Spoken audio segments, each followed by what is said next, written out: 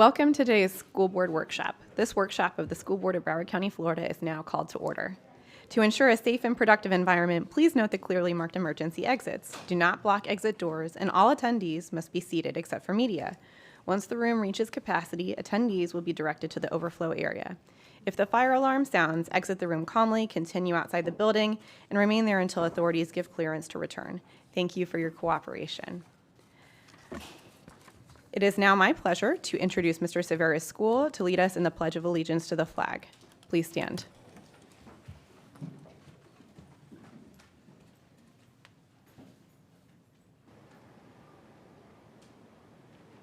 Good morning. Greetings, Superintendent Hepburn, school board members, and honored guests. We are the 5th grade Nova News crew from Nova Eisenhower Elementary School in Davie. We are proud to be leading you in the Pledge of Allegiance today. Please stand. I pledge allegiance to the flag of the United States of America and to the republic for which it stands, one nation, under God, indivisible, with liberty and justice for all. You may be seated. Thank you for your attention. We hope you all have an awesome day. Bye. We will. That is the best way to start the day.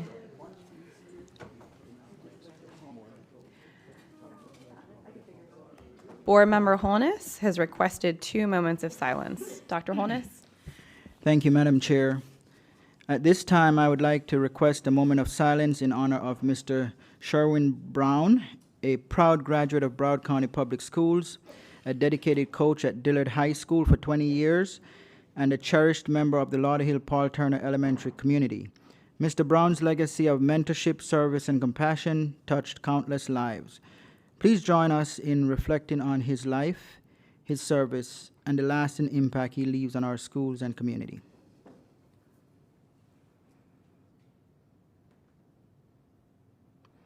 Thank you. Please join me in a moment of silence in remembrance of Mr. Andre Samuel, a beloved educator at Oriole Elementary School. During his time at Oriole, his kindness, passion for teaching, and genuine care for scholars made a lasting impact on the entire school community. Mr. Samuel inspired students to believe in themselves and uplifted everyone around him. He will be deeply missed, and the impact he made will forever remain in the hearts of the Oriole Elementary community.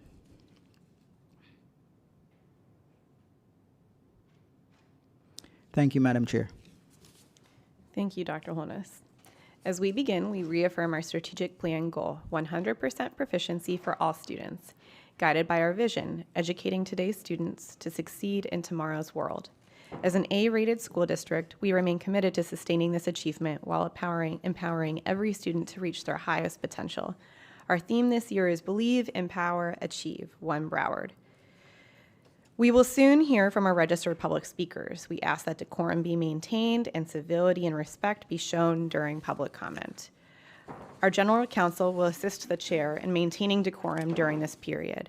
We also want to remind our public speakers of the rules and expectations regarding the agenda public comment portion of the workshop, as well as board policy. Attorney Dupree Bruno, please explain the rules of public comment. Good morning, and thank you, Madam Chair. Public comment is governed by School Board Policy 1020 and is intended to provide input on the board's duties, decisions, and the overall operation of the school district. The school board is viewpoint neutral during public comment per School Board Policy 1020. Speakers must state their name, city of residence, and whether they are lobbyists before beginning their remarks. All remarks must be directed to the board as a whole, and the board will not respond to or engage with speakers during public comment, and no action will be taken unless the item is on the agenda. A visible timer will be used, and the microphone may be turned off when your time expires for public comment. Speakers must limit their comments to matters related to school board business, and for agenda items must remain relevant to the specific item. Comments may not address matters that are pending in litigation, quasi-judicial proceedings, active investigations, or administrative hearings. Solicitation and lobbying activities must comply with applicable school board policies. Abusive language defined as profanity, threatening, or name-calling is prohibited. In addition, clapping, hissing, and booing, shouting, yelling, or other disruptions from the audience are not allowed. Speakers who fail to follow proper decorum in the chambers will be ruled out of order by the board chair.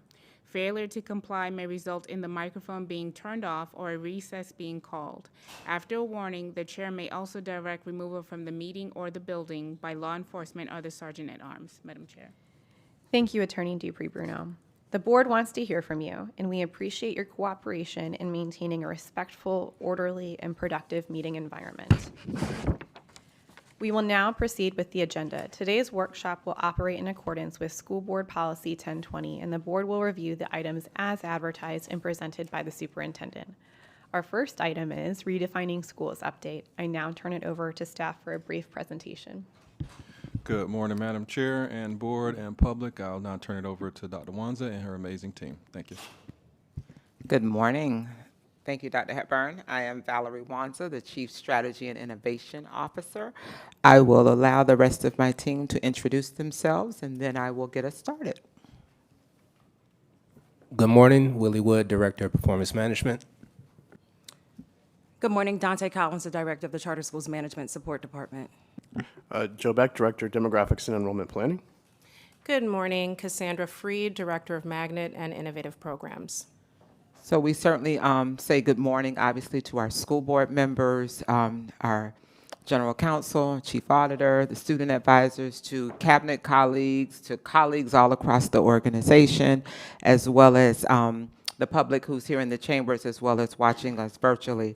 Today's conversation, if Beacon can pull up as they're pulling up the presentation, we would be remiss if we did not begin by saying, while we are the voice piece today, today's conversation is really a representation of every single facet of the organization coming together to ensure that this work occurs. So it's every division, it's every department. Some are here, it's our regional offices, academics, student services, physical plant operations, capital programs, Broward Schools Police, IT, food service, transportation. It is everyone. We have been spending time from once the board voted in January up until last week, Thursday, working on this work, and we will continue to work on the work.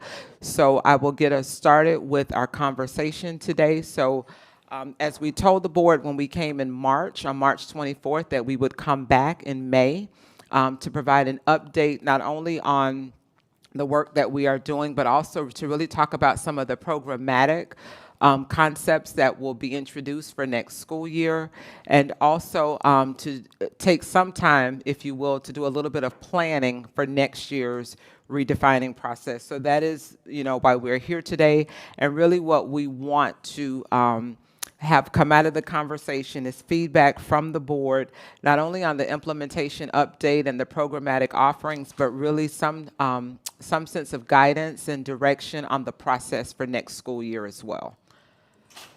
So as we go through the conversation, we've organized the presentation in 6 broad themes. Obviously, we're going to recap the action that the board took in January. We will go through the implementation, the update on the progress with implementation, talk about the programmatic innovations, planning for next school year, look at the next 3 workshops that we do want to come to the board to have the conversation around redefining, if you will, and then next steps and obviously the guidance that we're seeking from the board. So just as a recap, in January, when the board established the school boundaries and attendance areas for next school year, the next couple slides actually just recap the actions of the board. So these are the schools that were consolidated, and there's a team that is working on this specific body of work, and we're going to go through their work in a minute. The next slide talks about the feeder pattern alignment, and that really involves one middle school. So Walter C. Young Middle obviously will be, there's that piece that attends Silver Palms Elementary School, which was the only elementary school west of 75 that had to come east of 75 to go to middle school. So that's that feeder pattern cleanup where those students will now move to Silver Trail Middle School as opposed to Walter C. And then the high school piece that corresponds with that is the students who, in that feeder pattern, who were bounded to Charles W. Flanagan High School will now go to West Broward High School. And then as a result of what we did with the school model redesign with Hallandale High School, there is the West Park community will now have a boundary phase back to Miramar High School from Hallandale High. And then the grade reconfigurations, just as a recap, Thurgood Marshall, the board voted to expand the grades of that school instead of up, actually expand the offering down. So instead of being a K-5 school, the school will grow to become a birth to grade 5 school. And then Plantation Middle and Plantation High will become one school on the campus of Plantation High School in a 612 model. And the board did vote to reconfigure, if you will, Hallandale High School from a traditional 5-day-a-week all-magnet school to a 4-day school week modeled appropriately for that community after the Pompano Beach High School model. So those are the formal actions that the board took on January 21st when the school boundaries and attendance areas were established. Since we came to the board on March 24th, we have had a full-scale project implementation going on, and that's been managed by our Strategic Initiative Management Department. There has been, as I said, collaboration with our school leaders. So every other Thursday, we actually meet with the principals virtually to discuss their needs, progress that's taken place, get their feedback, and then discuss next steps for the next 2 weeks. So that has been ongoing, and it will continue. And then on the opposite week that we do not meet with principals, we as the district team actually meet here in this room to make the strategic decisions and planning to ensure that schools are ready when the students, the teachers return, and then the students in August. And then, of course, we look at data across, we called out these 4, but really we look at data across the entire organization to inform our decision making. So we'll start to give an update on the progress of the work group. So the school consolidations work group consists of this, the schools that were, these 5 schools that were consolidated. I'll talk about the Plantation Middle, Plantation High in another slide. But the work stream really aligns across every single division of the school district. So that group is really focused on ensuring that when the students arrive at their new school, that it truly feels like home. So they're working across human resources, they're working across academics, programming, operations to ensure that there's a seamless transition from their former school into their new school and they integrate into one family. And so some of their highlights, as I said, cross-functional offices working together on the work, their staffing coordination, obviously transportation and environmental health and safety play a huge role in this. Even making sure things, while some people may think it's simple, it is complex, ensuring that the property and inventory is integrated appropriately, even making sure with our finance team that the internal accounts in the school, how are they closed out, how are they transferred over? So every key operational milestone, as well as what will the academic programming and course offering look like once the students move into their new school. So that's the progress for this group. And then the feeder pattern alignment is pretty much the same. They're ensuring that as the students move into their new school, that it is a seamless transition for students and for families.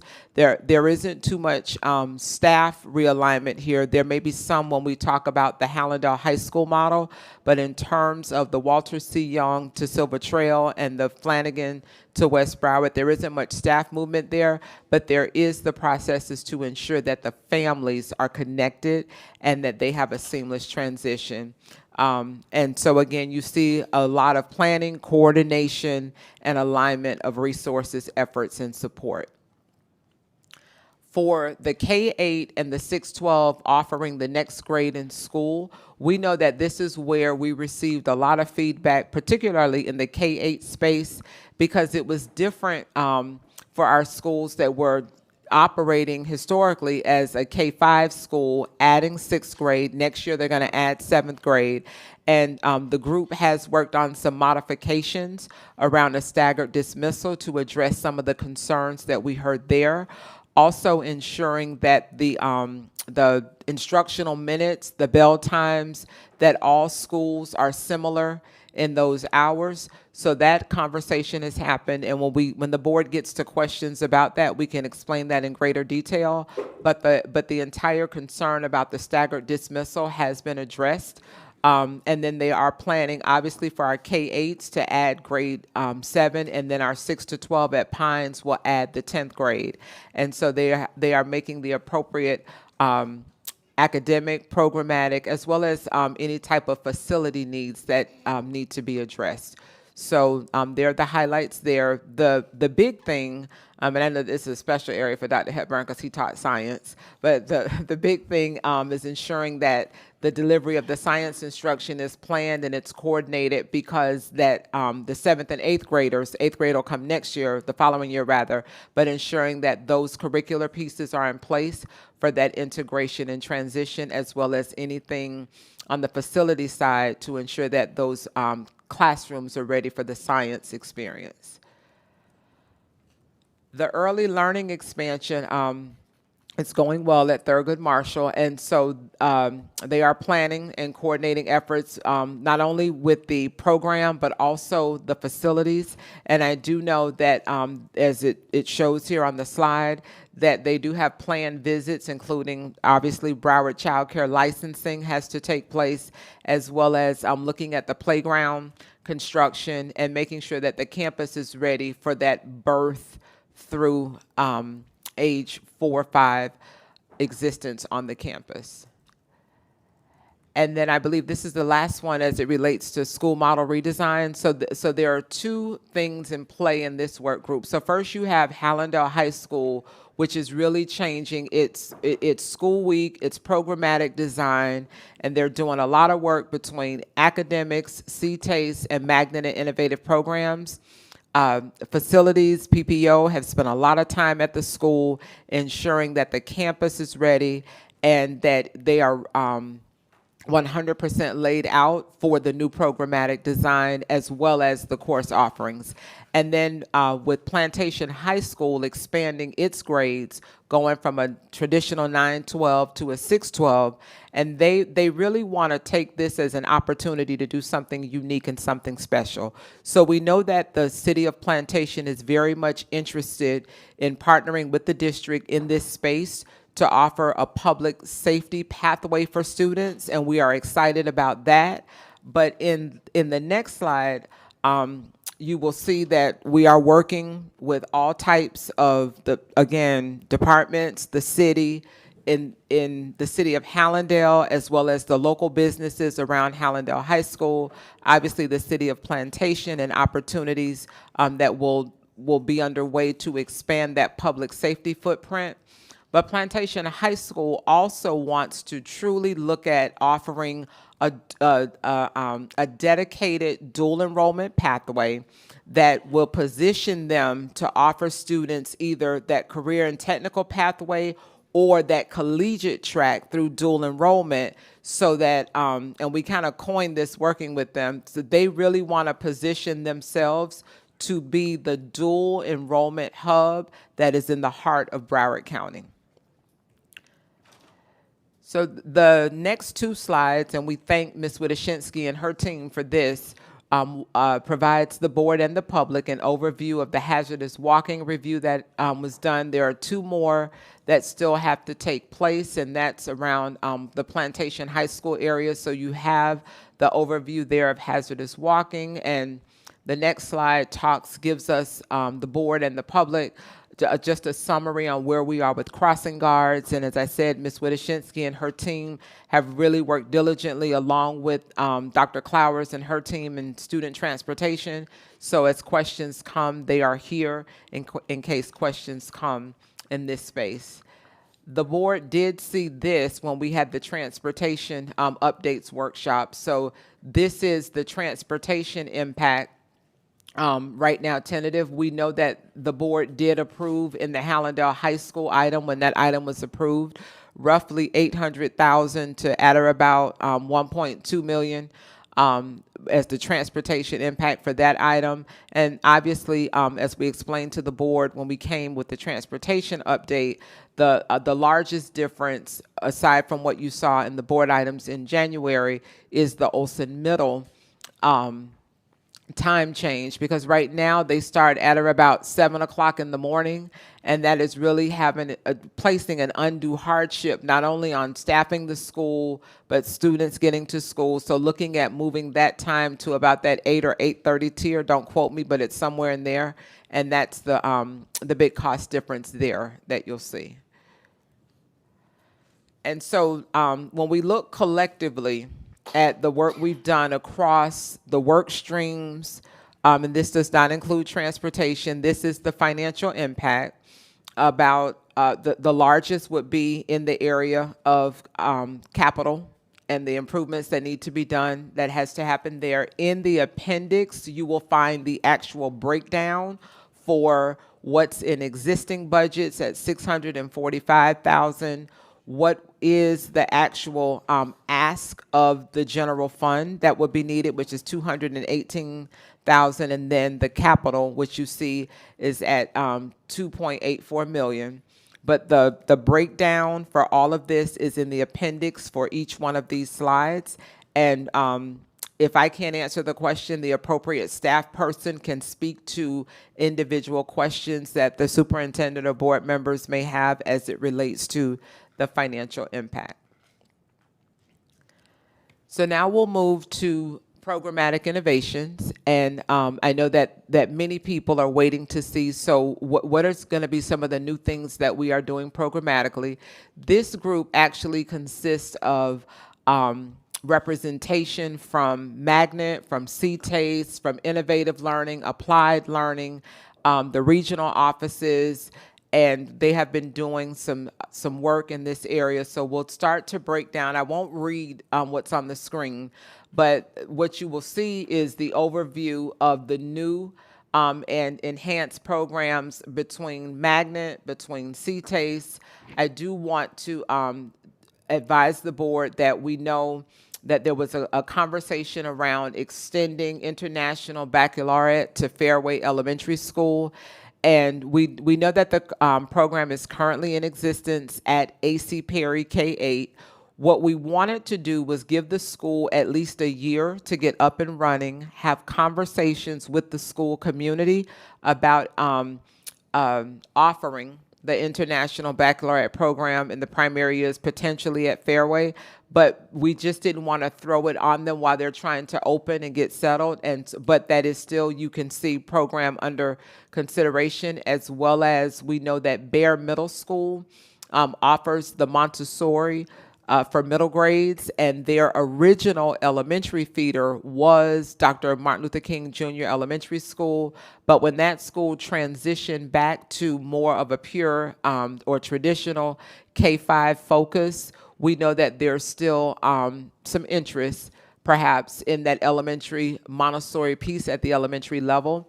So we are in conversation with Horizon Elementary, which is just next door to Bear Middle School, to look at the possibility of a seamless K-8 pathway, so that there's the Montessori offering in the western part of the county.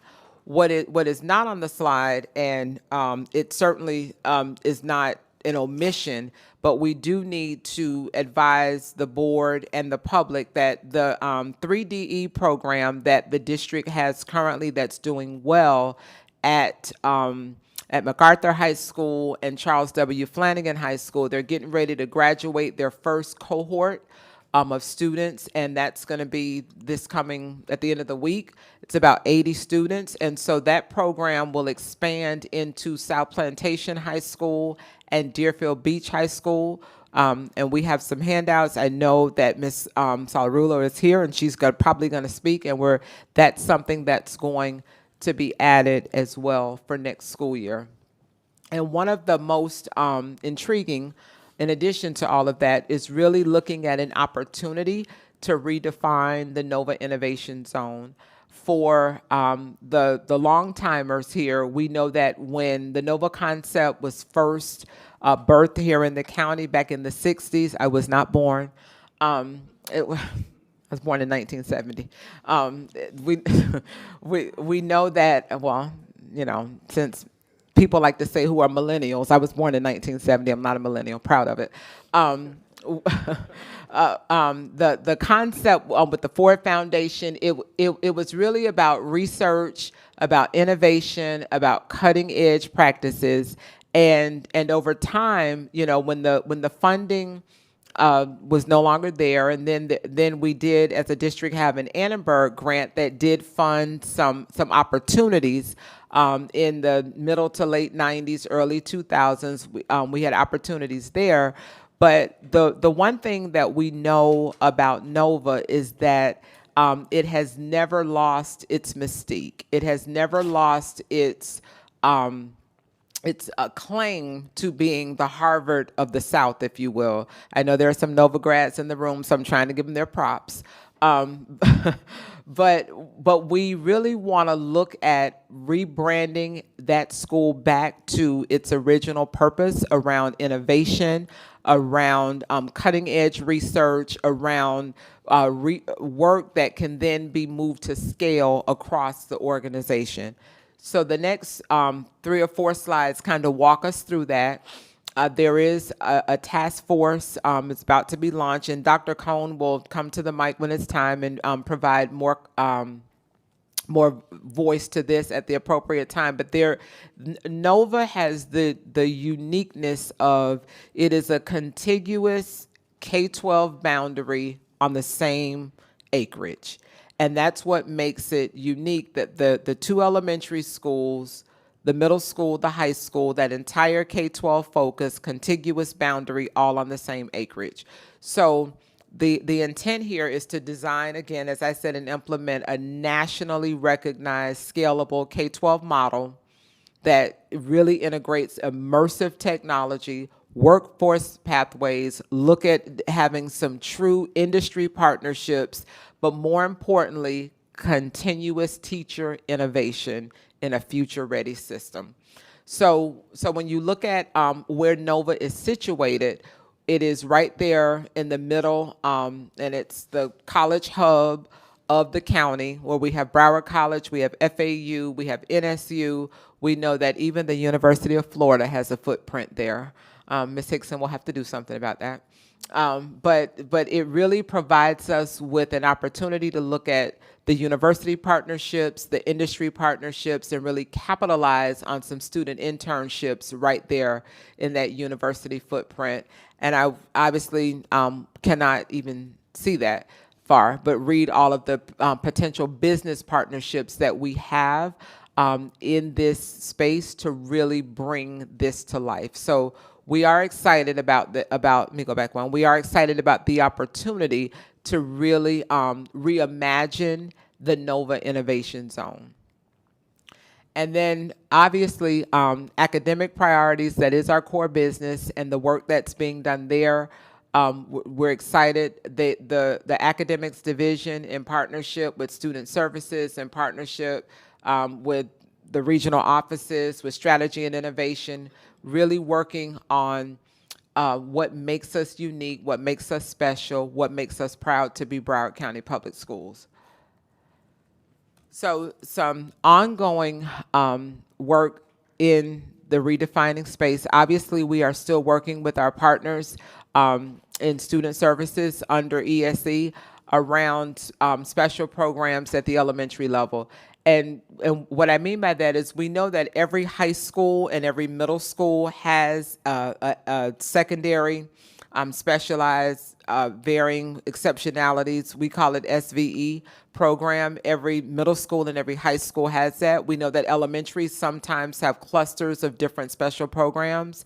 And we know that parents really want to be as close to their neighborhood school as possible, if not in that school. So looking at opportunities to have special programs at the elementary level closer to students' home boundary school. Obviously, dual language programs, we really want to look at an innovation zone or regions approach to doing that, as well as gifted pathways. We are excited that we are implementing the Space Florida Academy program here in the school district next year, so that's going to be exciting. We're also looking at a potential grant with the Office of Naval Research and the opportunities that that may present itself. The next bullet is something that we really want to capitalize on here in the district. We are not a market vendor, if you will, for students and families that have step-up accounts. And we are really looking at an opportunity to either designate some schools, some regions, or some pathways where we actually can accept payment to offer courses, to offer subjects, to offer a myriad of services for parents who take advantage of the Step Up for Students voucher program. And then obviously we are working to look at new magnets, new innovation, and as I said, we're excited about the 3DE program, that will expand into South Plantation and Deerfield Beach, and I know that Ms. Solarulo is going to talk more about that when she goes to the mic. So that's the first two parts of the presentation. The last part of the presentation really talks about as we ramp up for next year while we are rounding out our planning and ensuring that the decisions and the actions that the board took on January 21st are successfully launched. We are also planning for the work for next school year because we know that redefining isn't done per se, but we did provide in the appendix section. You will see the you will see it's an attachment rather. You'll see the document from Thought Exchange that kind of summarizes the thoughts of the community throughout the redefining process from this school year. And what the community told us is we obviously listed the top 6 themes there. Rigorous academic programs. They want to make certain that there's continuity for our students with special needs. Obviously, safety remains at the forefront. But the one thing that they did say was they want us to communicate early and clearly whatever it is we are doing. Maintain community wherever possible, and obviously fully supported schools, and fully supported meaning the resources for the schools to operate effectively and efficiently. So having gone through this process the last 2 school years, we do believe that there is an opportunity through continuous improvement to look at doing things maybe a little bit differently this year. Last year we had 13 community meetings.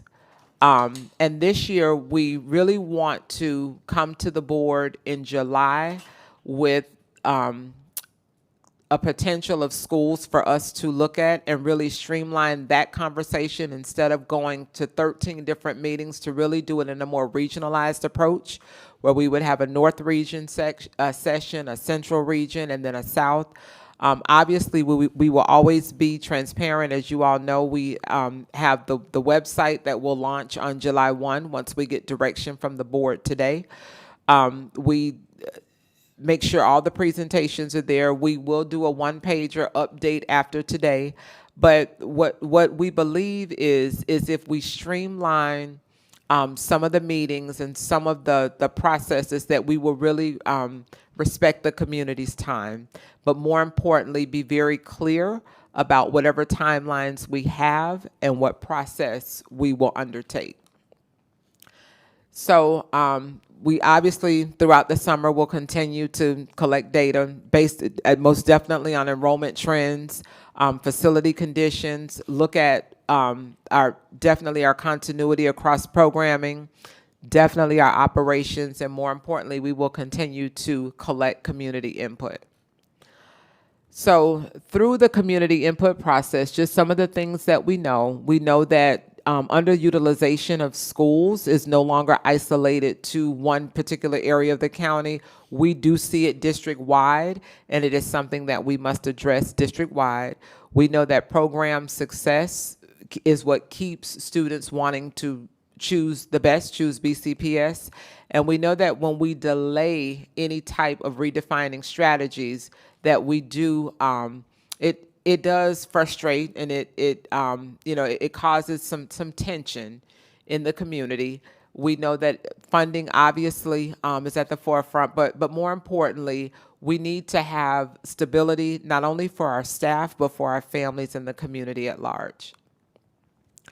So the data, obviously, as you know, tell us that obviously our facilities, we have some concerns that we must address. But I think what parents want us to know is that they want to know as early as they can whatever it is we are doing so that they as families can plan. And then obviously the more we right size, we know that we have to safeguard for academic excellence, for access to programming and opportunity, and basically anywhere we can maintain some type of community identity.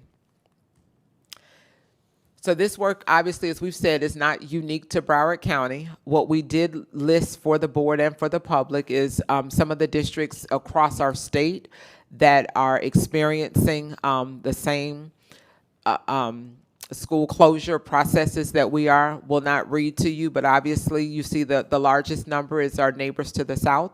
Down in Miami-Dade County, they vote next month, but they are looking at the potential of 9 school closures.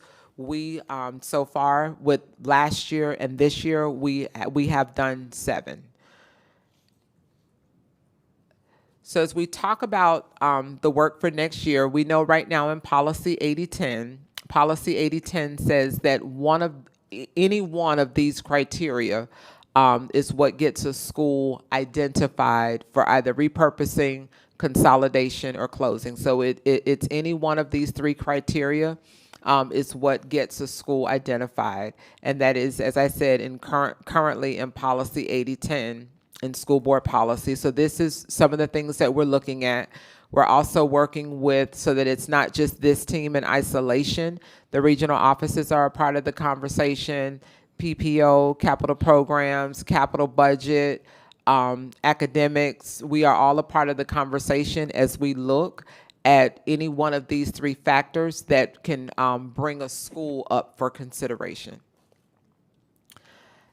The board has, over the last 2 years, has asked us, as we look at what potential shifts may occur, that you want staff to be very mindful of these 6 factors. So that's something that we would ask, is this still relevant today? That these are the 6 factors that you want us to be very mindful of as we look at schools for consideration for next year's process. And then I'll spend a little bit of time here because this is where, this is the School Boundary Advisory Committee. And if you ask Valerie Wanza if she were to give the board a recommendation, which one would she ask the board to give some consideration to, she will tell you option 1. And she will tell you option 1 because it truly takes out the emotion. It takes out, listen, no one wants their school to close. So last year, we had upwards of, how many people were in the room? 60. We had 60 people on the committee. 60 people on the committee, and that's option 2. That is the option that we used the last 2 years. What I will say is option 1 gives each board member the opportunity to appoint someone. The superintendent would appoint someone, and I would say that the only deviation I would have is that depending on how many board-appointed committees the board then identifies to have represented as well. And when I say board-identified committee, so in the last 2 years, the board wanted representation from the area advisory committees, the district advisory committee, ESC advisory, diversity committee, and I would say the only deviation from that, and I'm not opposed to that at all, but I would say depending on the number of appointees between the board appointees and the board appointed committees, the superintendent would get 2 to ensure the number is odd. So if the number of board appointees as well as committee representation, if that number evens out to be the compilation of the 2 is 14, then the superintendent would get 1 to break the tie. But if that number, if it comes that we need a tiebreaker, then my recommendation would be the superintendent would get 2 appointees just to make sure that we keep the number odd so that we would always have a tiebreaker. But I would just say that, my strong recommendation would be to look at option 1, because option 2 then provides whatever the number of schools are, and not that the number matters, but what it comes down to is everyone is going to come and they're going to tell you why their school should not be touched. So just something to think about as the board deliberates over this ask. So the next 2 slides, we wanted to give the board an update on the surplus properties. And what I want to call the board's attention to on slide number 38, I want to call the board's attention to the elementary A1 site, because some conversation is going to be appropriate when it relates to this one site. As we know, the board did direct the superintendent to enter into direct negotiations with Broward Health over this property, and then staff began that work. And there is, as we put here, there is a stalemate right now over the space for Eagles Haven. And so staff is going to need some direction from the board in order to move this forward. And at the appropriate time, the superintendent, and I also, he heard me, Mr. Akabuso walked in, but we wanted to put this here so that at the appropriate time, some conversation is had here so that staff and legal know how to then go back and continue the conversation. At the end of the day, it is a $14 million negotiation that is currently experiencing some tension. So that's the, put my glasses back on so I can see. That's the real call out that we wanted to have here today, so that we need the board to spend some time there. And then the second page tells the rest of the other 3 properties, then that's there for the board and the public. And so this is our proposed timeline for redefining as we close out this year and start to prepare for next school year. You see we are here today in like a planning phase, if you will. And then we would really come back to the board on July 1 to kick it off, and then work very earnestly to have the board do a final vote in December, so that when families go home for winter break, the decisions are made. We can align it with the school choice window, and we get a clean break at the winter break, start all the work in preparation, and then go from there. So that's our tentative timeline that we are looking at. Obviously, we will hear from the board on that. And we want to come back to the board on June 16th first for an update on the North Fork and Seagull site proposals. I do believe that we are at a place where we probably no longer have a proposal for Seagull, but we will definitely update the board on those 2 sites. It is our goal to come at the June 16th workshop, then come back to the board on July 21st and actually kick off redefining for the 26-27 school year. and then come back to the board in September for just an update. So that's the next series of workshops that we have tentatively planned to come before the board, obviously to provide updates and to receive feedback and direction on the work. So our request today is obviously, are we continuing for next year? Look at the timeline as well as the community engagement model, if you will. And when we say the community engagement model, we're talking about shifting from the 13 varied meetings down to more of a regional approach to the conversations, as well as the school boundary advisory committee composition. What's the data that you want us to look at? And then obviously what we told you, the 6 criteria is what the board gave us in the previous 2 years. Are those still the 6 criteria? And then, we'll just close with the thought that's there, and I'll give voice to it. Redefining our schools maintains the district's obligation to our community by acting responsibly on today's reality while planning for the future. This is how we protect excellence and garner the trust of our community. And I don't know how I did on time, but Dr. Hepburn? I'll turn it back over to you, Madam Chair. We're ready for any questions. Good. We have one registered public speaker, Lori Salarulo. Yep.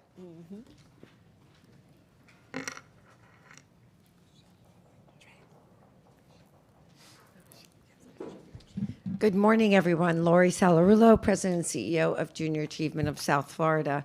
Thanks for the opportunity this morning. Dr. Wanzer and I have been working on this. I'm not sure how much each of you know about the 3DE high school model. I know we've chatted about it as I come to see you individually, but I thought this would be a great time to really help you get the full picture and everybody to hear the same thing. So just quickly, I want to give you a little bit of the history. This was started in Atlanta by a superintendent who came to my counterpart and said, how do we fix high school education? 3DE, which is three-dimensional education, was the result, and that's where the model came from. There are currently 58 high schools, 3DE high schools around the country. JA is one of only 15 areas out of 100 that is delivering the 3DE model. Orange County in Florida, Palm Beach County, and Hillsborough and Pinellas County are the other 3 districts that are offering it in Florida. They are fully invested, not only in growing their schools. Orange County is going to 19 high schools. Hillsborough is going to 30. I think Hillsborough and Pinellas, 30 high schools, and they are investing big time in this model. So what is the model? What makes it different for high school? We hear constantly, and I know I hear it from our student advisors, from our students, high school, they're scared, they don't know where they're going, they don't feel ready, all of those things that we hear, and those are common things in the teenage years, right? What this model does is it is a school within a school. So what happens is it is based on, just like in Harvard and Yale and those places, it's based on case challenge pedagogy. The difference between this and project-based learning is project-based learning happens in one classroom. With 3DE, it happens in every classroom. So JA puts a staff member in your schools. Right now, we're at Flanagan and MacArthur, and they are there working with the principal, the 3DE cohort of teachers, and that cohort of students, which typically is about 100 to 150 students for each school, for each grade level. And so that person is working with them to make sure that we're implementing the case models. JAUSA does all the work. We find the partners, we build out the case challenges, we work with each teacher to make sure they're implementing it. It is focused on competencies. So that's really what each of those case challenges is built on. I think I mentioned everything there. What are we seeing as far as outcome metrics, attendance, and chronic absenteeism? Extreme decreases across the country in chronic absenteeism. ELA proficiency, growth, and learning gains. Huge increases in that area, and high school graduation and post-secondary, huge increases there compared to our regular population. Do you want me to stop? Thank you so much. I'm sure if anyone has any questions, we can reach out. Any other registered public speakers? No other speakers. All right, Ms. Hickson. Thank you, and thank you for the very comprehensive presentation. There is a lot and a lot of great things going on in Broward County Public Schools. So I have a couple of questions. First, I noticed in the presentation that there was no real conversation or anything about the Hope schools, and I hate to bring up things that are not fun to talk about, but if I'm not wrong, William Dandy, KIPP is going to be going into William Dandy. So can you just tell us a little bit about what's happening with the School of Hope and William Dandy? Sure. So I will let Ms. Collins talk about process, and then I'll talk about location. All right. Good morning again. Dante Collins, the Director of the Charter Schools Management Support Department. KIPP and family did submit a notice of intent and a performance-based agreement. The Superintendent's Charter Review Committee did review the notice of intent, and of course, the Office of the General Counsel did review the performance-based agreement. We did identify some errors and omissions that needed to be made, and we did correspond with them. The performance-based agreement was reviewed, like I shared, by the Office of the General Counsel, and now, once we complete our final review of the notice of intent, the performance-based agreement will be prepared to share with the organization. And it will be presented at a future meeting, which we haven't finalized just yet. And so the location agreement is not finalized yet. They did meet with Superintendent, Mr. Sullivan, myself, and they are very much interested in co-locating on the campus of William Dandy Middle School. It would not begin until the 27-28 school year. So it would not be for next school year. It would be for the 27-28 school year. So once the agreement, right, the performance agreement, all of that is approved by the board, then we'll work on the co-location agreement but they are very much interested in co-locating on the campus of William Dandy Middle School. Okay, thank you for that update. You're welcome. So I know there was a big push, and then there was some changes in legislation, so I'm just not sure where all of that sits. Are you going to explain that to us in the legislative update? Legislatively, there hasn't been any change. There's been changes to the rules out of the department of how we can charge for certain things, but the onus and requirement to go ahead and move forward statutorily still exists. Okay. Thank you for that update. Someone brought it up, and I was very confused. The next thing is the Broward Health property on page 38. If you could, you made an allusion to some kind of stalemate. Can you explain what the concern is and what we can do to help move it along? Yes. So I have Mr. Acabuso here, and he will speak to it. The concern really is over the motion that was made and passed by the board to allocate space for Eagles Haven free of charge. So that's where the tension is right now, and I'll let Mr. Acabuso go in greater detail. Good morning, board members. Chris Acabuso, Director of Facility Planning and Real Estate. As you know, the board gave us direction in December of last year to pretty much, not the direct negotiation, but Broward Health came to the table in December of last year.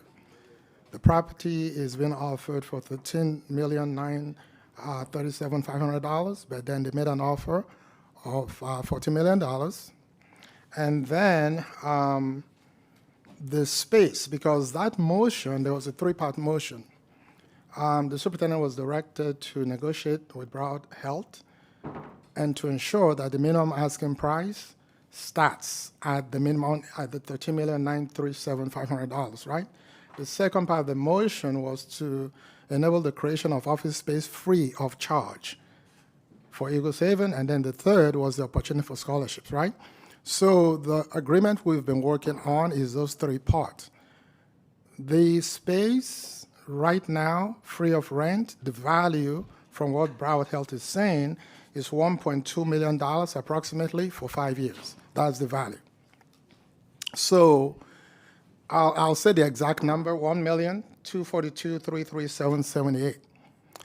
That's the value for the rent for 5 years. So that's fine. But the second part of the motion, which again is the creation of space and the free of charge, is the 1.2, but the creation of space. As you know, when you build or when you rent, somebody has to build out the space. So we've been negotiating this agreement, and it's become a sticking point. Specifically, as you know, the school board is the tenant. Eagles Haven is the subtenant. Right now, to my knowledge, the school board doesn't have any legal agreement with Eagles Haven. So in my thinking, Eagles Haven will have to, when we do the sublease, if we get to that point, then the delineation of the obligations to the school board to at the minimum equate that 1.2 may need to be talked about. But then in the beginning, it says right now in the base agreement that the tenant shall be solely responsible for building out the space. So you're looking at 6,500 square foot. My understanding is the cost per square foot ranges from maybe $65, $75 per square foot to maybe $300,000. So you're looking at almost $500,000 to $1.9 million. I don't know if the school board wants to do that, to take another obligation to build out a space, which is even more than the value of the rent. So we're stuck, right? So we've been trying to dance around language because do you provide a box? Do you provide a rectangle? How do you customize the space? And that's the build out. So we've been stuck there. So I don't know. That's the main sticking point. We have some other minor stuff going on. For example, we are saying that the 1.2 million, that space have to be provided within 5 years. Eagles Haven Broward Health hasn't even told us what the square footage of the building they're going to be building. We don't know when they're going to build it. So we say within 5 years, if you don't build the building, you're going to give us a promissory note when we close. And then that promissory note, we can cash it in if you don't give us the space within 5 years. So those are some nuances, but the key thing right now is that language, which we think is so much money, and I don't know if the school board wants to have in this agreement, we're going to be committing that the school board is going to be responsible to build our space, and then when you put on the number, it's such a high number. So that's the main sticking point right now. Okay, thank you for that, because the discussions that I personally had with Mr. Strom was that they were happy to take care of this, that it was not going to cost the school district any money, and they were really interested in being able to be that sole bidder, and that this was something they were willing to take on. So the idea that now it could possibly cost us over $3 million if you add up all of the things that you just mentioned was never part of the conversation till right now. So thank you for filling us in on that. I guess we'll have a conversation to see what that looks like, but I'm disappointed, not in us, in the way that it's rolled out, because that was not the way that it was presented originally. So thank you for that follow-up. So my other question on page 38 is the elementary school, the D1 site. We keep getting an email from someone who wants to bid on it, and I know that the superintendent has mentioned that they're underbidding. So can you just tell us a little bit about that property? There's contaminated soil, right? So what's happening with that so that we're able to put it on the market? So I know Mr. Goldston has been the one sending emails, and I keep saying to him, staff is doing comprehensive due diligence, right? We have to do what we have to do to comply with state law. The site, once the agreement with Lennar was terminated in 2022, the county stated to us in writing, as the owner, we have to pretty much address the environmental contamination. So we retained an outside company, Tarragon Inc., and Tarragon Inc. has been doing a lot of assessment and we've been using grant money, state grant money, to pretty much do those work. We've come a long way. Right now, we're at the stage they're going to be doing some minimal remediation in the identified area. So that's where we are, right?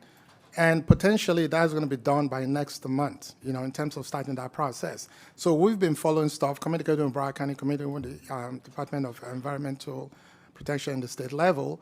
And once those processes are done, we have to then submit plans to them, right? Before then, they will allow us to go out. So that's where we are. So I keep responding to Mr. Goldstein, because he's the one sending the email, that we are doing our due diligence. So the goal, potentially, I'll say maybe by late summer, we may be able to put it on the market. But we must follow those processes to be able to put it on the market. Okay, great. Thank you very much for that. Dr. Wanza, you mentioned about Seagull. Can you say again, because I thought we were working with the city to. So the city did initially come and they had a proposal and they were very much interested. I do know that they went out and they did a tour they walked the facility, but they have been in conversation with some of their constituents I didn't check my email last night or this morning, but as of yesterday, it wasn't there. But I'm told that I'm going to get a communication that they're probably no longer interested in pursuing that partnership with the district on that property. So that is why I said the potential that we no longer have a proposal for Seagull is very likely, because that was the only one that we received. But we will certainly update the board, just as we did, going forward when people withdrew proposals from North Fork. Okay, so if that's the case, are we going to be doing something actively to try to find? 'Cause we don't want the property to just sit. So the property definitely wouldn't sit. I don't know if Dr. Hepburn want to jump in, but it definitely it wouldn't sit. We would have to go through the typical surplusing process that we've done with the TSSC. So we'd possibly sell it. Okay. Yeah, and then the boards will, if it's a sale, if it's a lease. We'll work with Mr. Akabuso and his team to figure out if there's a difference in the process for leasing or surplusing for sale. Some of us may have recommendations. Yes. Okay. I just wondering. And can you update us on the Cis-Drunk Rising proposal? So that's going to come on the 16th of June. We really want to bring that there with all the data that the board asked for. What would a potential lease look like? Some conversations that we've had with the submitters, right, around just some of the areas. So that's going to come on the 16th of June. On June 16th is when we're looking to have that conversation with the board. Great, thank you. Can you tell us how many applications we have for Thurgood Marshall so far for the So I'm looking at Ms. Hudge. I don't even know that we have applications yet. I mean, if you want to. Okay, it said in there that we were accepting applications.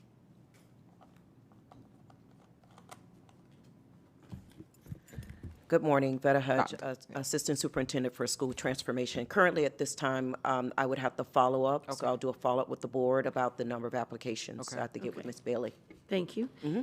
Plantation High School, very excited to hear about the dual enrollment part, but I know the students that are there, there's an IB program, and there may not be a lot of students, but is the idea to continue with that IB program at Plantation, or would it move to a true just dual enrollment? So we had that conversation, I think, in December when we came to the board. We're going to allow the seniors to finish, and then the International Baccalaureate program will be offered either at Deerfield Beach in the north, Miramar in the south, and then they have the feeders across the elementaries and the middles in those respective feeder patterns. But the International Baccalaureate that's where it will be offered. But we will allow the seniors, those rising seniors, they had about 3 or 4, maybe 5 seniors at most to go ahead and finish at Plantation so they can graduate from their high school. Okay, great, thank you. Olson, can you explain to us why the time change causes such a high cost? Because we're moving their tier and we're putting them on one of the most popular tiers, right? So currently they're on a tier kind of like unto themselves starting at 7 o'clock in the morning. Now that you put them in the mix with the elementaries, the middles that start at that time, we have to add some buses. Okay, I just No problem. Um, It's my new world. Yes, so page 47, all of the capital funding that's requested, is that going to come to us in the DEFP? Where's Mr. Shim? But it should, yes. Okay, thank you. On page 20, sorry, they're not. No problem. Page 22, where it talks about the ICANN program at Stranahan. I'm just asking because I actually was at the beginning of ICANN when we had it many years ago. Did we renew that grant, or because I thought that funding ended? Yes, the funding ended for ICANN just this past year. So how, because it says ICANN in there, how does that relate to ICANN if we don't have funding anymore? So there isn't funding specifically for that program, but in the budget guidelines, they do have funding for magnet programs. And so the idea is to always be able to sustain your program once the grant runs out. Like right now, we have the ACES program for 1 more year, and the school did get a lot of resources, a lot of opportunity to build out their program. And so although you do get funding, once it does run out, the idea is to be able to sustain your program as you've gotten professional development and built out the program over the years. No, I get that, but Stranahan wasn't a Marine. They weren't part of a Marine ICANN, if I'm not mistaken. They had a different piece. Right, they had different academies, and so one of the academies that's going to be built out in conjunction with the CTASE department, and so CTASE is assisting with that funding as well. Gotcha. I'm just unsure that it should be connected to ICANN, I guess is my point. Because it's not really being funded. It wasn't an original ICANN. The program ran out. I don't know that I would attach ICANN to a program that's new. I just, my own personal thoughts there. Feedback received. Yeah. Page 28, when we're going through all of the different pathways, and I think this is all great, redefining strategies. I just have a question because we did have actually someone that came and spoke yesterday and then sent us an email. Is there any plans for doing a music art kind of pathway? In other words, I know we have great programs in middle school and high school, then the elementaries are contingent on how many specials they have. So is there, within our redefining strategies, a space where we could also do that pathway for art and music? So that's the purpose of the last bullet. So we are looking at potentially in the north and in the south the opportunity to do like a pathway in an innovation zone, right? Where we would ensure that there's some type. So I'll take performing arts, right? We'll and I want to be very clear that these are not magnets and they're not coming with transportation. But we would look at an innovation zone and work with elementary learning as well as the second, well, hold on, no, but so today it's applied learning, but it's going to be called something else next year. But all of those programs, right? So let's say it's music and art. Look at making sure that there's a foundation and a base across the 4 or 5 elementary schools in that innovation zone that would feed up to a solid pathway in the middle school and then a solid pathway in the high school. Perfect. Great. And I think that would be true also like for the dual language Yes. and all of those things that we've had this discussion on. Question about the autism school. I know we were in talks with the South Florida Autism School, and I think that kind of fell off. So where are we in providing some kind of autism program specific, like school for our ESE students? So what I will say is the South Florida Autism Charter, they did submit an application and they subsequently withdrew it. They have not submitted a new application. If they submit one, it will be processed, according to what is our normal district processes and timelines for reviewing charter applications. But right now, we do not have one to date from them. But if it's something that we wanted to now look in one of our schools, right, that we are redefining and find a pathway and an opportunity there, I believe, I don't want to speak for Ms. Hollingsworth and Ms. Egan, but I believe that that is something that we could successfully do as a district program if that's something that we wanted to entertain and begin. So, Dr. Hepburn, I don't want to speak for people, but yeah, I know Ms. Hollingsworth is Okay. back there. We kind of touched on this subject before too, where we already had quasi schools of autism within our schools, but just haven't been marketing or advertising those well, so that the community knows what we actually do and how those programs function in those schools. But I'll turn it over to you, Ms. Hollingsworth, so you can provide some additional detail. Good morning. Simone Hollingsworth, Chief Student Services Officer. And yes, Dr. Hepburn, I know we presented that, I think, back in the fall, if I'm not mistaken. And certainly knowing that we have, I believe, about 80-some autism programs at our elementary schools and continuing to grow those so that we're getting our students back into their home schools as well, but also really increasing that marketing so that families are well aware of that it has it's kind of a school within a school approach. But certainly we are open for whatever we decide.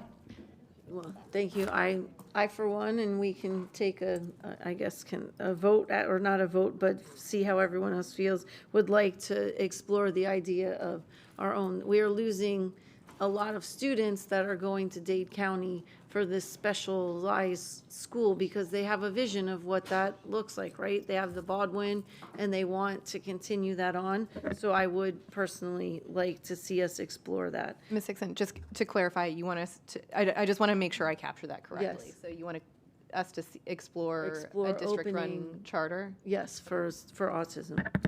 And also, I don't know if you touched on this, Ms. Hollingsworth, but also remember we did surveys and all of that information too. So I think the prudent next step for us is to give the board a briefing of all the data we've collected through surveys, all the things that are going on in the district, and then that's the first next step, and then we can start exploring other opportunities to see if it's a wise investment versus how many potential students may take advantage of it. Yeah, sounds great.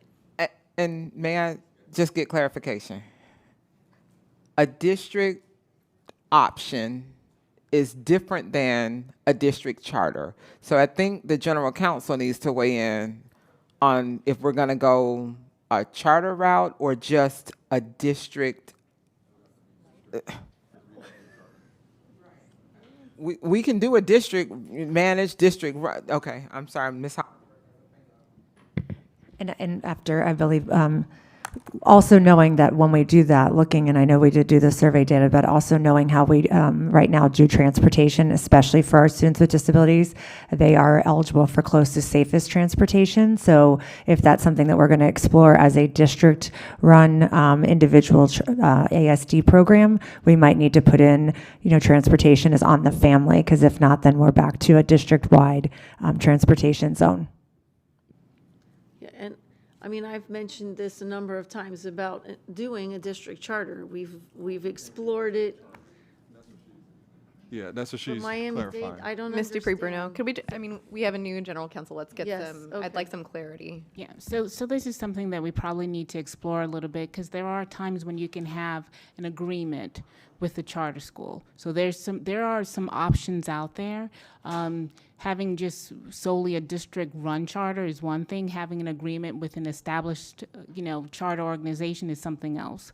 I don't know where this will lead to, but if we want to explore it, I would like my office to have an opportunity to vet all areas. Yeah, I would appreciate that because we've been having this discussion for a while, and I don't necessarily want to do an agreement with a charter because then they get the money for the students. If we do a districted charter, we get the money for the students. So we've talked about exploring it. I just would like to explore it. So, and have it come back what that looks like. if my colleagues agree. Couple more questions. Tech schools in the Northwest area, do we have plans on doing a tech school in the northwestern part of the district? So I don't know if we're going to put a school unto itself or look at opportunities. Southwestern. So right now, Southwest, what we're looking at right now is potentially Palm Cove Elementary School, transitioning that into a branch campus, if you will, of Sheridan Technical College. Okay.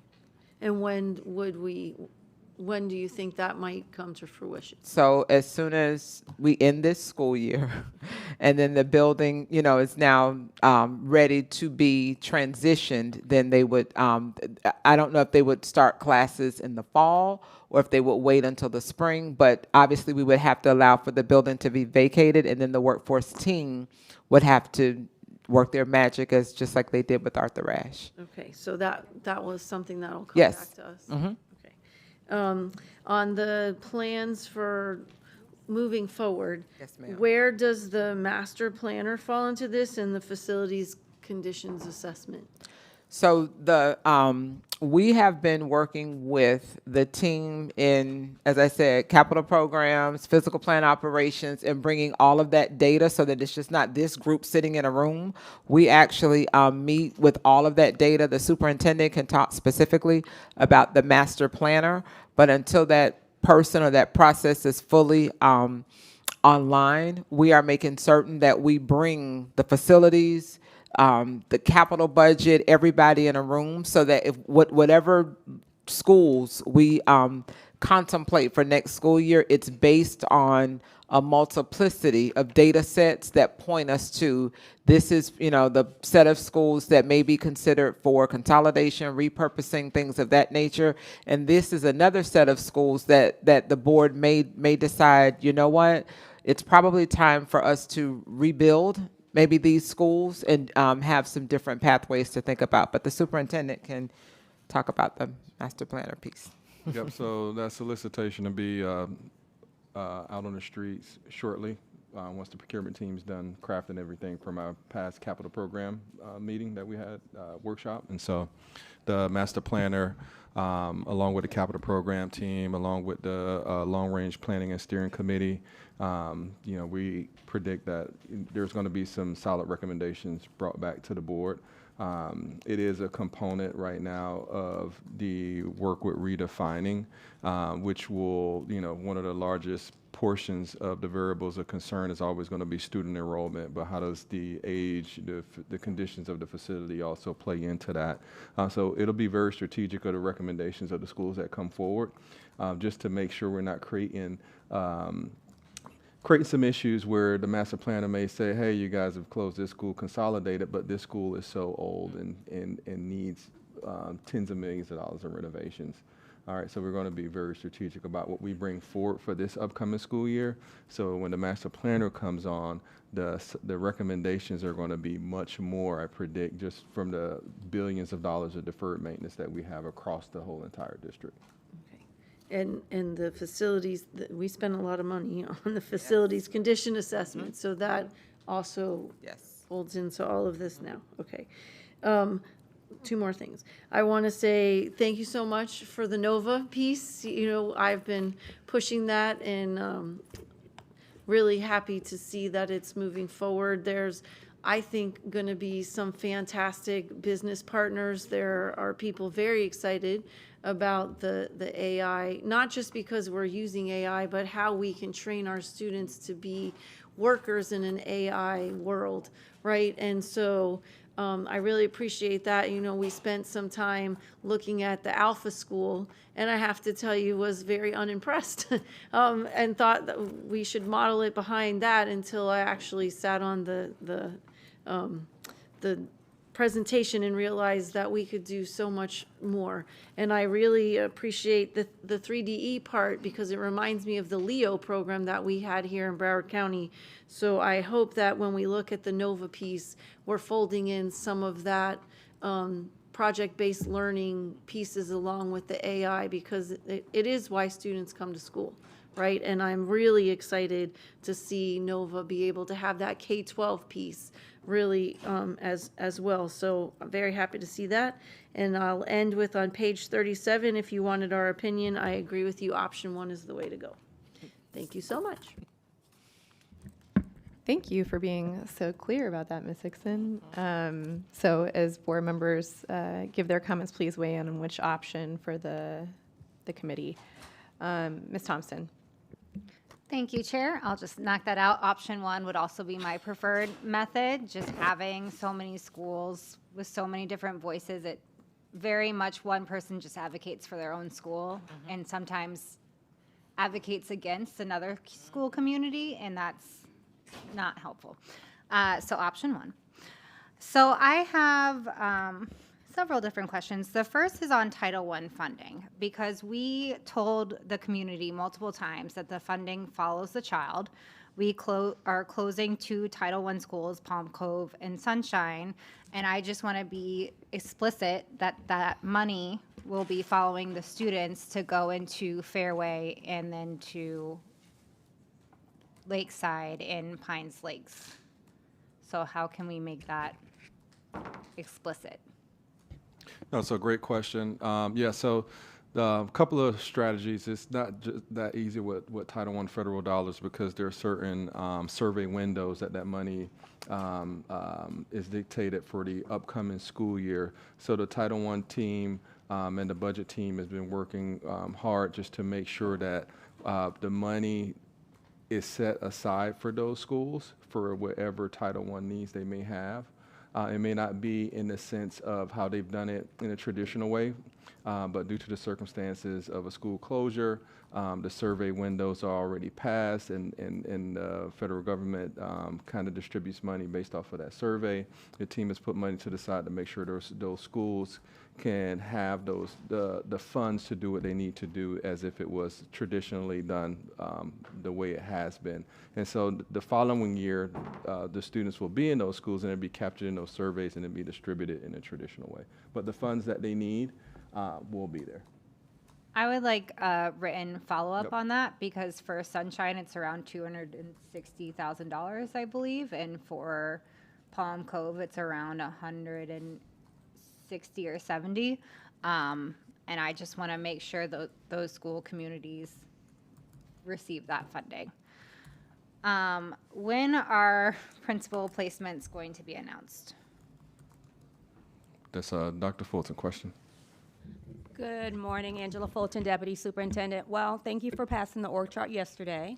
You're so now that has passed, we are putting our plan in action. Initially, May 19th was the day that we were supposed to bring the appointments to the board for approval, so it did push us back. We're actually working on a expedited timeline right now, because the next board meeting isn't until June 9th. And June 9th is after school is out.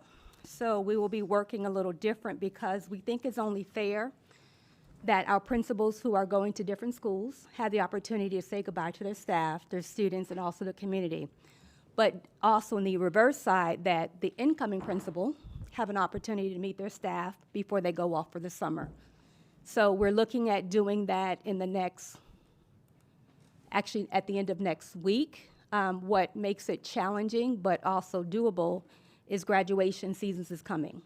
So many people will be off in different directions, but our goal definitely is, our commitment to our school communities and our families is that we will do that transition. It will be very close to the last day of school, but it will be in advance of the board passing, because if we wait until then, it will be June 9th and school is out, and that is the next board meeting.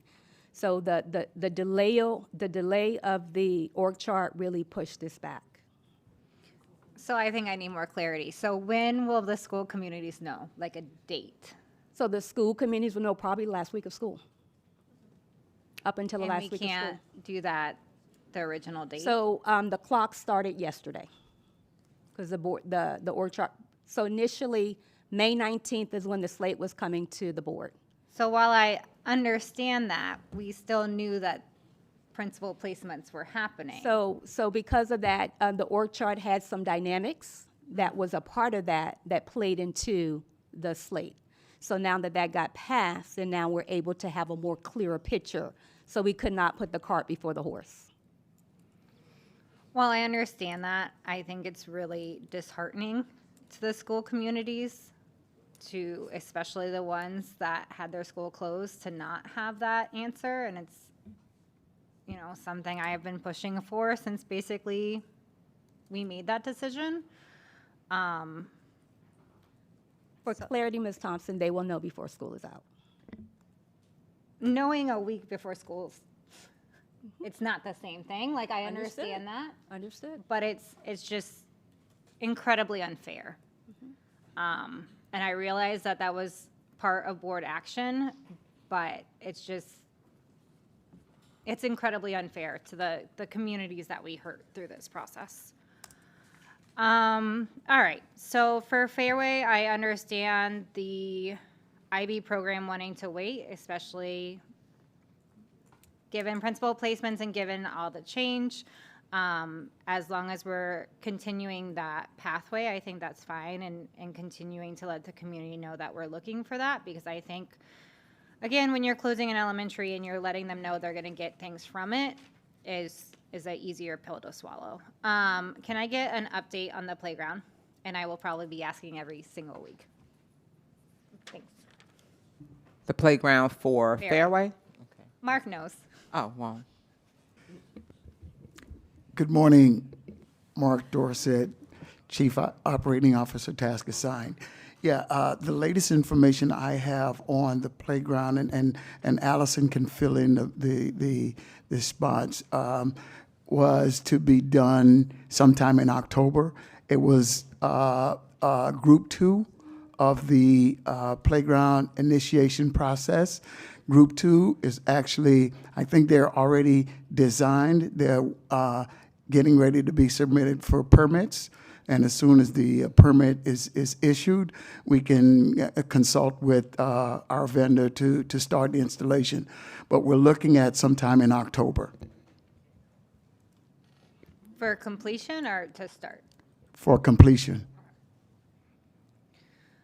Thank you. And then for the buses, because Sunshine families were told they were going to get a bus, can I get an update on when they'll be able to register in that process? So we took that as a action item when we had the conversation last week with the principals. So I'll work with Dr. Clowers, and hopefully we should be able to have that within the next week or two. But I'll give you a follow-up. But that did come as an action item when we had a conversation with the principals last week. And have we informed Sunshine families that they will be on a bus and to expect that process? Mr. Strauss is shaking his head, yes. Okay. Could we maybe try to inform Yes, them ma'am. again? Yes, ma'am. Not a problem. We love to over-communicate. I would love to over-communicate on this. Thank you. Okay, for K through 8s, I appreciate, and I think everyone's probably cheering that's listening about the staggered schedules, because that's something that they have been asking for. When is that coming for a vote? So the board will approve bell times at the June 9th meeting. And then, but the one thing that we want to make certain is that people understand the K5 time is one time, but there will be one pickup for buses. So we're not sending buses back. So all of that will come at the on the June 9th when a board agenda, when the board approves the bell times for next school year. Okay, and then will we be working with schools for like an aftercare program, or what happens if the fifth grader or fourth grader can't be picked up and they usually take a bus? Like, what's that process going to So the answer is yes, and the school will have, each school will have like a school site plan of how they will manage that for the dismissal time. Okay. And then I've gotten some concerns from the K-8s about technology access for their growing middle schools, especially not having the same programs that a traditional middle school would have. I believe it was, and now I can't remember. Starts with a K. Khan Academy, I think. Can we just can I get some feedback on the programs that the 6th and 7th graders have access to? Sure. So, Dr. Cone? Sure. So we can definitely provide a follow-up to you regarding that, but I think you and I talked in that particular program is being implemented at the K through 8s. So Conmingo will be at those schools, and if they're in elementary and they're a designated school, they'll also get access to varsity tutors, which is high dosage tutoring. But we're also looking at some additional opportunities that we have through grants to provide some additional wraparound academic supports to those schools. So we can absolutely provide that as a follow-up. Okay, and do the school communities know that they have access to these programs? Yeah, so all schools, so part of new legislation is any schools that have online supplemental software, we have to publish those on the specific school websites. So those sites are being updated as contracts are getting approved. So yes. Okay.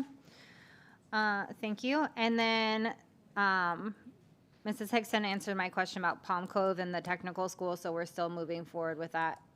And then for the Glades K through 8, I know that this was passed on consensus and with the understanding that Glades wasn't touched, so we could convert it into K through 8.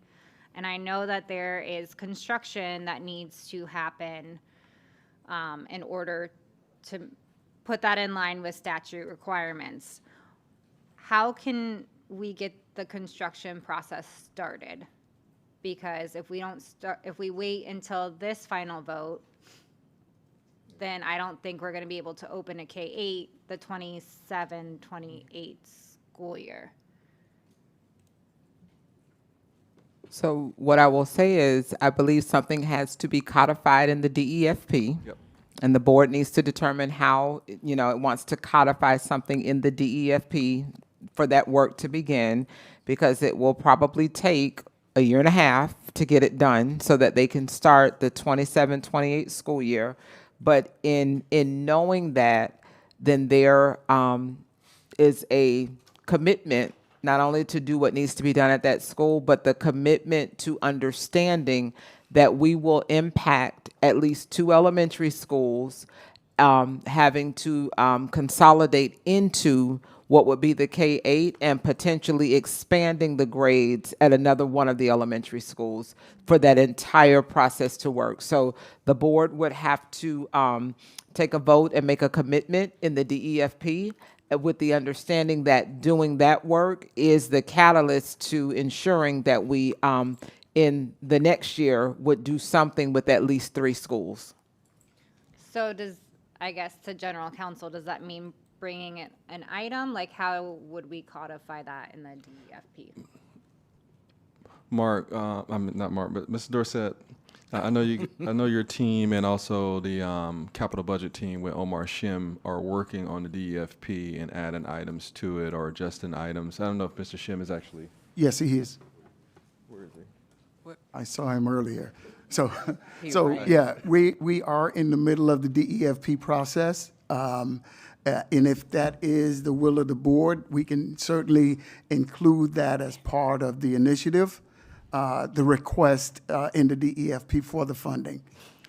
And I think my apologies, I think the school year is 28-29, not 27-28. Is that correct? No, 27-28. 27-28, okay. Yeah. And Mr. Shim, what's the timeline to bring the DEFP to the board for approval? Yeah, currently we have a workshop scheduled for June.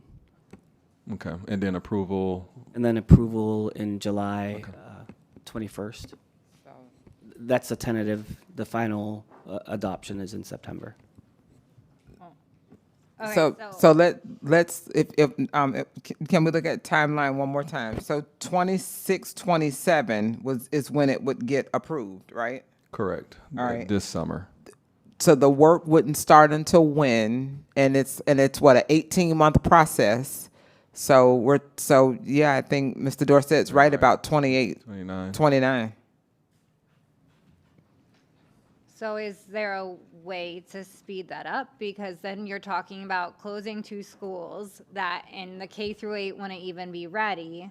So then this conversation about closing It's a those 2 year. schools shouldn't. Right. Postpone for another year. It's got, That's what it sounds like. And I know, I forgot what you call that, Mr. Dorsett. You guys got a rough estimate, but I don't know when the actual work would commence. And if you can shed some light on that, Mr. Yeah, Dorsett. so we would have to go through the design process, which would probably take anywhere from 3 to 6 months to get it designed. We do have a typical sketch that lays out the individual single-stall restroom in each one of the classrooms. So that's already done. If we are approved in the DEFP this coming June, we can engage a contractor, an architect to start the design so we can obtain the permits. Once the permits are submitted and obtained, then we can actually start construction. So is there a way to move this up? Like if I bring an item, about to have our Mr. Shim wants to Go ahead, speak. Mr. Shim. Yeah, we can actually bring a funding item for the design to move the design faster, if you know, it's the will of the board. it's the will of this board member with the understanding that my colleagues agreed to this, with the understanding that they knew it would cost about $3 million. So we've told the community it's happening. We've told them it would take a while. And now I have to go back to them and say it's going to take another 2 years. Like, that's unacceptable to me. So if I have to bring an item, that's fine. If you're going to bring an item, that's better. It will probably be prettier than mine, but I would like it to happen. And I think in addition to that, the hard part is an acceleration on the 2 schools, right? Naming and moving forward. So that the community and everybody knows this is what's happening, and as a result of building out Glades Middle into that K through 8. So a little bit more nuance on that, and Dr. Wanzer, her team could kind of probably create an accelerated timeline if necessary. I think it is necessary because, and a point I'm going to make in a little bit, we can't keep every year closing schools. So if we could wrap it up this year so that people can heal, we can kind of take a pause, see our great work coming to fruition. But if we have to wait to make it a K through 8, that means we're closing schools this year and we're closing schools next year. And at some point, the system's going to break. And people aren't going to trust us to put their kids in our schools because they don't know if next year we're going to close a school. So I guess, what are we doing with this plan? Am I bringing an item, or is staff bringing an item? And we can come to consensus right now as a board to give direction on bringing an item. Yeah. Do we want to do that right now or at the end? I don't have a preference. I would just like it Yeah, let's get it done now. done now. Okay. We know Ms. Thompson's position. Ms. Bowman? The K through 8. The timeline To expedite the timeline, to accelerate the timeline, right? Which will be bringing an item to amend the current DEFP to include the cost of the construction that needs to be done at Glades Middle. And we have money for that? Mr. Shim, can you confirm? The question was, do we have money for that? Yes, I mean, you're talking about the timeline for adding funding for design this year. Yes. And then adding construction next year, because the construction would begin after June, after you have the design. Ms. Hickson? I just have a question. I don't know if I don't remember anyway, the conversation about having to close 2 other elementaries. Like, has that been a conversation that the community understands that? They're okay with it? So I don't know if anybody's ever going to be okay with Well, us I telling guess, them, but we were very explicit when this whole conversation happened on the dais. I said, I want to make sure the board understands we will have to close two elementary schools and potentially extend the grades of a third. But we don't, the population down there would necessitate us closing a minimum of two and potentially expanding the grades of a third one. And I believe, Ms. Thompson, you made very clear that that was the feedback you had gotten as well. Yes, and every time I talk about this, I say, now remember, because we're making it a K through 8, I've been saying 1 to 2, but 2 is still a 2. So That's fine. they're aware as much as they. All right, I'm listen. fine. I guess I'm fine. I'm good with the acceleration, Dr. Holness. Yes, yes, yes. Dr. Zeman? I am, but why haven't we accelerated this a long time ago? I'm really shocked that we talked about this and then did nothing. Like we made it very clear what we were doing. We made a commitment to build out Glades so that it could be a K-8, and then there was no follow-on, Dr. Hepburn. I don't understand that. Well, I think one of the barriers for us is the identification of the two schools. For the board to make an investment to build out a school, but no real confirmation from the board about what two schools are going to close, that's huge. So we're making an investment in something, but not really discussing the other half that has to happen. And so I know that's the delicate subject, but it's a tough one that we have to tackle real soon. So we can move forward with the consensus here, but I think immediately sometime later this summer at the minimum is we need to make a decision on those two schools. Terrific, and I will just say this very publicly, that 6 months ago, we could have come and had this discussion, and we could have said in an item, we agree we're going to close 2 elementary schools and we're going to build a K-8, and then we could have moved forward with building a K-8. We didn't even have to identify. We just had to solidify that we were doing 2 elementaries in order to build the K-8. But there was nothing stopping us from doing that 6 months ago. And so I'm frustrated. Our agility is being tested by competitors who are winning way too many students. And we've got to be faster. Ms. Thompson, you agreed that this was the deal we made a year ago, right? Not a year. And now we're finding out that we didn't get it in writing, I guess. In January. And I think we could have. We could have, without identifying the school, said, here's the deal, and put it in writing, and then we could have started, Mr. Shim, the process of allocating the funds, design, build, get it done. Right now, we're in extremis because we've got 14 months or so until that school's supposed to open, right? So now it's going to cost us more, and we're going to be telling the community we think it'll be done in time, but we won't know it's going to be done in time. And I just think that's not, it's not the way I want to behave. Thank you. Thank you. Mr. Cervera? I'm in agreement with Ms. Thompson. All right. Dr. Hepburn, you have your direction? Absolutely. Thank you for that, and I appreciate all the movement that's happening, and I understand we were also working on closing and settling those communities at the same time.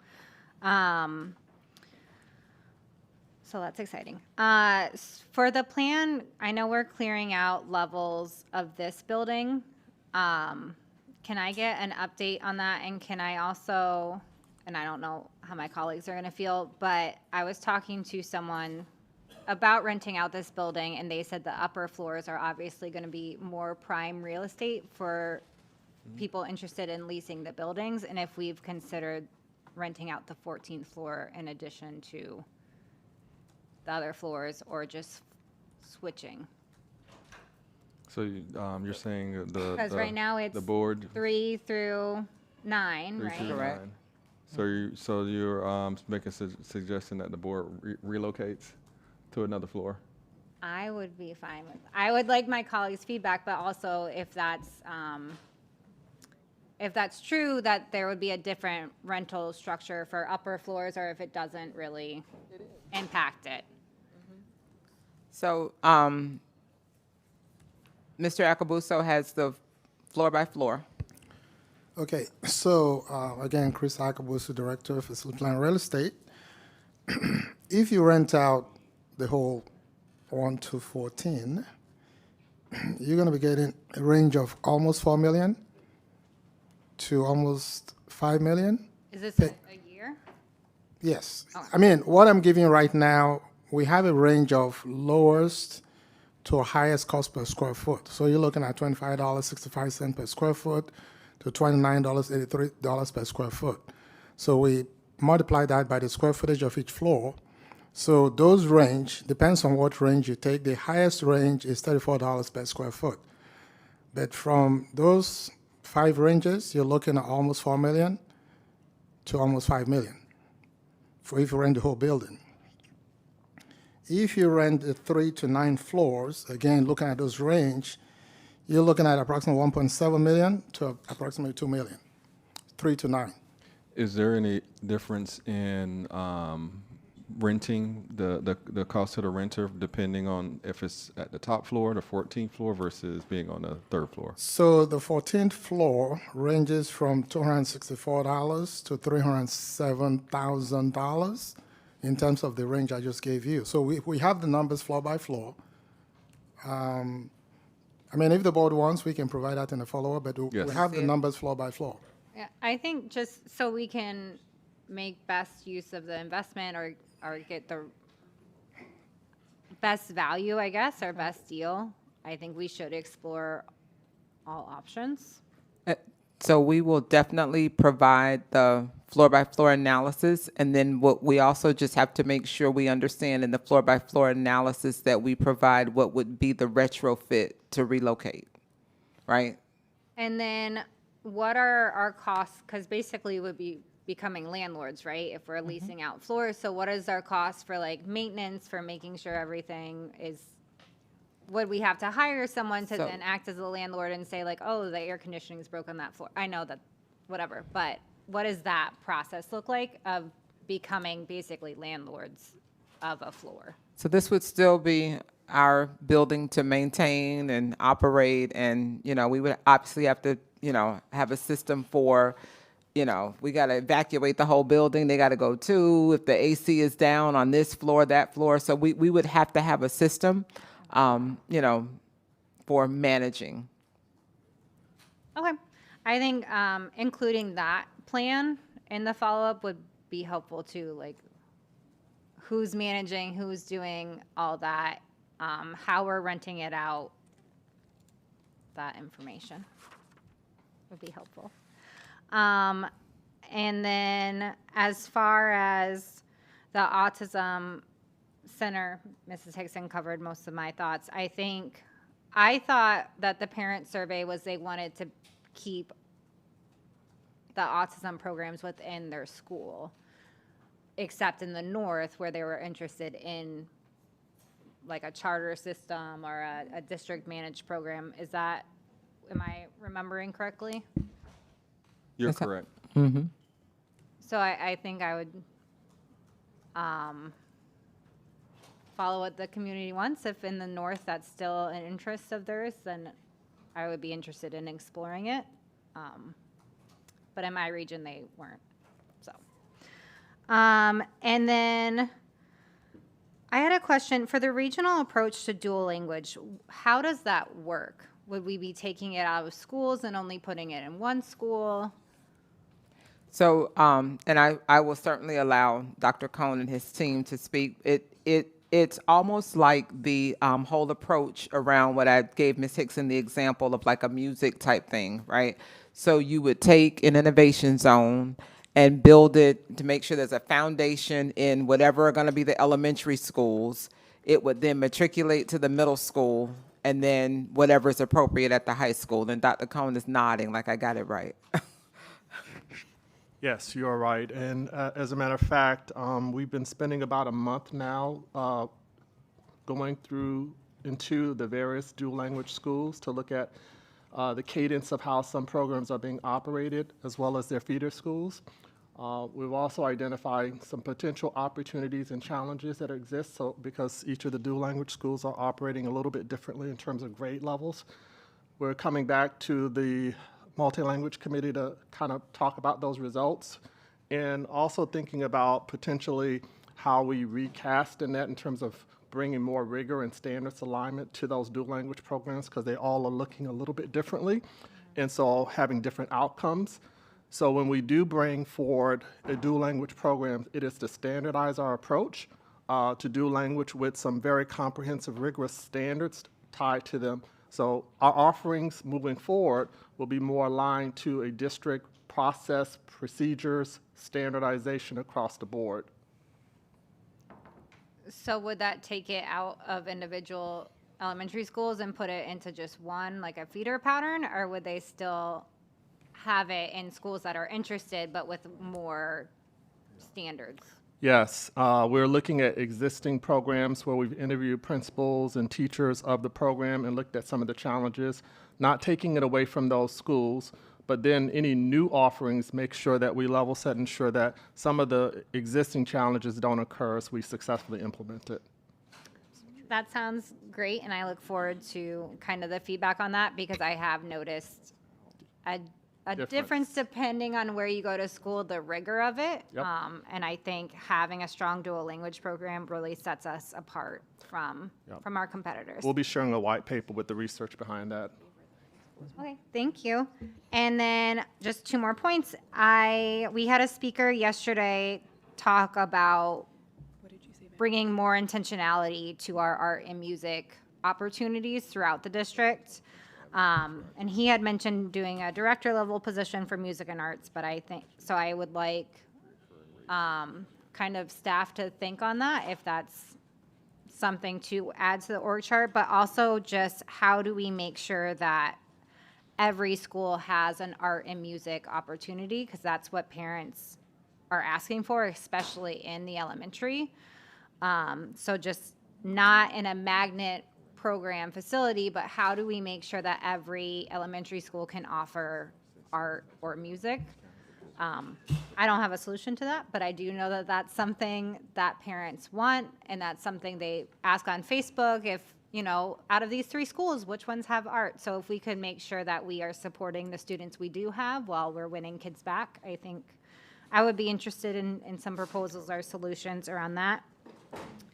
And then I will just re-sum my point about redefining. I think it's really important to make one more bold step and then kind of sit and breathe and let our community reflect on the great moves that we've made, let our programs kind of settle and bloom, and not be saying that we're closing schools every year. Because if you guys been watching the news, like Miami-Dade is in like seven schools this year. Next year we'll find out more. Or Orange County's not doing that. Sarasota did it, I think, in one meeting.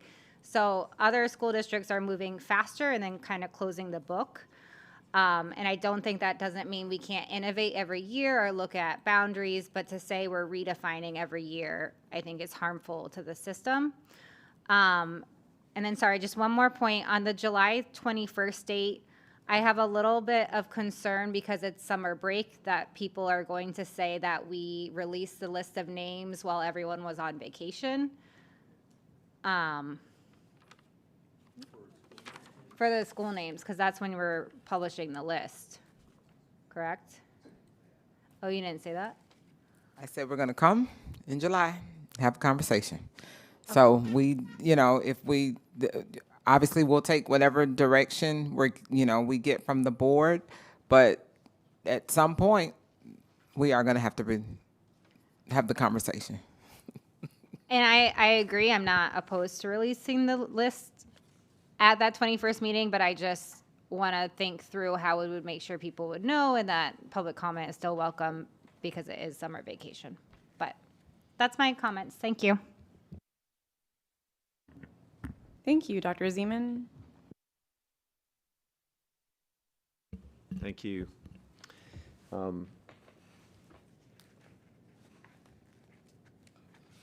I'd like us to think differently this year about how we do this.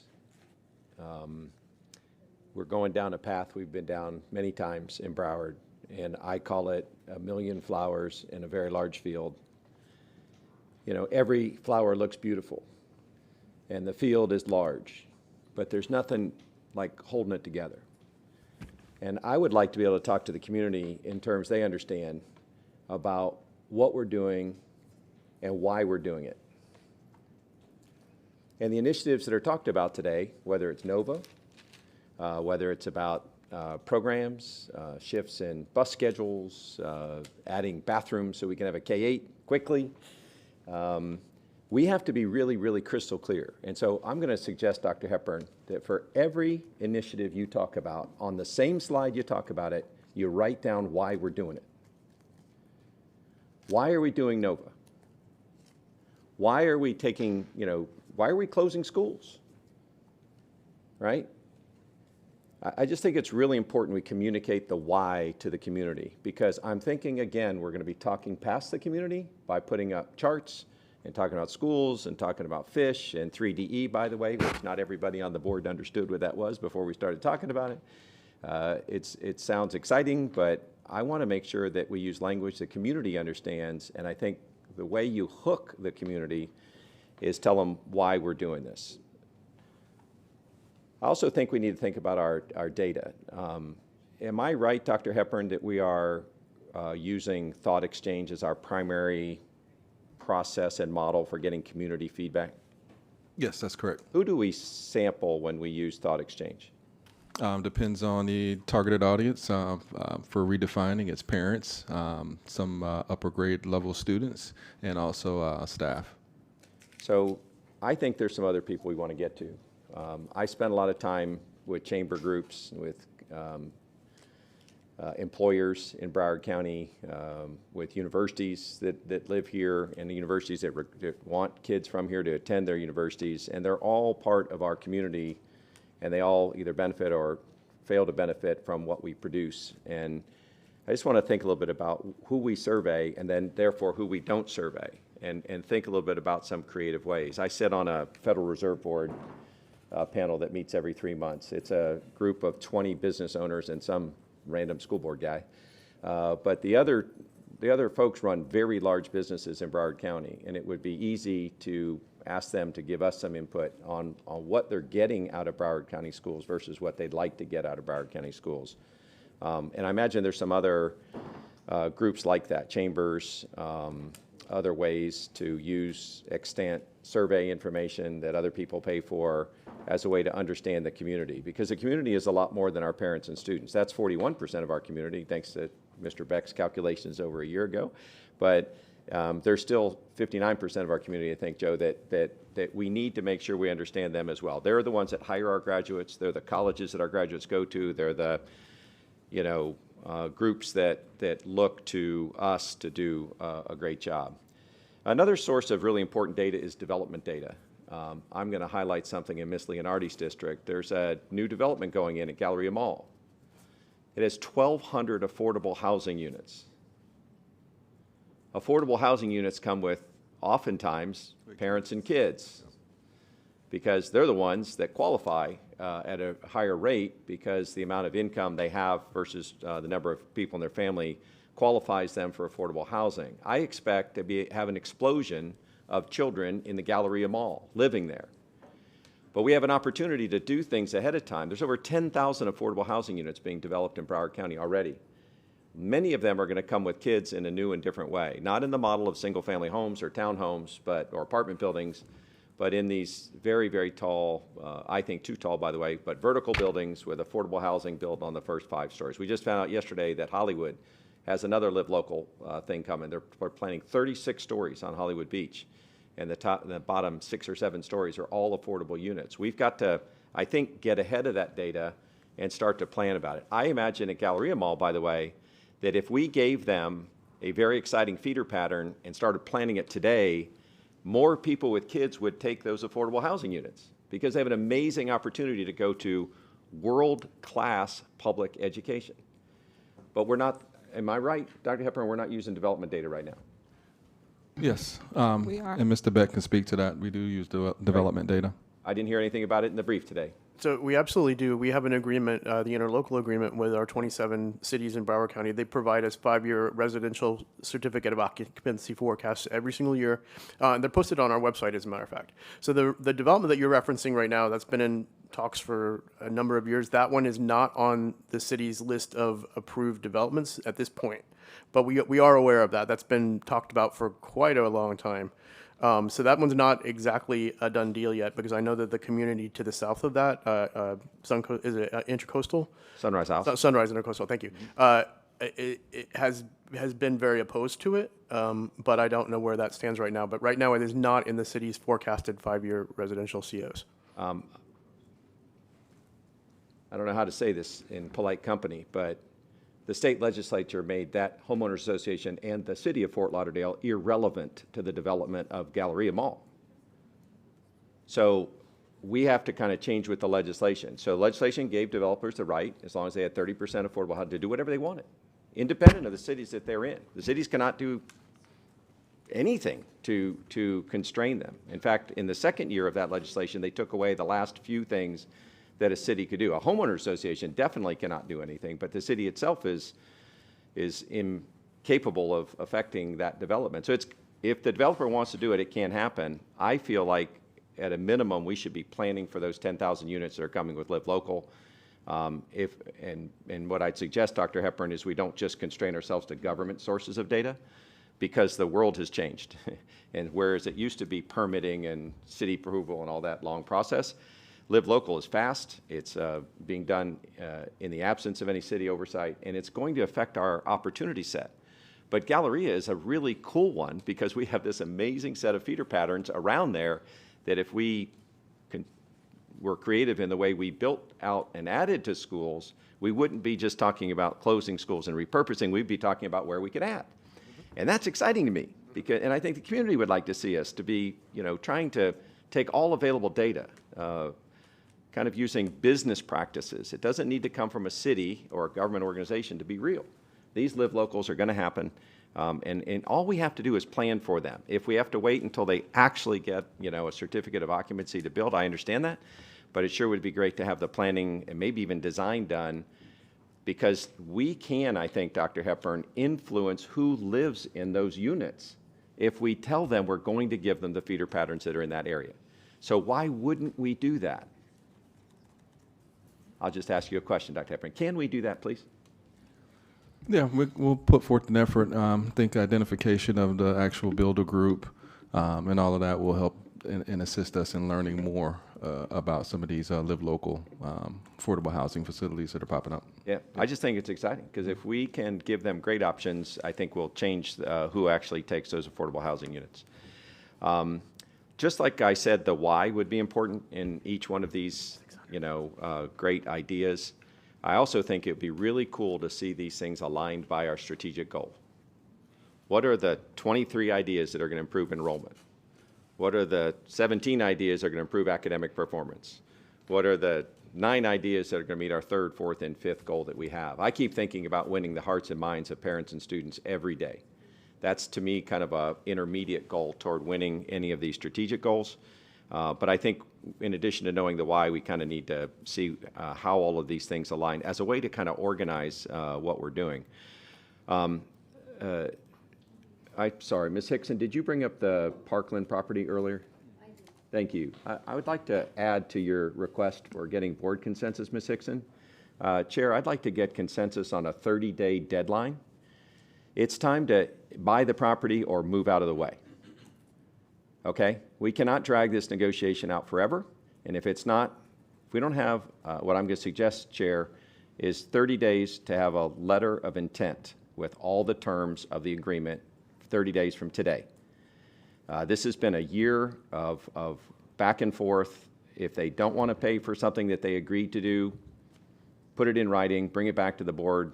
We'll have to figure out what to do with it at that point. But there are other people that are interested in that property, and it's time, as the executives that run Broward Health know, it's time to say yes to the deal or to allow other people to enter the stage. So I'm going to ask, Chair, if you can get a consensus on 30 days as well. Deadline on a letter of interest that would have all the terms in it. Before you do that, Dr. Zima, I know Mr. Sullivan has some additional information that he wanted to share as well. Sure, and I do see my friend from Broward Health just walked in, so if you guys want to call on her to validate what I'm saying, that's perfectly fine as well. We trust you, Jeff. So yes, so I believe Broward Health has been a good partner, and I believe They have discovered some nuances as it relates to Eagles Haven and some of the complications that Mr. Akabuso described. So they're willing to add, of my understanding, additional $1 million on top of the what they agreed to if we take out Eagles Haven from the equation. Yeah, and I think that's the kind of offer, if it comes back, I'm not sure it's appropriate today to like even get consensus on that. I'll leave that up to the rest of the board. But I'm glad that there's progress moving forward on that. I think there's some strong feelings on the board about Eagles Haven, and we'll see kind of how that versus the $1 million. You're talking about $1 million of asking price, so 15 instead of 14 million? Yes, that's my understanding. Yeah, terrific, I understand. I think I'll keep going unless you have more, John. Nope, that's all I got. Okay, thank you so much. On Plantation High School, I'm hearing a lot from the community. And I think that what you described today is closer to what I'm hearing from the community than what the city came up with originally. And what the city came up with originally, I'm not interested in. I'll just tell you. We don't have a high school to make employees for the city of Plantation. In fact, our graduates work everywhere. They move places. They do cool things. It's just not an appropriate goal. What it sounds like it's moving toward, though, is what I have heard from the community. Is there a way to, or maybe ask the Dr. Superintendent, how would you find out kind of at some point, like soon, we really need to know what Plantation's input is into the equation for Plantation High School. We can obviously add our own spin to it so that it's wildly successful as a whole high school, not just reflecting, what the elected leaders, they are an input into what we're doing. But how can we get kind of definitive goal of the community for both Plantation 612 and Stranahan High School? Have been pretty vocal about what they want. No, for both, there are several methods. First, you can easily survey both community, the parents specifically, and also the students. You can also have meetings at the high schools to garner their feedback. But we would come with options, right? So they really understand all the options available to them and the outcomes that students would have, how they're aligned to the industry and things like that. So we can do that fairly quickly. And would faculty and leaders of those schools be included as well? Yep. Yeah, and maybe even the scholars. Yep. I mean, they might have some opinions, but if we can do that and get it at a date certain, it'd be nice because we have to kind of know what we're shooting for before we decide how to make changes on those things. Let me try and go through my list real quick. Dr. Hepburn, a very, very large question for you. If what we're trying to do is to create the most efficient and effective school district possible, what in general would be the number of schools you'd look to repurpose through this cycle? You always got the hard questions, huh, Doc? Well, this is important, and I'll tell you why. I'm looking for a range of things. Is it 10 to 20? Is it 5 to 10? Is it, that's what I'm just mean a range. I don't want to scare the public, but I would say definitely above 10. Okay, thank you very much. The reason I think that issue is so important to get out in the public sphere, and this is something that my colleagues have talked a little bit about, is I want to offer music, art, and PE in every elementary school in Broward County. I want to have a robust media center in every elementary school in Broward County. If that means we need to go find savings in other places in order to do that, imagine if Broward County Schools could go to the entire county and say, if you go to our schools, you get it all. You get certified teachers. You get the best locations in Broward. You get a strong commitment to making sure our facilities are as strong as possible. And you get music, art, and PE in every one of our elementary schools. I know we can do this. This is just a money issue. But to me, it would fundamentally change the brand of Broward County Public Schools. The perception of schools is far lower than the actual value we deliver. And so we need to find things like what we're doing with VR glasses in every middle school in Broward County and make a commitment to the community about our specials. What percentage of our schools offer those 3 specials now, Dr. Hepburn? I know we're doing a follow-up on that, but I know if Dr. Fulton has any of that information off the top of her head. No, we're doing a follow-up, and I'd rather wait until we get that data to be sure about Is it half or more? Maybe a little more than half. Yeah, so this is feasible. This is something we can do. But things like that bold statement that if you go to one of our schools, you get music, art, and PE through your K through 5. You get amazing VR education added to your math and science and future curriculum in middle schools. Our high schools already have a huge value to the community, and they see them as a huge value. but our elementary and middle need more things like that so that we can make a commitment to the community that we can afford. And that might drive, Dr. Hepburn, you know, up a couple more closings. If we have to close a couple more schools so that every school has all the specials on top of all the other values that we add. Yeah. And let me I'd see value in that. preface this with my the number. Of course, I suspect it's going to be, you know, higher than 10, but for the main purpose of when we have our master planner on board working with our capital program team to identify schools that it's not affordable to spend a lot of money to renovate, but to consolidate multiple schools and build a world-class, state-of-the-art facility for our students. Yeah. Right. And so consolidating numerous schools into a brand new school is the hopes down the line.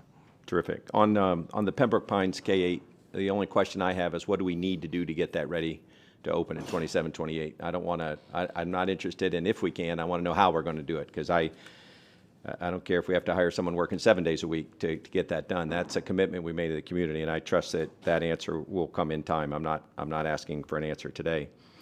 One other big item, Dr. Hepburn, on the number of schools. You know, the Florida Education Association and a number of other plaintiffs are suing the Department of Education in Florida for not fulfilling their constitutional requirement to provide high-quality education to students in Florida. I'm very familiar with that lawsuit. I'm very familiar with the logic behind it. We have to do the same thing in Broward, though. We don't have a constitutional requirement. We have a moral requirement to provide high-quality education. And if that means we close more schools so that the schools that remain can be world-class, I hope we have the courage to do that. I'm very heartened by what we did yesterday. Yesterday was to fulfill a strategy that said we are going to save our schools. We're not going to take positions out of them. We're going to take positions otherwise. We know we have to reduce our staff. But what we did yesterday was part of a strategic initiative to make sure that what we're doing is world-class. Dr. Hepburn, what's the difference between what we do at Gulfstream Elementary School in Broward Estate with wraparound centers and the birth through 5 model at Thurgood Marshall? Not much difference between Gulfstream and Broward Estates. The difference at Thurgood Marshall is that birth through 5, the students have a clear trajectory or feeder throughout that whole entire school. Terrific. Does Gulfstream Academy and Broward Estate still count as Broward County Public Schools? Yes. Thank you very much. Thank you, Dr. Zeman. Dr. Holness? Well, I'm sorry. Oh, sorry. I'm like sorry. 3 more. It's okay. I'm sorry. I'm just going off a list Longer today. pause than I was used to. Yeah. I was trying to make an effect there, and you we talked about surveying. We talked. Do we know, or do we have any deep research on why some parents and some students chose to go to other schools besides district-run schools? Yes. The Hanover research that we can send to the board again, but they did some research on our behalf. I'm familiar with that. Anything in addition to that? No, they're the only institution we've commissioned during this school year to collect that research for us. Dynamite. I'll give you one suggestion that I learned about at a conference in London this year. Arizona State University offers a service where they come and work with districts to offer programs that would compete very well in the geographic area based on what the charter schools offer. And it would be neat if we could collaborate with them for some, maybe a specific school or two this year and see if their model really works. But it's kind of a neat model because they do deep research with the actual parents of charter school kids, and then they come back and they try and enhance programs that are offered in traditional public schools. I just throw that up as an idea for you to consider, Dr. Hepburn. On the community meetings, Dr. Wanza, I totally appreciate 13 being too many. I think 3 might be too few, though. So if we can think a little bit about how we make sure we hook the community in, I appreciate that their need is to want to know things. I also appreciate once the list is done, we usually don't hear a lot. On the option 1, 2 versus on the committee, I'm kind of in the middle. I think it should be option 1 without the advisory board members. Our advisory board members will take up repurposing. They will all come talk to us about it. They have tons of time with us. I believe option 1 with, just like an advisory board, a member from each school board, 1 or 2 from the superintendent. To me, that would make a very good group. Remember, Amazon won't let you have a meeting with more than 7 people. It's a good number to keep in mind. I know there's 9 of us, so we probably tilt that in the wrong direction, but you know, there's a reason you don't have 60 people on a committee, because the people don't feel valued. If you're one of 60, you're just one of 60. If you're one of 10 or 12, you feel like you have a much greater impact. I also want to talk about South Florida Autism Charter School. I do believe that that is something we need to learn from, and I think, Dr. Hepburn, what the conversation suggested to me is that we want to learn more about autism clusters. Would that be okay for a future workshop or a follow-up item? How would you like to handle that? Probably a follow-up, and if need be, I'll leave it into the hands of Dr. Fulton if they want to bring something more extensive to a workshop. I just would like to learn more from the superintendent staff perspective on what they think about South Florida Autism Charter School. What would they think about a district run? What would they think about one that is a traditional public school but with folks on the spectrum only? And again, I understand the transportation issues and things like that. I'm more concerned about serving those communities, though, than I am saving a few bucks. Thank you, Chair. I am done now. Thank you, Dr. Holness. Thank you, Madam Chair. I appreciate the opportunity to speak. You know, as I listened to the presentation and the board members' feedback, I started to actually think about my son, who wants to be a pilot, and he's currently flying small planes. And the reason that came to me, because we have an issue here where we are losing students. And as we continue to have student decline, we also have to have an equal opposite action in gaining students. So not only should we focus on being reactive to the decline in enrollment, but we have to be proactive to increase enrollment. And how does this relate to flying? And I kind of thought about it, right? Well, which my son teaches me, planes generate an upward force called lift to resist gravity. Now, as lift increases, the plane flies higher.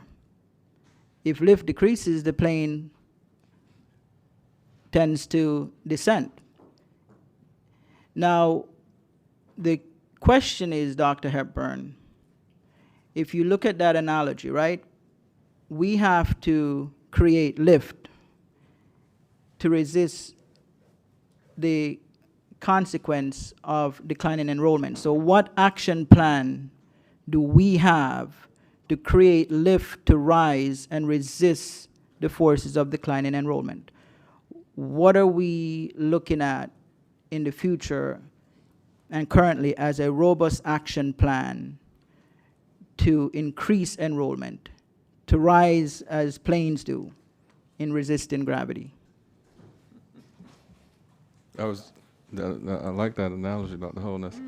But nonetheless, the plan is what many of the things that were talked about today, more innovative programs in our schools. You talked about redefining NOVA and the opportunity there, since it has multiple schools on one acreage. Talked about regionalizing and scaling out programs that are actually adding value to students and industry in our communities. So it's doing things that our other competitors that we know are not doing.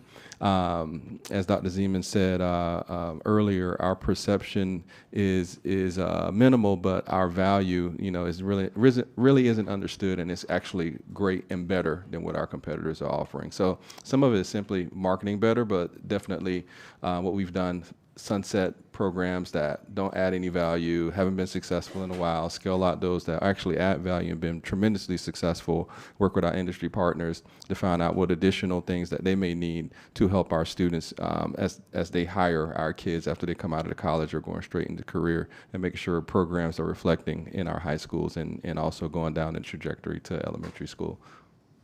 Okay, so, I know that we have actions that we're taking, but have we designed, put together sort of a thought out plan that can be presented for, say, the next 3-4 years that we're going to take action on you know, I know we're having programmatic changes, we're doing these things, but is it in a comprehensive plan that would be over a certain time Yes, span? and so we can codify that into a briefing for the board of outlook over the next three or more years, of because we have all that information, we have all that data, that's the information that we use to continue to build out and figure out what we're going to sunset, what we're going to scale, and what we're going to work with our partners specifically about as we introduce new things and scale out great things in our schools.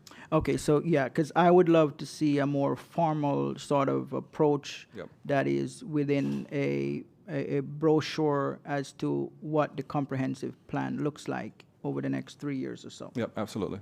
Okay, so I can tell you, Dr. Hepburn, like many board members, I am growing increasingly tired of looking at closing schools, reacting to student decline, and I'm also sometimes growing impatient on not being fully convinced of a robust plan to increase enrollment. I want the focus to be balanced. I want it to be on both, where not only are we reacting to decline in enrollment in terms of repurposing schools, closing schools, but we have an equal or greater attention given to how can we increase student enrollment. And I believe we can, and I'm not saying we're not doing enough or we're not trying to do enough. I just don't know if we have exhaust all options to increase enrollment. You know, because of that, I'm also growing increasingly tired of the effects of declining enrollment. I hate to see us having to let go staff. I hate to see us having to reduce staff. I hate to see us not being able to pay staff, teachers and others the right wages. I hate to see us having to reduce certain programs and so on and so forth. So I just want it to be within our consciousness that we are equally focusing on increasing student enrollment. Now, Broward County is a diverse district. It's a diverse community. We have all kinds of students. We have many different subgroups. We have differences in Broward County based upon economic status, race, culture, nationality. We have different student subgroups. We have ESC, gifted, advanced, high performers. It's all here in Broward County. But they're not all coming to Broward County schools. They're going to private schools, charter schools. I am confident that we can get many of those students back because they're taking them from us. We can take them back from them. And I know we can. You know, it's interesting when you shop around in Broward County because if I'm looking for something more ethnic and I go to a Publix in, say, Lauderhill, I will see some Jamaican products, some Caribbean products, because the population in Lauderhill is largely Caribbean. So when you go into Publix in Lauderhill, and you can try it for yourself, you will see they have jerk seasoning, they have these other options, because they're catering to the population there. If you go to Publix in Weston, you will see something different. We have to cater to our student population. We have to figure out ways to attract and win them back. And so I just think we may have to have a different shift in our mindset. You know, I had brought up an option in our last board meeting to increase the Pompano Beach High School model. And we are having Hallandale, and I am happy to see that. I personally believe we should have more, and I know the item didn't pass, but I'm going to still bring it up. Hallandale is in the south. Pompano Beach is in the north. We don't have that option in the central west. It's not there. You know, I think exploring adding another Pompano Beach model, at least one, even one. I said 4 before, but even one. If we lose a small percentage, and I know the concern is we may lose some kids, high-performing kids from other high schools. But if we lose a small percentage of students, high-performing students from our existing high schools, then what is the problem? we must not worry, in my opinion, about competing with ourselves. We are one school system. If we lose some students from other high schools to, say, an all-magnet high school, they're still going to be enrolled in Broward County schools. They're still going to be here. So if some of them leave Fort Lauderdale or Taravella and they go to this school, it's still Broward County School. So why are we worried about competing with ourselves? We need to worry about competing with others. And so, to me, the benefit of doing that will attract students from private schools, from Pinecrest, from American Heritage. So if we lose 5% from Fort Lauderdale, from Taravella, it's not a problem because they're going to still be our students. But if we gain a high percentage from Pinecrest, American Heritage, then we're winning. And then guess what? It will force our high schools, existing high schools, to step up the game.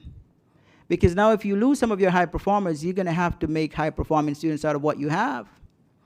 You know, so I think it challenges us to be better. We have to go beyond our usual thinking. It challenges us to improve our existing schools, and it also challenges us to compete with Pinecrest, to compete with American Heritage, to win those students back. So I don't want to be timid. I want to be brave and bold. I want to go out there and try.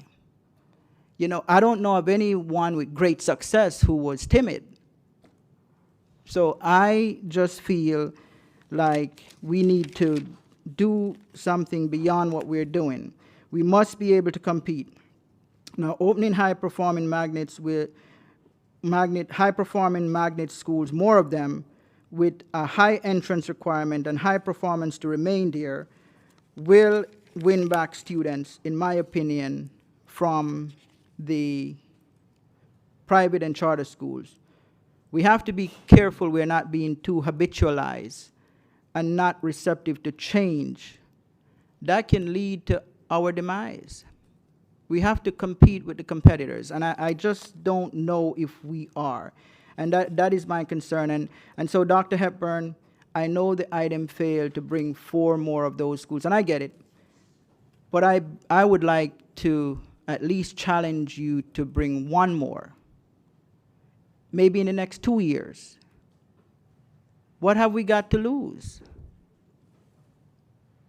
I don't understand why we don't want to compete with these high-performing schools. So I am hoping, Dr. Hepburn, that the board will support at least 1 more in 2 years.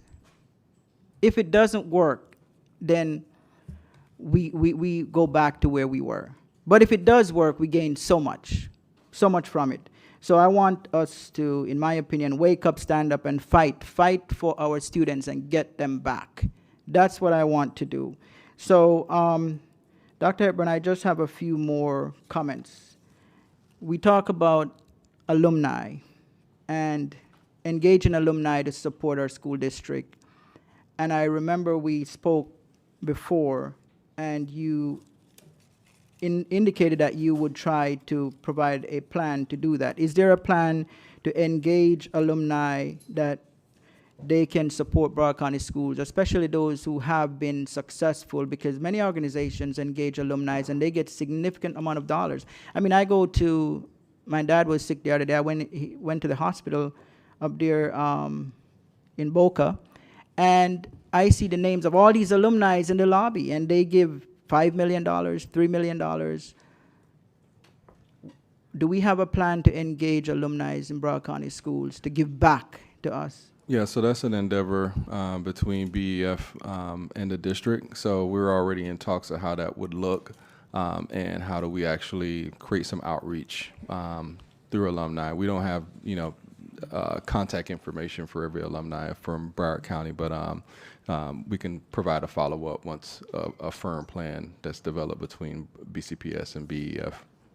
Okay, so I know that I've seen other systems that do it, and they do it very well. And if it means naming a building after someone, naming a classroom, whatever it is. I mean, just the other day we have, I believe it was the Wiener family that we were able to engage them. Yep. Mm-hmm.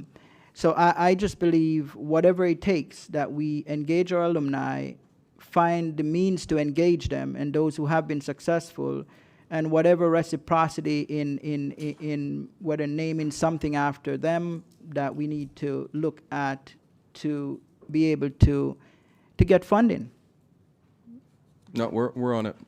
Okay, so another thing, Dr. Hepburn, Board Member Hickson mentioned KIP, and I know KIP is moving into one of my schools. Are we expecting going forward to have more Hope schools occupying under-enrolled schools? So Mr. Sullivan has stepped away. At the moment in time, the only letters of firm letter of interest and follow through that we've received is through KIP for William Dandy. Well, I haven't received any other letters with any specific requests and follow through for any other schools at this time. Okay, do we expect to receive any in the near future, like upcoming school year? Do you anticipate any of that? I'm pretty sure at any point in time we may get some additional letters for certain requests. Okay, so I'll just conclude, Madam Chair, that I believe in Broward County Schools. I believe that Broward County Schools, we do have the right programs to attract all of our students all across Broward County. I do believe we have room for improvement, and we should. I believe we need to be on top of the game, whether through research or whatever means we use to get to the top. We must be on top. I believe we can be one of the best school districts in the nation. We're the 6th largest school district. We are not a small school district. We're well recognized in many areas academically all across the country. I believe the problems we have, that we can solve them, but we have to go beyond what we normally do. We have to focus on the best customer service we can. And Dr. Hepburn, I know that we have in the lobbies of the schools, they can scan and give their feedback. As a board member, I want to see way beyond that in terms of how we document and enforce customer service. So we should have the best customer service of any school district in this state. We should focus on aesthetic appeal of our schools. We should focus on not only our product quality, but the variety of products that we offer. And we should focus always primarily on increasing enrollment while we react to the decline. I hope that, I'm not sure if we are. I know that we are focusing on reacting to the decline in enrollment, but I want to see a great emphasis on being proactive in increasing enrollment in Broward County schools. So those are my comments, Madam Chair. Thank you. Thank you. Ms. Pullman? Thanks, Chair. Okay. Thank you very much for this presentation and for all of your hard work. I know this has been quite a process, and I do feel like we're making progress, so thank you. I'm very happy, and not to make Dr. Holness jealous, but about the Hollandale model that we're going to be introducing. So hopefully we'll be able to show some great success here and then be able to expand it. I was just wondering, so I saw on the slide that you have Academy of Entrepreneurship and Technology. Is that what we had discussed at the CTASE meeting that we had with the students, or if you remember, is that what we're calling it? Because there was something with media and digital. Yes, so one of the media. components will include multimedia, as the students have spoken out when we got their feedback. So along with CTASE, that is one of the pathways that are being built within the program. Okay, and we were talking about having an additional instructor for that. Is that going to be something that's included in the programming? That's a part of the general fund ask in the appendix section. You'll see it there. Yes. Okay, so we're asking for it. I hope that my colleagues will support that. Because we actually had a great meeting with the CTASE leadership and student conversations at Hollandale High, and they really had a great grasp on what they wanted and what was going to be important for them. So that was something that we identified, and I think that's a great a great programming for us for starting for next year. I'm also glad to see that we're working with the community members and the city, so any help you need with that, I'm here for you. And then, I know Ms. Thompson asked about this earlier, but just with the K through 8 bell time, so there's, would we go back then to having the K through 5 ending at 2? Like if you're doing an 8 to 2 schedule and then they're kind of waiting, if either they get released or if they have an older sibling, they're gonna wait until the 40 minutes later? Yes. Okay. Mhm. And that'll be arranged on a At the school-to-school school. basis. So that clears up any issues we have with teaching time and prep periods and all of that stuff too. Yes. Yes. Okay. The answer is That'll- yes. So that'll be for next year. So thank you very much. Yes, ma'am. Thank you for doing that. I think that will make a lot of teachers happy, and it still makes it convenient for the families, so I appreciate that. Thank you for the Olson time change. I know that that will make a lot of people happier and will attract more students to Olson because it is difficult to start breakfast at 6:30 in the morning. For most people, definitely not attractive to me personally. I don't want to be up that early, so. Okay, so a couple things. I really like, and we've talked about this before, but I really like the direction we're going with like an innovation zone or whatever kind of concept that's going to be, where instead of it being a magnet program, we're going to just have very intentional pathway from elementary to middle to high school. I think that's the way to go regionally, and then we'll attract more people because it'll be consistent. And then that also kind of gets in, so like we've talked about the performing arts in my district. I think that that's something that we really have an opportunity to capture people, because there's a lot of partnerships there that we have. So hopefully we'll be able, is that something that we can do for next year, do you think, or is that? So, the intent would be to start it next school year. It may not be fully built out, but definitely to start it. So, you'll use like your example. You've got Hollywood Central K-8 Arts Academy, but you've got Bethune there. Even though Bethune, technically feeds into Parkway, which feeds into Dillard, there's still the opportunity to do something in that space there between the about 3 or 4 of the elementaries.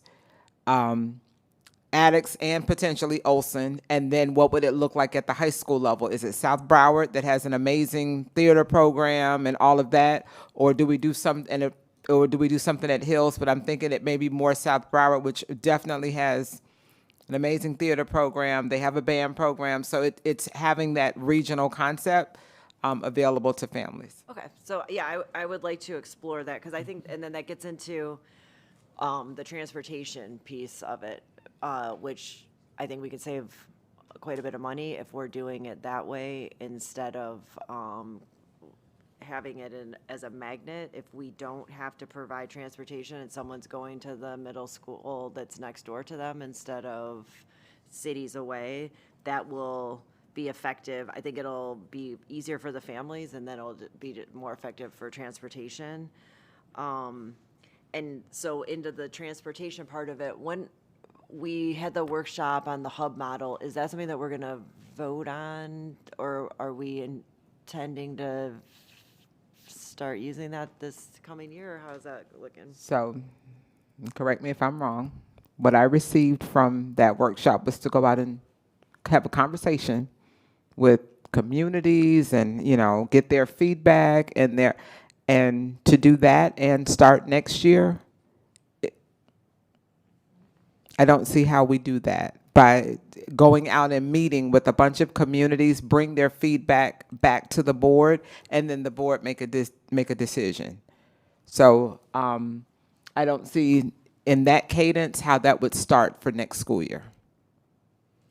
And I'm just being realistic. I agree. I think the timing is tricky. But I think this opportunity to streamline things so that you're regionalized will help us.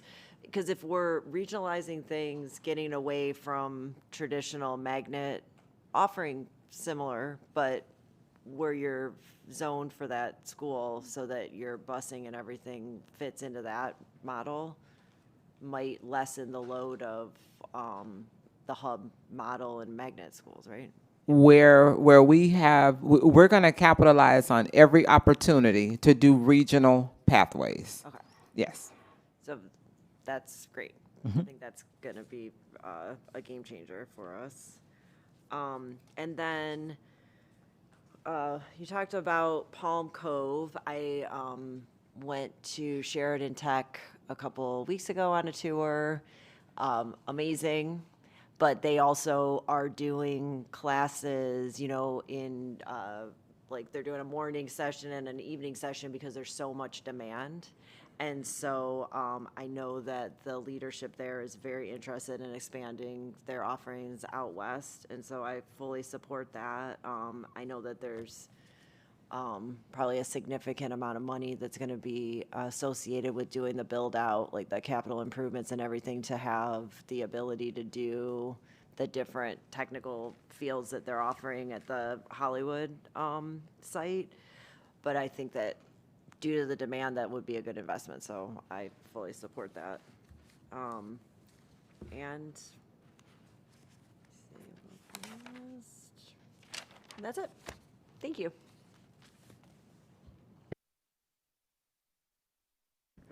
Thank you. And I was going to call Mr. Severa next. He's not on the dais, so I'll go. But I just do want to make sure, Mr. Hill, is anyone on the line? Is like Ms. Rupert or Mrs. Alhadeff on the line? No one's on the line. Okay. Okay. I have some comments.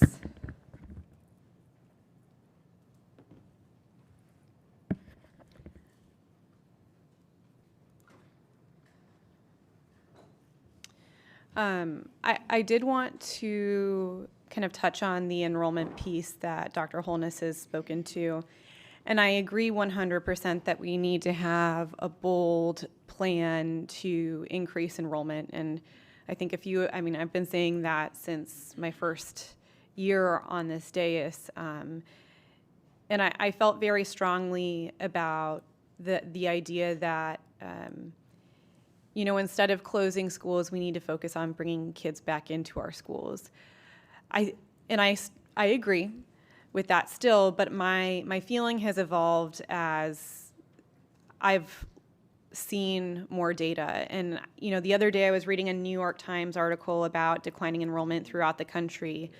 And I think it's really important to understand that in 2007, we had a fertility rate, or our last fertility rate peak.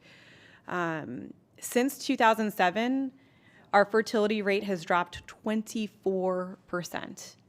And those kids that were born in 2007 graduated in 2025.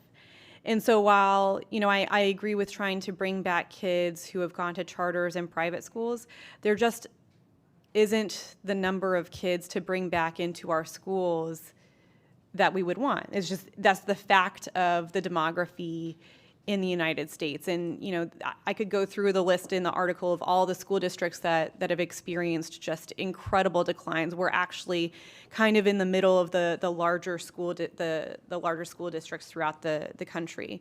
But I think, while I agree, again, that we need to provide enriching programming, and focus on recruiting kids back into schools, an action that we took just at the last school board meeting, hiring a firm that focuses on that. We have to grapple with the reality that the fertility rates have declined immensely for a variety of reasons, that some of which are in our control and some of which are not. So I just want us to live in reality when we're talking about bringing kids back. Now, with that said, I do want to, I was reviewing this presentation, and I really appreciated the very organized presentation of information that, where we are in the workflow, what actions are being taken, where we are in the implementation process. But I was really struck, I think we've really underplayed what we're doing at Thurgood Marshall, providing a berth to grade 5. And I just can't restate enough what a big thing that is. As someone who pays probably more in childcare than my mortgage every month, it's a huge thing that we can offer to parents. But beyond even, you know, the financial assistance to parents, I think anyone who has studied education understands that one of the most powerful things that we can do for students is to provide them with an education before they start kindergarten. Like that has, you know, every longitudinal study will talk about Head Start and pre-K and VPK and all of that and how it improves outcomes for students. So, and I know Ms. Thompson has spoken really strongly about providing early childhood education. The more that we can do that within our financial resources, I think the better. So that I don't know. I was just really excited about that when I really sat down to think about what we're doing there. I do want to talk about the plan for KCW. I know that we've asked for an appraisal of the sale of this building. Where are we with that, Dr. Hepburn? Mr. Akabuso? So we did an appraisal, and we presented those appraisals. We did 3 appraisals as required by policy and state law. And the negotiation parameters committee valued the property minimum asking price for $85 million if you sell it. Okay. Was that sent to us? It's not the, Dr. Howard? No, not yet. We're waiting for all the documents from Mr. Akabuso, and then we can wrap it up and send it to you guys. How will it be presented to the board? We'll send it in a memo as far as appraised value. And then if the board wants to bring it to a workshop to do something other than what we've discussed as far as leasing floors, you know, we'll work based on the will of the board. Okay. I guess I'll, you know, well, let me think about that. The other, so do you have a plan right now that's in process for relocating certain floors of KCW and where they are going, and how much money we're expected to get from those leases? Yes. That's a yes. Okay. Yes. So we already identified the different departments that are occupying floors in KCW and what closed school facilities or sharing facilities with existing schools. So yes, we have a plan for that. And also, Mr. Akabuso gave us the numbers of the potential leasing ranges. Is there a timeline in that plan? Yes, this summer.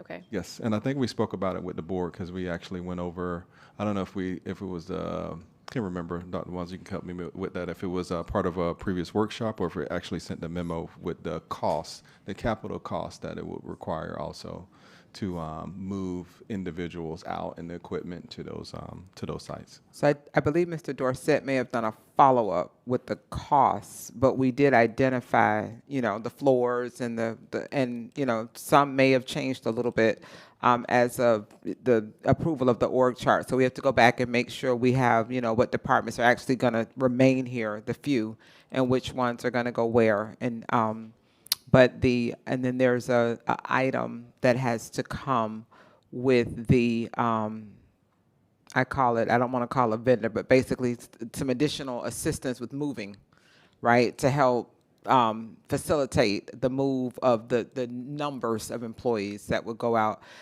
We know that we can't start to move anyone per se until we have to allow for school to close, right? The testing is going on now. We got to allow for school to close, turn those buildings over, get those. So we are looking to start major moving in the summer. Okay. Are we building out the floors for the tenants? You want my answer? Typically, the tenant does the build out. Yes. Build out, yep. That's my understanding as well. Be nice, Dr. Zeman. I guess I'm just so we're planning on relocating our people in the summer. Do we currently have leases for the floors that we're vacating? So I don't believe that we do. I believe that we were going to contract with services to do that. I mean, Yeah, so the plan is to work with procurement to get a service agreement with the real estate agency or agent so they can accelerate that work since that's what they do all day and leverage their expertise to make that happen quick. Okay. And we've already, I think we've had some entities, correct, Mr. Sullivan? Government entities that have actually sent some interest. We had some walkthroughs. Informal walkthroughs. Okay. What if then the direction was, once the appraisal is shared with us formally, what if the board decided, no, we want to sell Casey? That's not my position. Okay.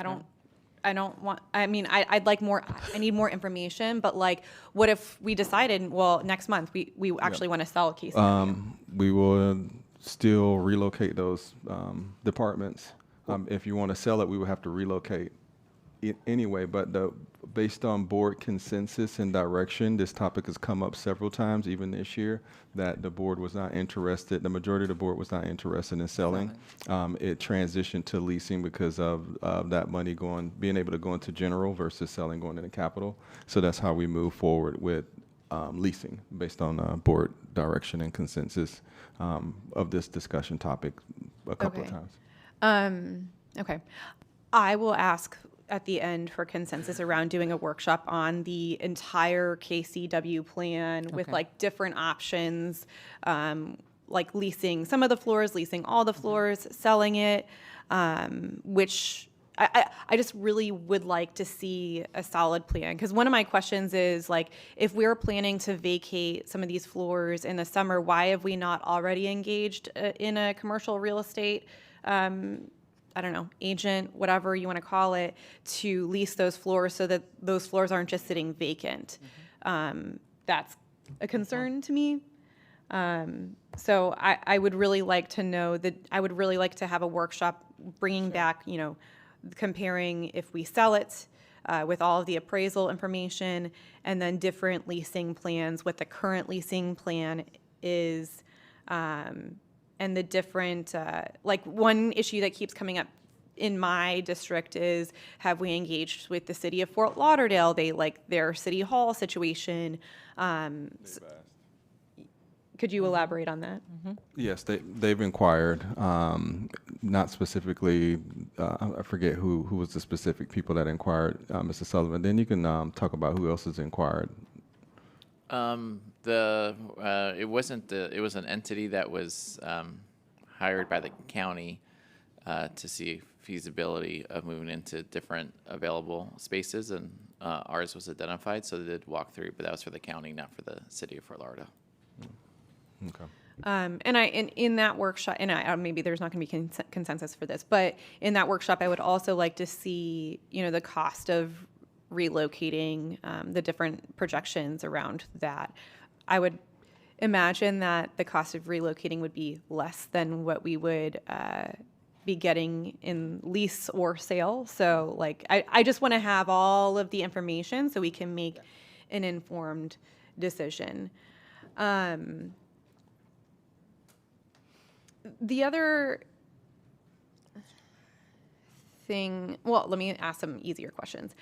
For the Siegel and Whidden Rogers consolidation, what is that looking like? I've gotten some really positive feedback from the community and the employees at Siegel around how we've engaged with them.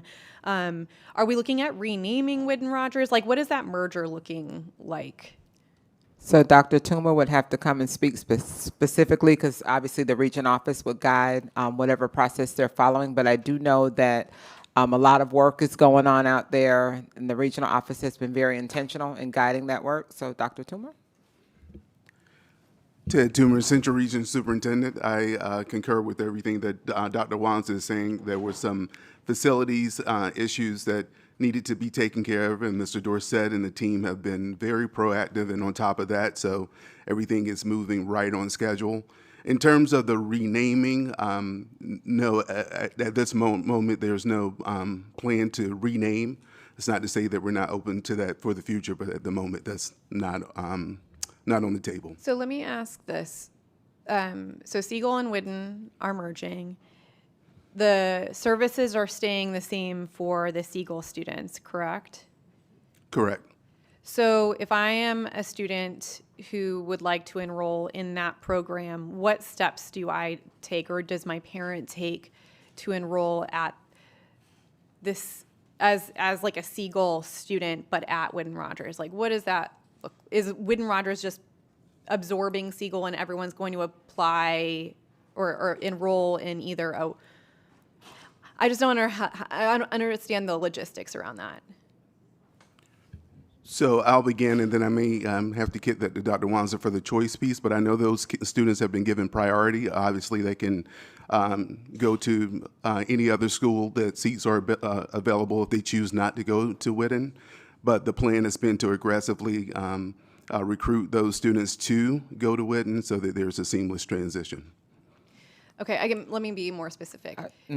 If I am a parent of a child and I need to enroll myself, right, and my child at the enroll my child at the daycare at I guess now we're going to call it Whidden Rogers, and how does that work?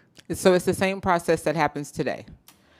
So if I am a student who find myself in need of the services that are offered at the combined location, either my home school can assist me and refer me in the transition, or my mom or dad or myself would go to Whidden and register for school and tell them I'm interested in, I want to finish my high school diploma myself and I am in need of childcare services for my child. I'm a pregnant and parenting student. Then they would enroll just like they would if they went to Dave Thomas or H.D. Perry. They would enroll. It would be through the Whidden campus.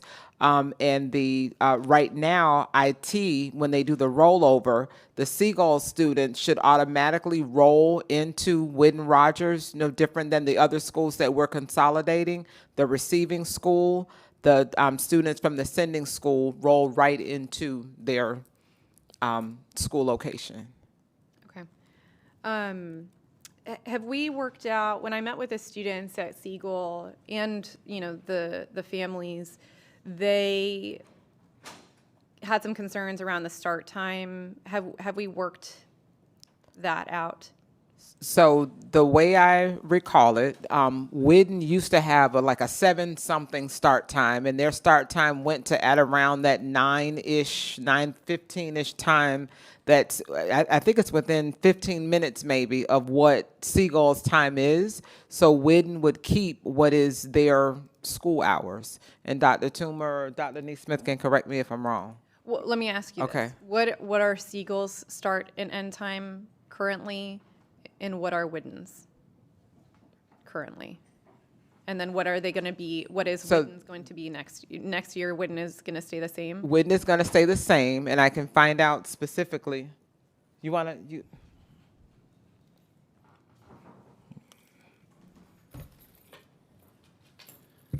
Good morning, Leo Neesmith. Good morning, Board Superintendent. So Whidden's start time is around 9:30.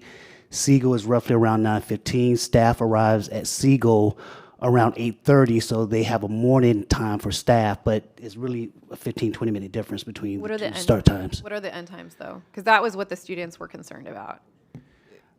So,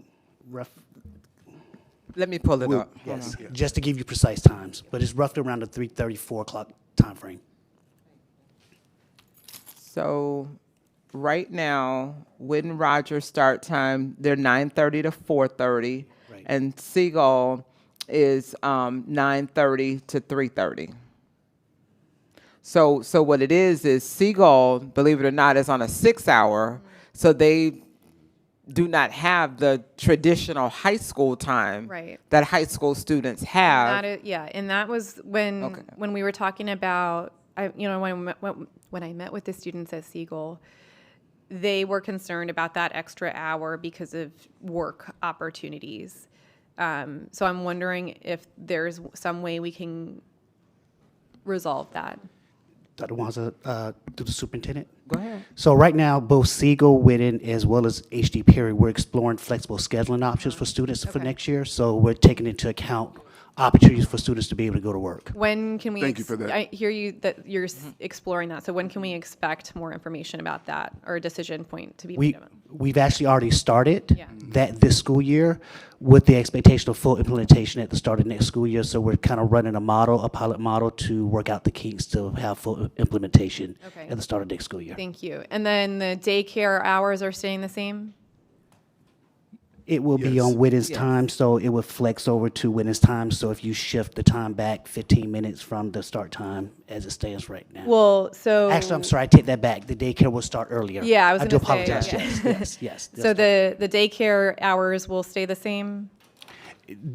From our initial planning meeting, that is the plan. We're also exploring extending some of the daycare hours based on being able to flex for parents based on their work schedule. Okay. But I believe the drop-off is 6:30, right? The drop-off is very early, yes. Yeah. And so it will stay that way? Right now, we have to work through some of the timeframes in terms of flexing staff schedule in order to accommodate that timeframe, but that is the initial plan. When can we be notified if that change, about the official hours? We have a planning meeting scheduled, I believe, this week or next week, and I can have a solid response through Dr. Wanza and the superintendent's office. So give us about 2 weeks, if Okay. you don't mind. Okay. Thank you. Okay. With regards to the KIP at William Dandy piece, something that Ms. Hickson said I had a question about. You mentioned that an agreement will come back to the board for approval with regards to KIP co-locating at William Dandy. Is that, do we have a choice? No, Okay. Thank you. in my opinion, but you do have a general counsel. For the record, I agree. Just based on- Thank you. And then if I may, I do need to get with general counsel because I believe based on the statute and the rule, we might have to present this the 19th unless KIP agrees differently. So, but I'll get with general counsel and we'll report back. Can we get a follow-up on that? Yeah. Thank you. Okay. Another issue that Ms. Hickson raised that was a little alarming to me. So it does say in the presentation that there's the ICANN Maritime Science Program at Stranahan. So again, maybe I misunderstood the response, but I didn't feel like I got a solid response on this. Why are we calling it an ICANN Maritime Science Program at Stranahan if ICANN is no longer no longer exists here? So Stranahan does exist. It is, I'm not Stranahan, I'm sorry, the ICANN program does exist at Stranahan. The grant, so the magnet program is ICANN, Integrated Career Network Academies for students, but the grant itself has sunsetted. So just as me, Sarah, the way I hear that is that if the grant has sunsetted, how are we doing ICANN if the grant has sunsetted? So the grant being the funding piece of the grant. So the program itself continues. Just like all of your growing STEM programs, all of those were funded through a grant, but the programs continue. Okay, so again, maybe I'm not understanding this correctly. I thought ICANN was a grant program, correct? It was, yes, it was funded for 5 years across 6 schools. And so all of those schools still have the magnet program, just the funding itself has sunsetted. Right, and we absorbed the funding as a school district, right? Yes. Okay. So we can still call it ICANN even though ICANN is not funding it? Absolutely. We had, until recently when we sunsetted some of our growing STEM programs, all of those remained programs for a number of years. So the grant provides an opportunity for us to build the programming, build professional development, include resources, technology in the schools, and then the idea is always for those programs to be able to sustain themselves and grow.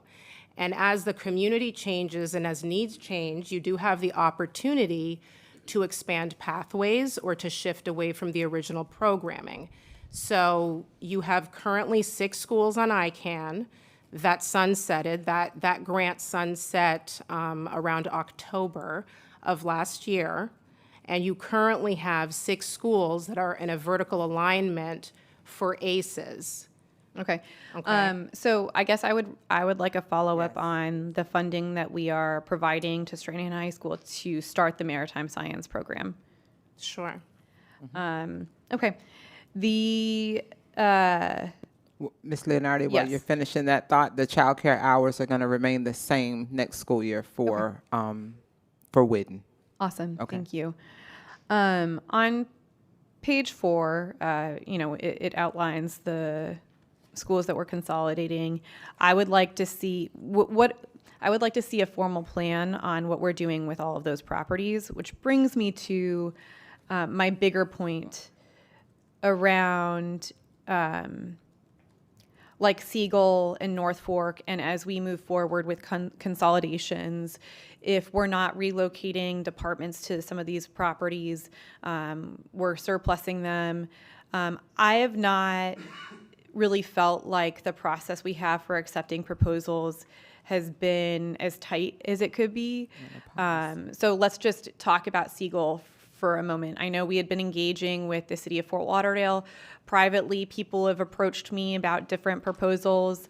And I think that what we need to do as a school district and as we continue to consolidate schools is initiate kind of a more formal process as opposed to like email the board, email the superintendent. Hopefully it doesn't go to junk email like the Sistrunk Rising.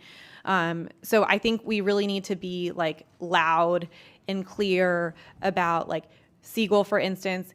Let's put it on the auction block, whatever you want to call it. Let's advertise. This is a property that we are looking to dispose of, whether it's a sale or a lease. You have until July 1st to submit a proposal. Our team, I don't know if it would be the auditor or someone else, will evaluate the financial viability of that proposal, and then the board takes action. So I will be seeking consensus on that from my colleagues as well, as like having a formal process to advertise a property, accept proposals, evaluate the financial viability of those proposals, and then the board takes action. So if I may, Chair, I just want to make sure the process is clear for General Counsel and also Mr. Akabuso, because I think for a formal request of proposals, it requires us to actually go through a surplus process like we did with some of the other properties that we've put up for sale in the past and surplus as of recent. If you can clarify, Mr. Akabuso, just taking in the feedback that But before you do that though, because I'm not even talking about just a sale. Like I want to, the Sistrunk Rising isn't a sale. So I would like us to be kind of like agile about accepting proposals around sale or lease, or, with the city of Fort Lauderdale initially wanting to enter into some sort of agreement about, the safety, whatever it was. That's no longer on our plan. So I'm not talking about slowing us down with bureaucracy. I'm talking about like just a formal way to say like, this is what, you want to lease, you have a proposal, like submit that to us, not in an email that can go to junk mail. Yeah, absolutely, because we're referring to the results of the unsolicited proposal. Mm-hmm. So I'm talking more about if we're actually soliciting proposals, what's the proper way for us to do it, given the constraints we may So I think the General Counsel will jump into this. One of the things I think we're recommending to the board as a suggestion, land is gold. Land is running out. So I think the encouragement is for the school board to potentially look at P3s, public-private partnership. There's law, and the council can jump into this, which guys the P3, solicited, unsolicited, right? And she's talked about pretty much coming up with a standard operating procedure, which will then guide us, because the law is tailored to how you respond to both. So I think that's something we want to put in place, a standard operating procedure for P3s. So this is actually, through the chair, this is actually something that I am looking at, and we are working with the team on this. There are a couple of statutes that intertwine with regards to unsolicited and solicited proposals. There's some charter school statutes that are also impacted by this. So if I may have an opportunity to look into this a little bit more, Ms. Leonardi, my intent is to bring a actual policy for the board's consideration that will, I hope, address some of those things, and then we'll have SOPs, standard operating procedures that will follow the policy. Okay, we'll follow up with more detail. Okay. And then I'll just provide my input on the different board member recommendations that I captured. I would like more information, and then I think like we finally need to make a decision around an autism, I don't know, charter, magnet, whatever you want to call it, but this is something we kind of been dragging out for a few years now, and we haven't made any kind of decisive action on. But I would want to know, like, A, can we do a district-run charter? Why would we do a district-run charter rather than just a district kind of cluster school? I would want to know what our projected impact, if we did something like that, what that would be on our clusters, on our autism clusters at our schools that I know continue to really explode in terms of growth. So I would really like the legal questions fleshed out, and also the transportation concerns fleshed out. So I don't know if that would need to be another workshop, but I know Ms. Hickson wanted to explore that proposal, and then I think we need to set a deadline for ourselves in terms of making a decision. Ms. Dupree-Bruno? The only thing I would say, we've already started the research on this, the legal team, and so we will have something probably in our next one-on-ones to be able to flush it. It's a bit more complicated than it seems. So we'll be able to have some answers for you. Thank you. And I never thought that would be simple. So that's kind of why I would want a workshop on that. I am a yes on option 1. I know Ms. Thompson, I don't know if you formally offered the recommendation for relocating the board offices. It can be formalized. I just think exploring that option, especially if it would bring in more interested renters. Yeah. Okay. Would you be amenable to just like including that in the workshop on the KCW plan? Yes, that's fine. Okay. A 30-day deadline for the Broward Health letter of intent with all of the terms, I agree with. Having art, exploring different ways to have art, music, PE at every elementary school, I agree with. Bringing back one more Pompano Beach High School magnet proposal. I would really like to see how the first iteration of the Hollandale High School plays out before we entertain another one, because I think that there may be some implications for the enrollment at Pompano Beach High School.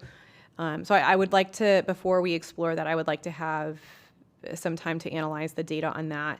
And then I proposed a workshop on a plan for KCW with all the different action or options, as well as a formal plan for for people submitting proposals and identifying the financial viability of each proposal. So that's me. Mr. Severa, you were not in the room when I called on you before. Do you have any questions or comments? Let me run through the list, if I may. I'm also a yes on option 1. On the 30-day deadline for that letter, I'm a yes. I agree with that. And the KCW plan, I would have honestly liked to see that like yesterday. So as quickly as we can get that, I think I heard Chris say it's now like 85 million. So Correct. It looks like the numbers are increasing, which is obviously a good thing.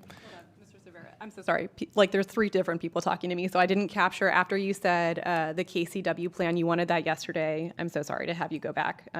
Could you just run through after that the feedback that you gave? Yes, option 1. Yes, I got that. Yes on 30 days. Yeah. KCW plan, obviously, I'm in favor with the rental versus the sale. I'd like to see that ASAP because we seem to be doing a lot of talking about that and very little action. So I'd like to see that get done. If I may, I'd like to address a pretty egregious comment that was made earlier by Dr. Holness. I will have you know that in the great city of Weston, all of our Publix have jerk chicken seasoning within them. And it's delicious. And not only jerk chicken seasoning, but we also have fantastic cornmeal for arepas, which are also delicious in the great city of Weston. So just if you ever want to come visit with me, let me know. Lastly, I want to thank staff for the presentation and the work that went into all of this. 70-something pages. Well done. We've heard a lot from my colleagues. I don't need to beat a dead horse. We're moving forward. It sounds like we have good plans of action. And I see that we have some committee members that are anxiously awaiting the time slot of 12 o'clock, which we've now run over by 17 minutes. So I'm going to be quiet and thank everybody again. Thank you. Ms. Thompson?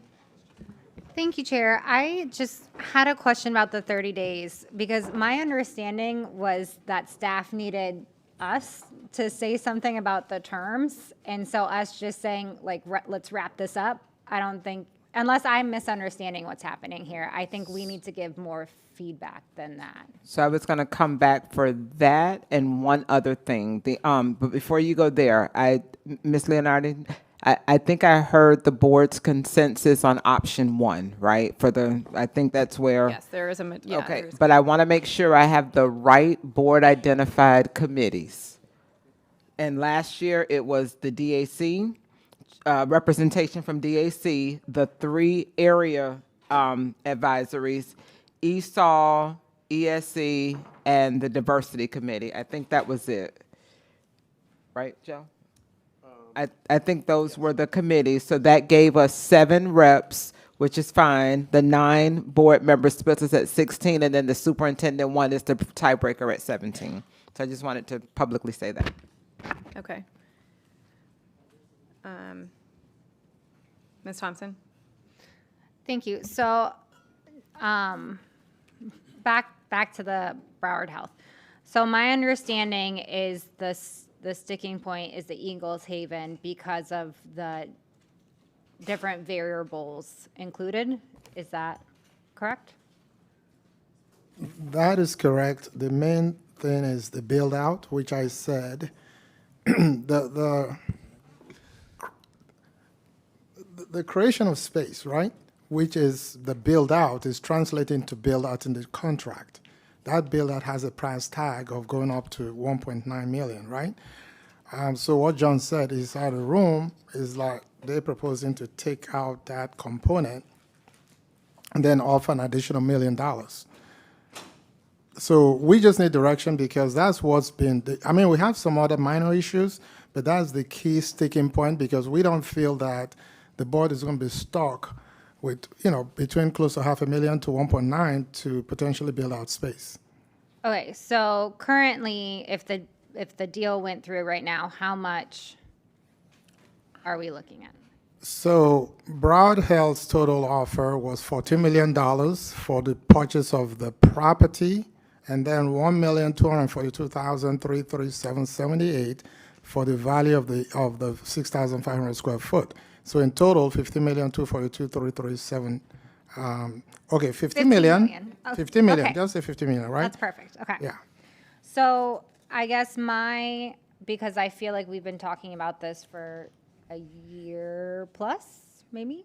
It seems like a year plus.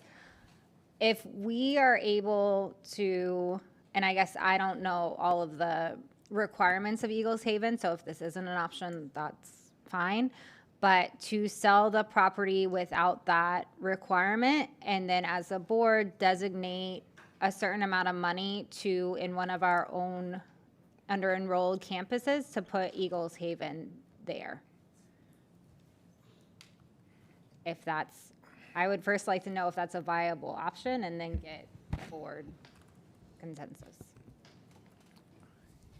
Through the deputy? Go ahead, Mr. Sullivan. So I think you would have to first determine if there are viable options within the location where Eagles Haven is located now, because that's the most of the constituency that they serve. So we would have to determine if we had a facility that would meet their needs. I think the other challenge with having it, and Chris can correct me if I'm wrong, having Broward Health have Eagles Haven, there's really no guarantee or timeline that that building would ever be built.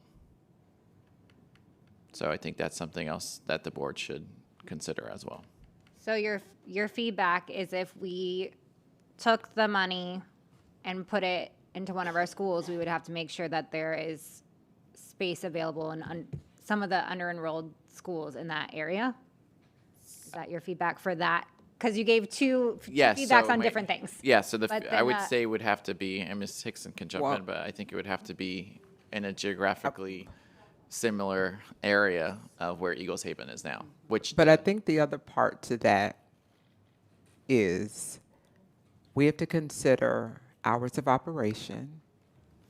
We also have to consider that one of the reasons why Eagles Haven came to be where it is because people didn't want to be in a school campus kind of sort of. So there was a lot of thought into the why, the where, and the how. And I'll let Ms. Hickson take it up from there. Understood. So like I said, did not know that backstory, but if the deal is going to fall through because of this, I was trying to come up with a creative option, and it also seems like there's no timeline for that build, so we could approve it and then not have Eagles Haven there for years. I'm open to feedback about that. That was just an idea that came up. Okay, and it's my understanding Dr. Holness has to step out, so go ahead, Dr. Holness. Thank you, Madam Chair. So just want to give my input on the choices here. So I am for option 1. I am certainly, and I appreciate your comments, Madam Chair, on the Casey Wright building. I am for renting as soon as possible. And regarding the redefining process, I would like for the superintendent to explore in year 27-28 a central west or central location for another Pompano Beach model type school. So those are my my comments, and I just want to say to Board Member Silvera, on my way to Weston again, I'll stop in for some jerk seasoning at Publix, okay? All right, thank you, Madam Chair. Yeah, just to clarify, Dr. Holness, what I proposed was to have a workshop on the KCW plan and all of the different, including all the different options. I support that as well, yeah. Thank you. All right, Ms. Hickson? Thank you. And I also support the workshop on the KCW building. I'm for leasing it, and we'll talk about it then. I agree with you, Chair Leonardi, that I would prefer to wait to look at an additional Pompano Beach model school until we see how Hallandale works out for a variety of reasons, but it's costing us a lot of money. We want to know that we've put money in a good spot, and if that's not successful, how do we learn from that if we did want to go somewhere else? So I'm not ready to do that yet. And as for Eagles Haven, the issue I have really at this point is that we made a special deal with Broward Health that they could be the sole bidder on this if they had a space for Eagles Haven. That was the whole reason. That was what we voted on. That's why we went only to them. We didn't open up to the other community. And there was never a discussion in that part about us having to pay for anything. There was some discussion about the size they wanted, and Eagles Haven went down and said, maybe they didn't need it to be that big. So I feel like it's a breach of contract here in some way, because the reason that we didn't send it out like we do to anything else we would be selling and went straight to Broward Health was because they did agree to that caveat. So I have a huge problem with, even with the additional $1 million, just saying yes to Broward Health. I'd rather go out and see who else wants to bid it, and if they could bid again and bid it on that, or find someone else. But there was a promise that was made, and I feel like the promise was broken. And I do appreciate Ms. Thompson's trying to figure out a way to do it in the school setting, but as Dr. Wanza said, the reason Eagles Haven exists, for people that don't know, is that it's a place to receive some kind of mental health services for people who have been affected. Originally, it was just by the MSD tragedy. Now, it's a bigger space, but specifically for people in the northern area of Broward County. So initially I was thinking Forest Glen, but they are open 7 days a week and they have different hours, and people are coming in and out of that facility often, and it is funded by JAFCO in the state. But we were just trying to figure out a way, because they do service a large portion of our students that live in the north area, not just Parkland, not just Coral Springs. And if you have an issue, you could call them and they'll help you find the right mental health services. So as we talk about how our students and our staff even need more mental health services, I think it's important for us to keep the commitment that we want to be able to see them continue to flourish, because they are contingent now on the state, just like us, receiving funding to be able to stay open. So they do get funding from JAFCO and the state, but that was the original intent behind why we made this agreement with Broward Health, that we would go into this negotiations directly with you, because you were offering this space for Eagles Haven that we know our community desperately needs. So I don't mind sending the 30-day notice, but I do think it's important in the conversations that we have with them that it's very clear this was a promise, it was an agreement that we had, that you were going to find this space for them, and we weren't going to send it out to anyone else to bid on, and shame on them for backing out. Thank you. Thank you, Ms. Rupert. Oh, sorry, Attorney Dupree-Bruno wanted to make a comment then, Ms. Rupert. Yes, given Ms. Hickson's comment with regards to potential legal liability, I would like our team to, I know that we have been involved in some of this conversation, but I do think that I would like our team to have an opportunity to really delve in, and for me to be completely brought up to speed with the history, because I don't know this particular topic. So if we can add that to the time, please, I'd appreciate it. Ms. Rupert? Thank you, Madam Chair. To weigh in, I'm yes for option one. I am still for renting KCW. The sooner, the better. Yes on the autism charter, or whichever iteration that we're going to work on. It's much needed and definitely get my support. I am a kind of a let's wait and see exactly how Hallandale does for Pompano Beach High School situation. It is a lot trickier than it actually seems, and it does limit the kids in some way with access. So I really think that we need to make sure that Hallandale gets all their help, and let's see if we can successfully launch that, and then take the the best practices from that and be able to replicate. I said yes for 30-day. Was there anything else I needed to weigh in on, Madam Chair? There's, well, I was going to ask, because no one has really weighed in on whether or not we are pleased with the way we've been getting proposals for the different properties. So I wanted to do something more concrete and formal. So I don't know if you have a feeling about that, or if you feel like the way we've been getting proposals was appropriate. No, I don't think it's been appropriate. I feel it's very disjointed, and I wholeheartedly agree with having a more formal presentation or actually a plan that's directed from the school board level. And I appreciate that you brought that up. Two questions that I have that may have been answered, but I've been in and out here, is specifically, what is the plan for promoting our new programs in our existing schools? I know that there was information about Deerfield Beach and the other schools with ICANN, et cetera, Space Florida, and Space Florida has sample press releases, et cetera, et cetera. So I think we really need to be jumping on that to help our principals and our schools and community to know about all the great things that are happening. Second question was Coconut Creek K-8 plan to promote to, I guess the 7th grade will be this year. Are we also promoting to 7th and 8th graders that aren't enrolled in that school?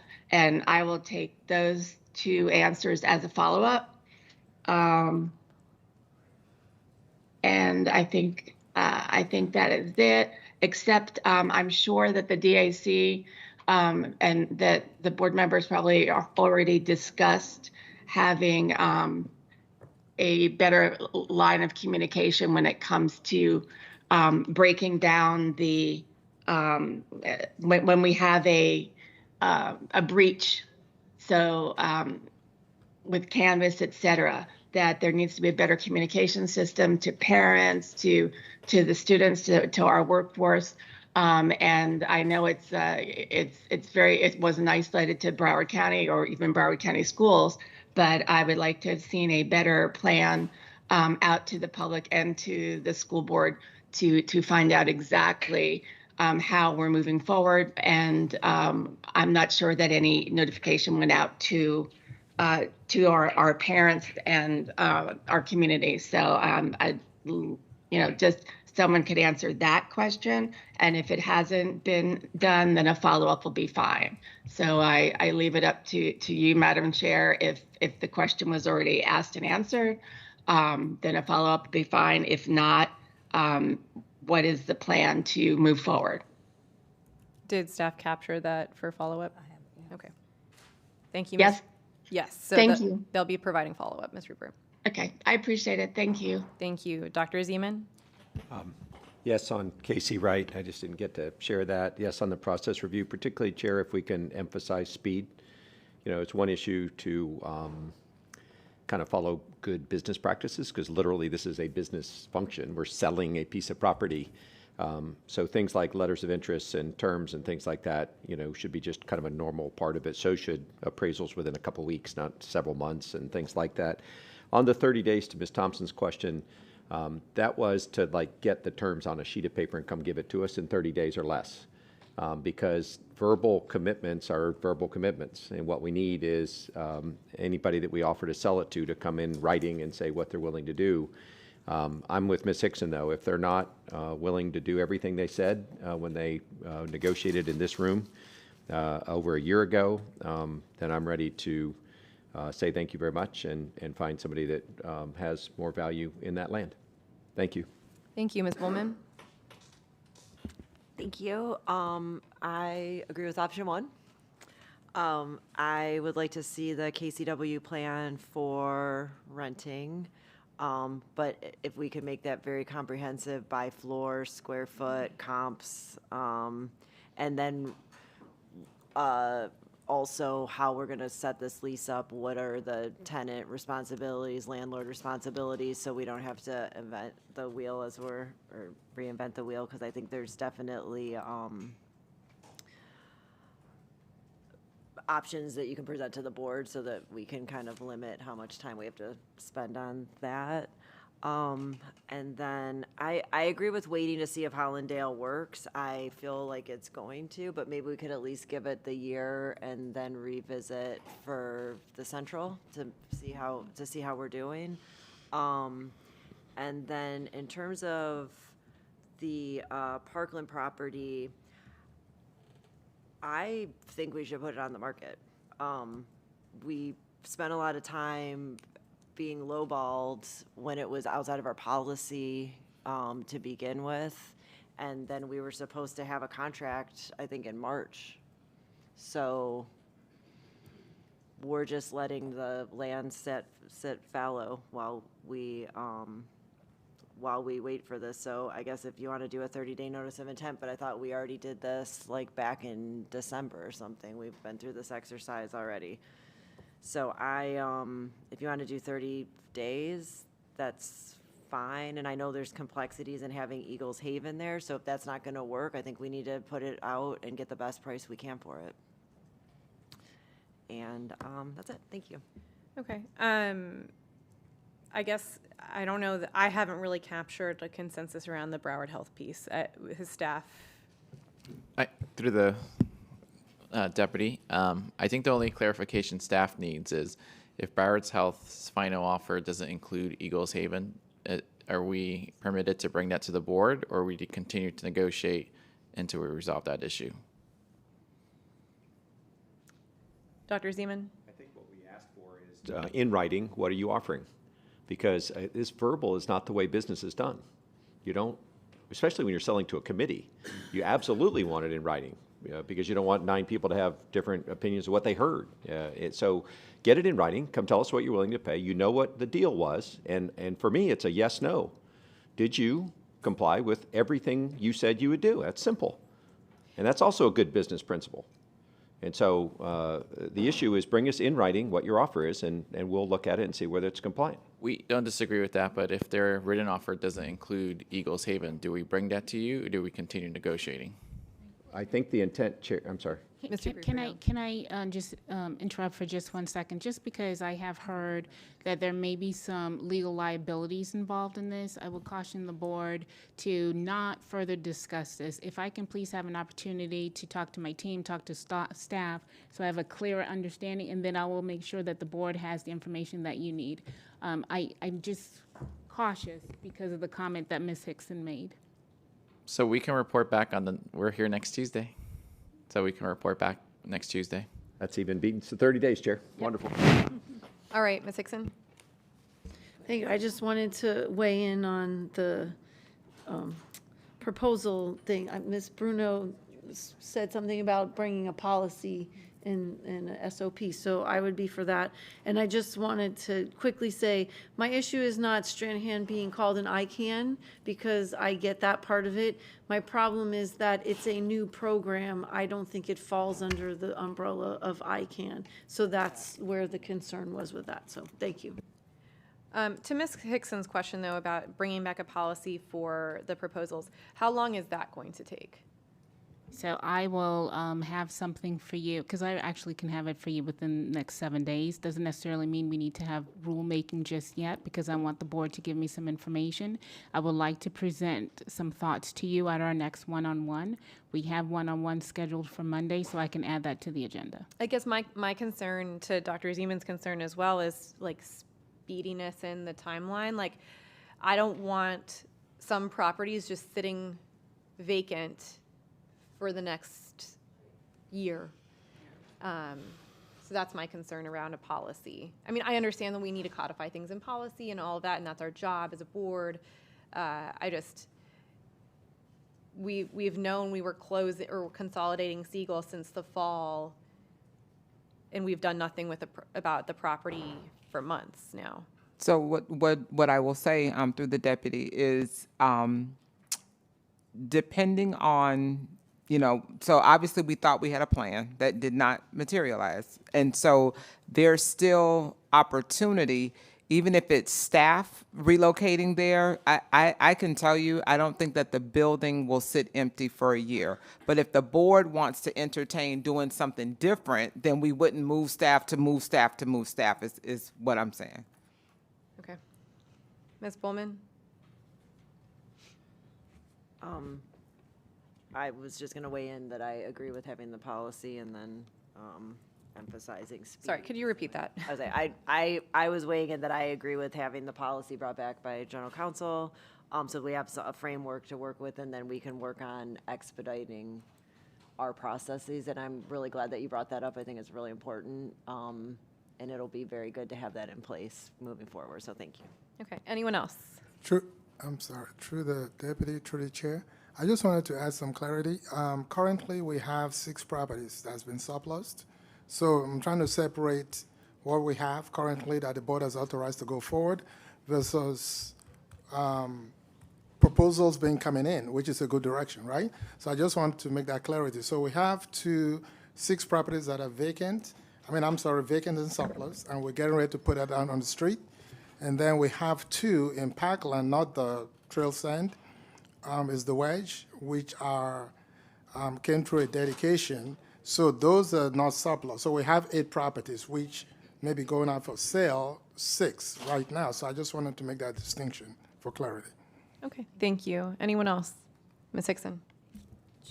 Just a quick point to Mrs. Leonardi's point. We could work on a policy, but still, can't we do a procedure or say we want to do put something out to ask for proposals? I don't think we have to wait for a policy to be able to put something in place, some kind of procedure. I know we have a procedure already for things we're selling. Could we do something along similar lines and do it for renting and then work on the policy to formalize it? But I agree with her. I don't necessarily want to wait, but we want to also be actively looking for proposals. We don't want to sit around and just wait for someone to come to us. Maybe they're not aware it's available. So I didn't want to give the impression I think we have to wait for a policy. I think we can work on that now. Attorney Dupree-Bruno. So my legal recommendation is that we actually wait for the policy. It will not take me long to draft a policy. I've drafted it before, so I have a policy that I can incorporate, and it also has some processes. And the reason I say that because depending on what procurement vehicle you're going to use is going to make a difference. If the board's intention is to put something out there to get some unsolicited proposals, there's a process for that, and these are all statutory processes. So if you would just, I understand this has been going on for a little bit. If you would just give me literally a week, I will have something for the board to review. I'll have it for Monday so we can review it at our one-on-ones on Monday. Okay. Does staff have their direction? We do. Thank you. All right, we will now move on to the advisories. Can we recess for like a minute so we can get everyone seated? All right, we'll recess for a minute to get everyone seated.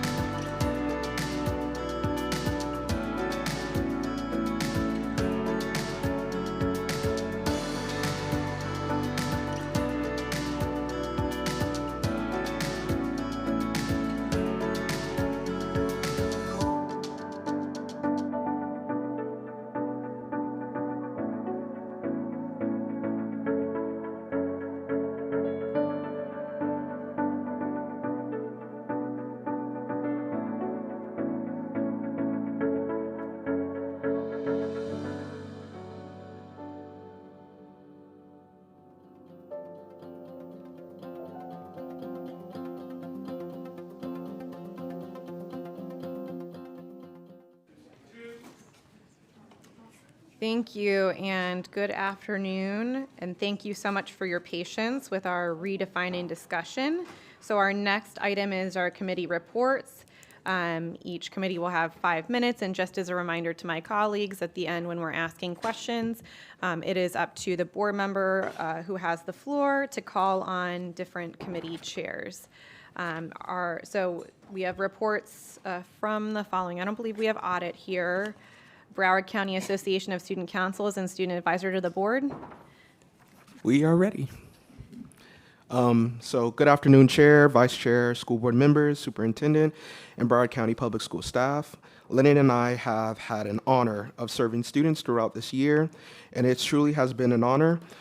Throughout this year, we have brought so many student concerns, voices, and perspectives directly to the board and the superintendent, and time after time, those concerns were heard and addressed immediately. That means a lot to students, so we want to start off by saying thank you.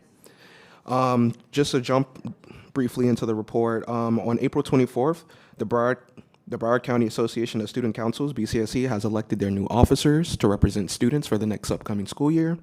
Then on April 18th, we were proud to host our first ever Youth Mental Health Summit in partnership with the Unbreakable organization. So a huge thank you to district staff for being a part of that.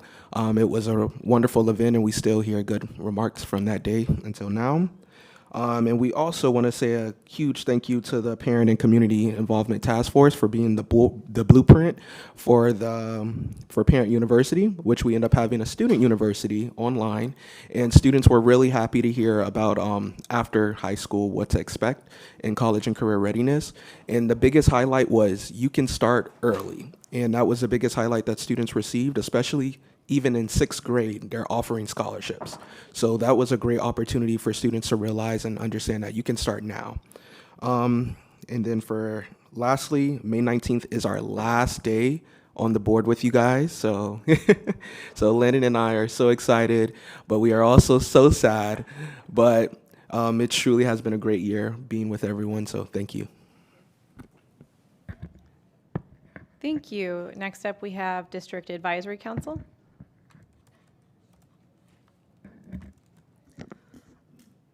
I'm not quite sure, and I would just ask for a pause on my time. We have 2 board members here. Thank you, Chair.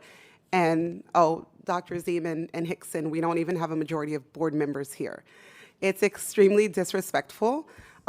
This was on the agenda. We're here. We made ourselves available. What this says to the community at large is that you do not value your stakeholders. Because I am not here representing Cynthia Dominique. I am here representing District Advisory Council. That represents 3 different areas, that represents every single school in this district. I don't bring my personal problems here. I don't come to this boardroom to advocate for my own students, for my children. I come here and advocate on behalf of what I am hearing in the community at large, right? The problems that parents bring to us, that is what we bring to you. And for there to not be more than 2 board members here now, walking in and out, it's disrespectful. So if it's best that we wait and we recess and wait for more people to come in, like you all knew that this was happening. And we're 50 minutes. So I'm going to pause and ask you all to pause my time, please. I second that. Okay, we're not doing motions and seconds, but I hear your concern and I hear your frustration, and I started this off by thanking you for your patience. We did have redefining. We did try to schedule appropriately. So if it is your preference to recess until we have more board members here, I'm happy to do that. Trying to balance a lot of different time constraints here, and I wanted to make sure that we started as soon as possible. So if that is the preference, I'll recess the meeting until we can gather more board members. Thank you to my colleagues who are here, including myself. So we'll go ahead and recess the workshop until we have more board members. Madam Chair, may I make a suggestion? And thank you for hearing our plea. I second everything, and I didn't mean it in the context of making a motion, and I think you knew I wasn't. I was dittoing what was being said. We're now going to be overlapping into anybody that needs to get away for kid pickup and all kinds of things. We already moved from 9 to 12 and accommodated that. To bring us in 50 minutes late, if this had been other certain other agenda items, the decks would have been cleared at 11:59 to make way for the item to begin at 12. I understand things have to get pushed and pulled, but this is just downright rude. So I don't think any of us are prepared to have an indefinite recess. I think if we could have 5 minutes to call people back and to be doing the job that their stakeholders elected them to do, that would be appreciated. So I already asked for us to recess the meeting. So if we could please recess.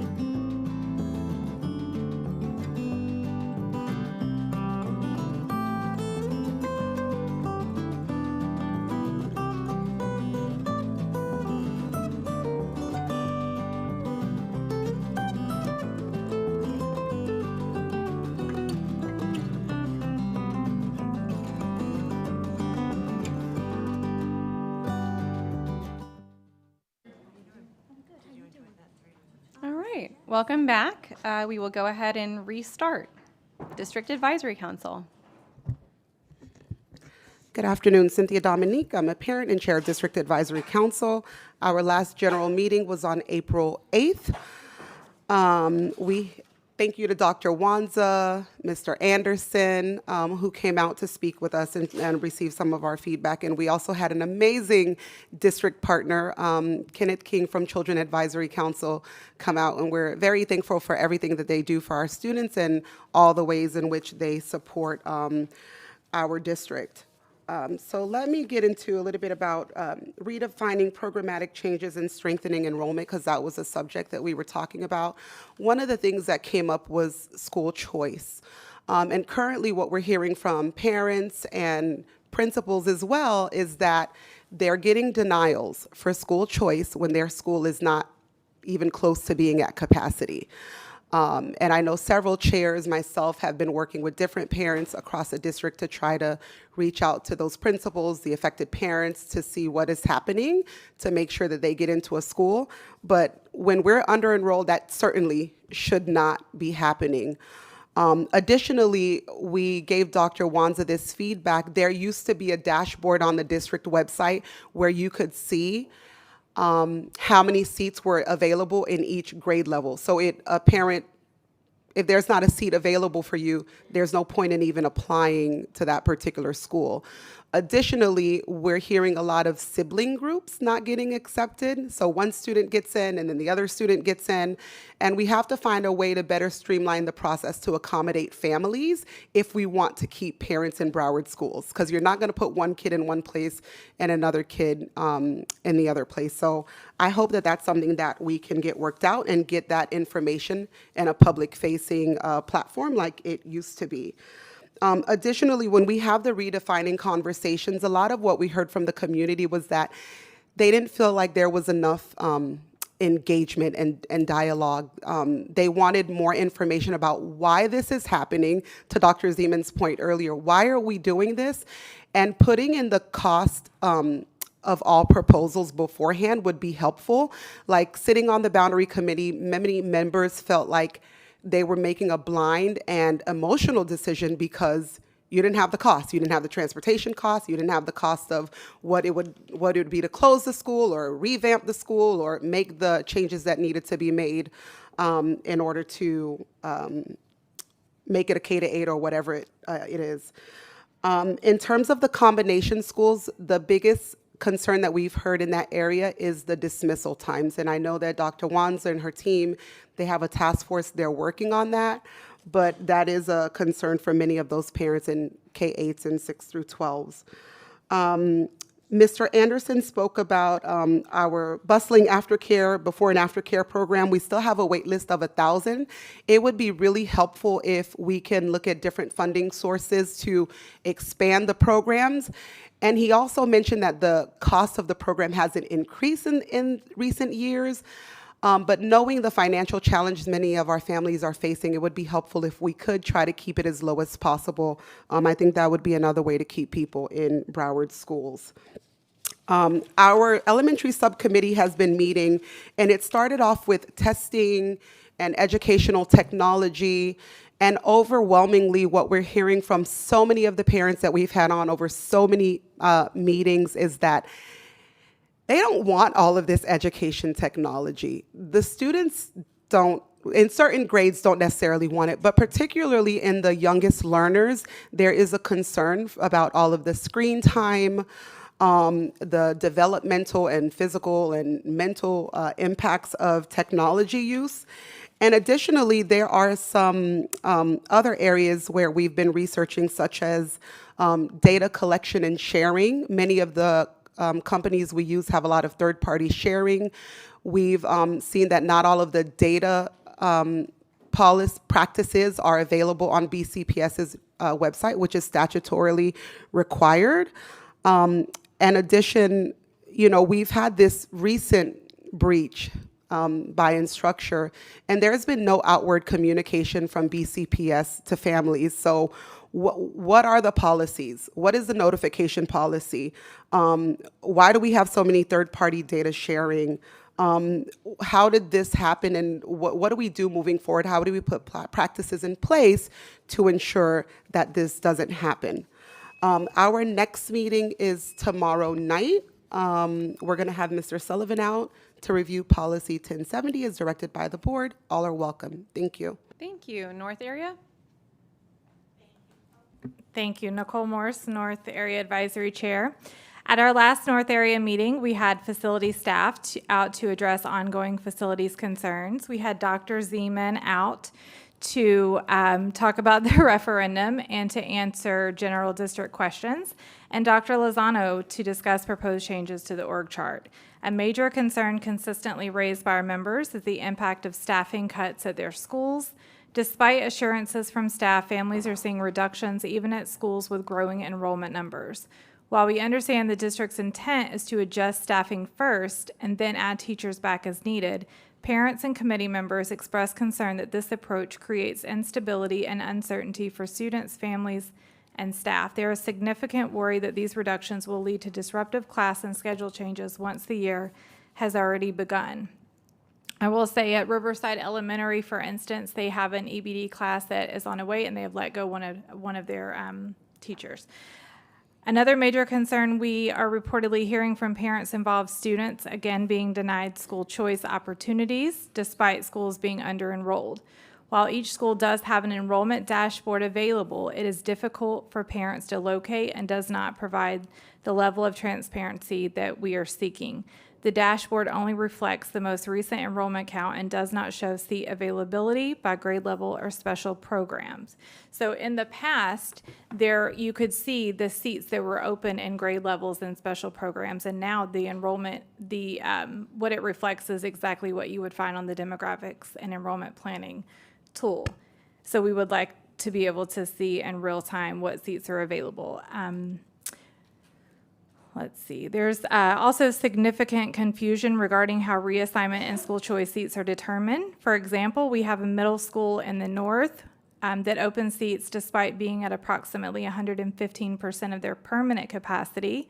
While we understand the district considers gross capacity, including portables, families still question the consistency of the process. In contrast, we have a middle school that has denied seats despite operating at roughly 75% of their capacity. Parents are asking for clearer explanations and more consistent criteria determining how seat availability decisions are made.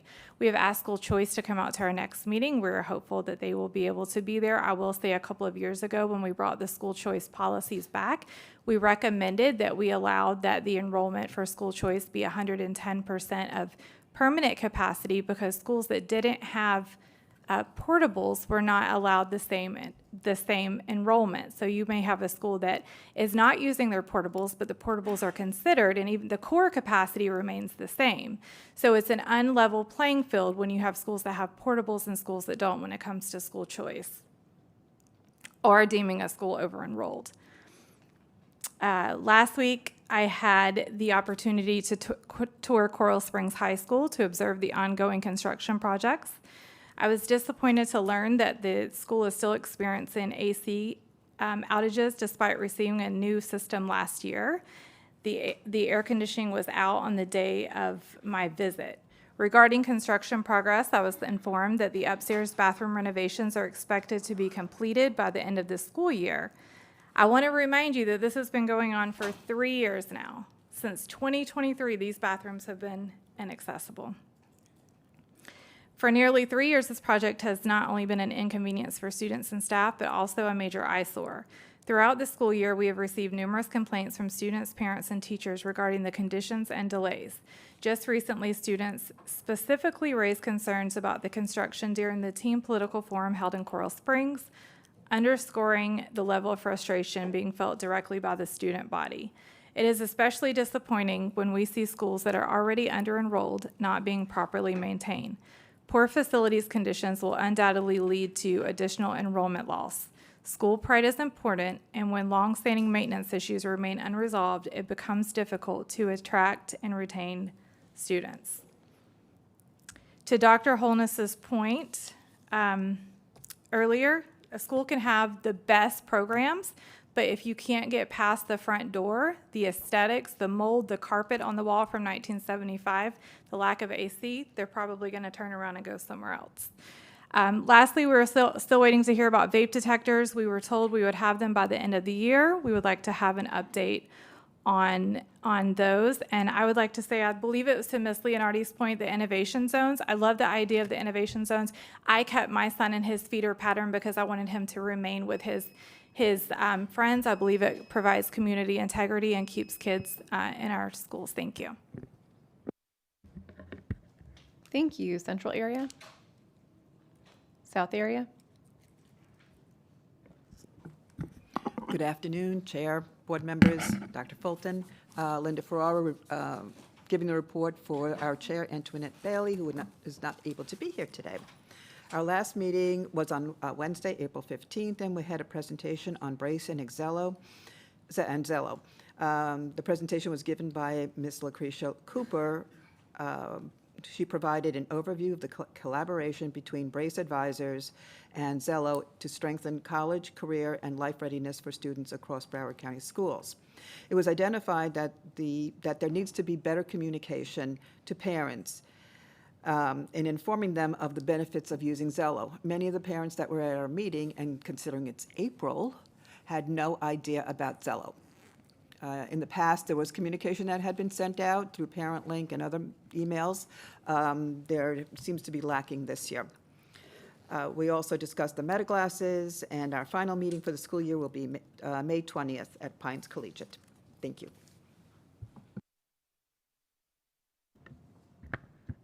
Thank you. Diversity Committee?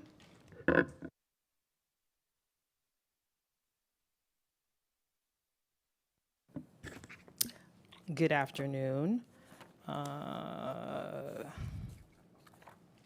Sorry, get myself together. All right, good afternoon. I said I'm getting myself together and the purse falls. Leave it. The Diversity Committee met on May 7th for our general monthly meeting. The committee has had 18 site visits this school year. We have observed facilities, academics, discipline, programs, resource availability, safety and security protocols. The committee remains committed to the 9 conditions and their indicators as we move through this school year. Well, we're at the end anyway. Our site visits observation this year reveals communicative issues with new processes across the board, safety and security issues that are situational with no conformity, facilities in adequate shape. However, cleanliness and aesthetics are ongoing issues. Academics are within the instructional calendar standards, with some schools more proactive than others.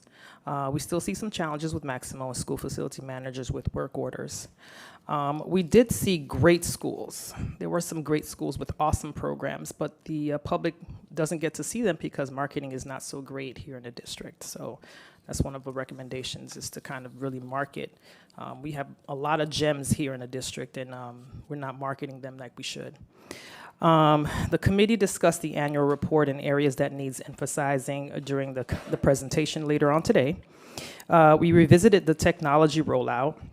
We discussed mental health and requested the Department of School Climate and Student Support to provide some information on students who've been Baker Acted. We had a whole discussion on that. We also requested information on the surplus of equipment that comes out of the redefining process. We were thinking and discussing how those surplus of equipment can be distributed to schools that need items. Like, for instance, there's some schools we visited that did not have Promethean boards or that type of technology. And so since we're kind of redefining the district, we wanted to know if those items in those schools can be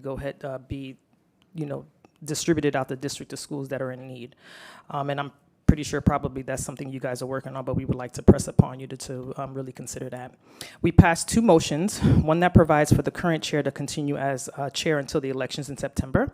And the second motion were on the schools that we had on a list to revisit. We didn't have an opportunity to revisit them this year, but we wanted to place them at the top of the list for the 2026-2027 school year in order to see those first before we go into our regular visiting for site visits. And we're also wanted to consider list of schools for the following school year in our June meeting. Those 2 motions were passed unanimously. The committee is still very concerned about the district's financial bind. Through this process, vital departments have been eliminated. A few of the CCC settlement conditions will be affected in the upcoming school year, with some of these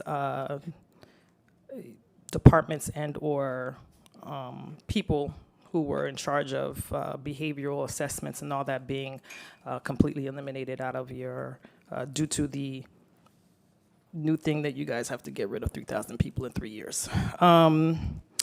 The surplus of the 3,000 personnel over the next 3 years is quite disquieting, as I mentioned last time. The district is already operating on a deficit.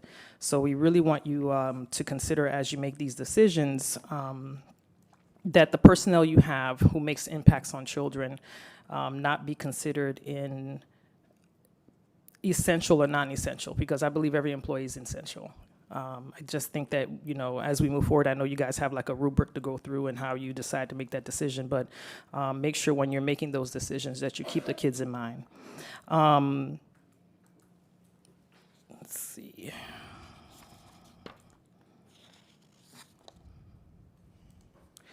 So we're moving towards the end of the school year. I would like to remind the school board members that the process of reappointment is up and coming. So if you all could please look to make the decisions on reappointing, and please also consider vetting your appointments. People are on committees. They are an extension of the board member. When people are not dedicated to the work of the committee, it affects the committee as a whole. So we please ask that it's imperative that you make sure that you vet the people and they have a commitment and a heart for the committees that you point them to. We believe in having everyone participate in the goal and helping the district showcase the excellence in diverse, equitable education. We look forward to our continued collaboration in our quests. Thank you so much. Thank you. ESE Advisory Council. Thank you. Good afternoon, Jackie Luscombe. At our April meeting, our main presentation and topic was on behaviour management, behaviour threat assessments, and Baker Acts. Many thanks to the mental health team who came, the ladies who are at the back, here. Thank you for coming, and also to the behaviour threat assessment folks. There is a lot of concern about behaviour management, behaviour support, lack thereof, lack of resourcing, lack of training, lack of knowledge, more support needed at schools to be able to support students. And what we're finding is that Baker Acts are being used in some cases as a behaviour management tool or as a disciplinary consequence, or in one case that I've been helping the parent actually used by an SRO to teach a kid a lesson. And I know BSO is receptive to the need to potentially provide more training to SROs. I would love to see equal interest from the BCPS end in helping to train folks too, to ensure that there is less of a default to things like Baker Acts and BTAs, when I know BTAs have a proscribed criteria. But they're being misused. And in the same way as sometimes schools are calling parents and saying, hey, can you take your kid home? They become dysregulated, they're having a meltdown, we can't cope with it. That is an illicit change of placement and withdrawal of their free and appropriate public education under the federal law. And I know the sentiment of parents is just that if we could please just get on top of it and make headway on this. So I think that you're going to be seeing more action on the Baker Act situation, and there really is going to be a need to drill down on it. It might be a good workshop topic. Our autism committee meeting, we had a wonderful guest speaker called Jose Gregorich, who is a fire marshal locally. He's an adult with autism. He gave a wonderful insight into his journey and how he went undiagnosed in childhood. And he gave some fantastic insight. He was a great speaker. At a previous ESE advisory meeting, right back at the beginning of the year, we passed a recommendation that there should be training for ESE bus attendants. And if there was any, we asked to see it, and there kind of apparently isn't, and we still haven't, and we keep being told, well, it's being worked on.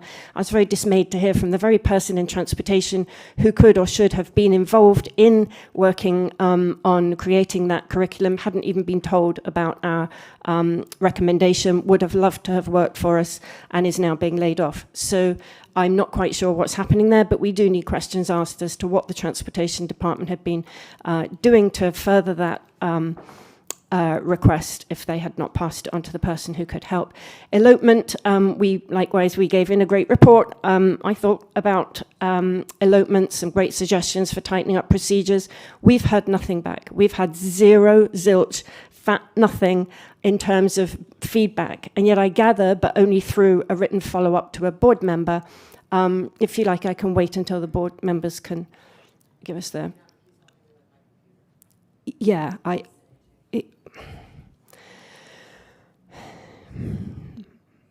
would just really love that even though we haven't got a full complement here, and I get people need to go in and out, and there's other things, we gave our time to be here. My kid had his wisdom teeth taken out yesterday. I've left him home drooling blood to come here to report to you. And I would really love to know that people, like one of your speakers said yesterday, to know that you even look at them, to know that you're not scrolling on phones or talking to other people, or that getting your drink wasn't more important than being on time for us. I'm sorry, but I'm really had it.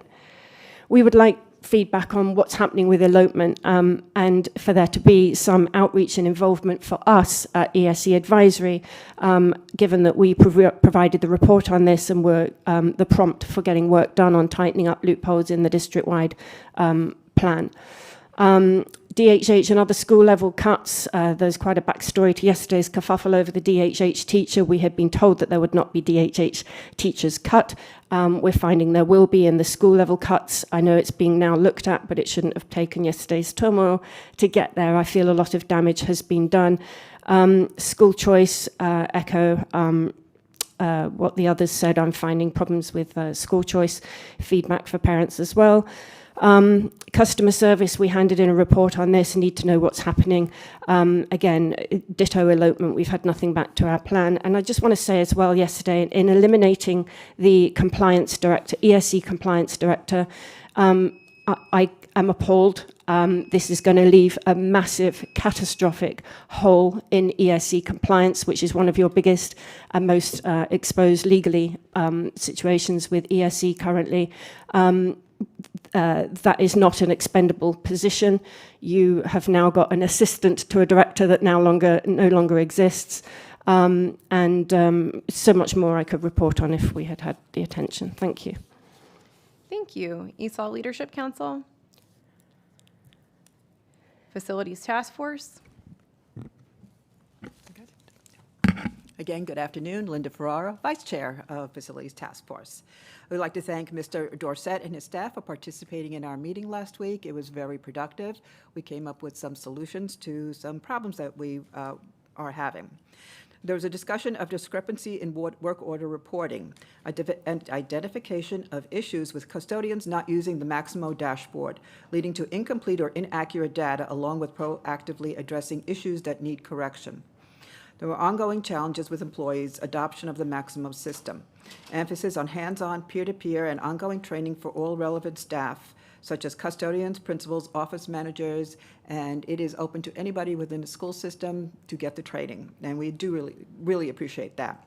The consideration of a chat box for Maximo to support user questions and navigation. Also, we discussed pending solicitations for long-range planning and construction and management roles, which we hope Facilities Task Force will get a look at before it is released, so we can provide our input in those.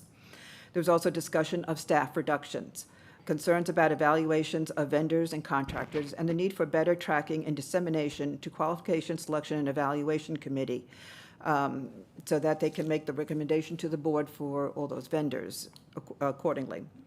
The committee was given updates on projects such as chiller plant upgrades, portable classrooms, roof repairs, sanitary sewer line replacements, integration of demographic data and facility condition assessments into planning also, which we've asked for the last 5 years. Commitment to doing projects for the first time from input with the demographics, so we're not wasting money on schools that we're looking to close. And the risks that were discussed were failure to use the Maximo system consistently, leads to inaccurate reporting, which can impact maintenance, budgeting, and compliance. Some staff are resistant to struggle with technology, risking gaps in data and operational inefficiencies. The reductions in staff vital positions, potentially impacting operations and institutional knowledge. Evaluations of vendors, contractors hinder informed decision-making and procurement. Pending solicitations and scope definitions may delay critical facility projects, and resistance to new processes and technology could slow progress toward a fully digital, paperless workflow. The next steps were to continue and expand training for all appropriate staff, advance facility projects as prioritized by condition assessment and demographic studies, monitor and address site-specific issues, improve reporting and evaluation and to ensure that all work orders are entered into Maximo for accurate tracking, address vendor contractor evaluations and integrate them into decision-making systems, and track technology adoption and provide additional support where needed. And lastly, to prepare contingency plans for staffing changes and project delays.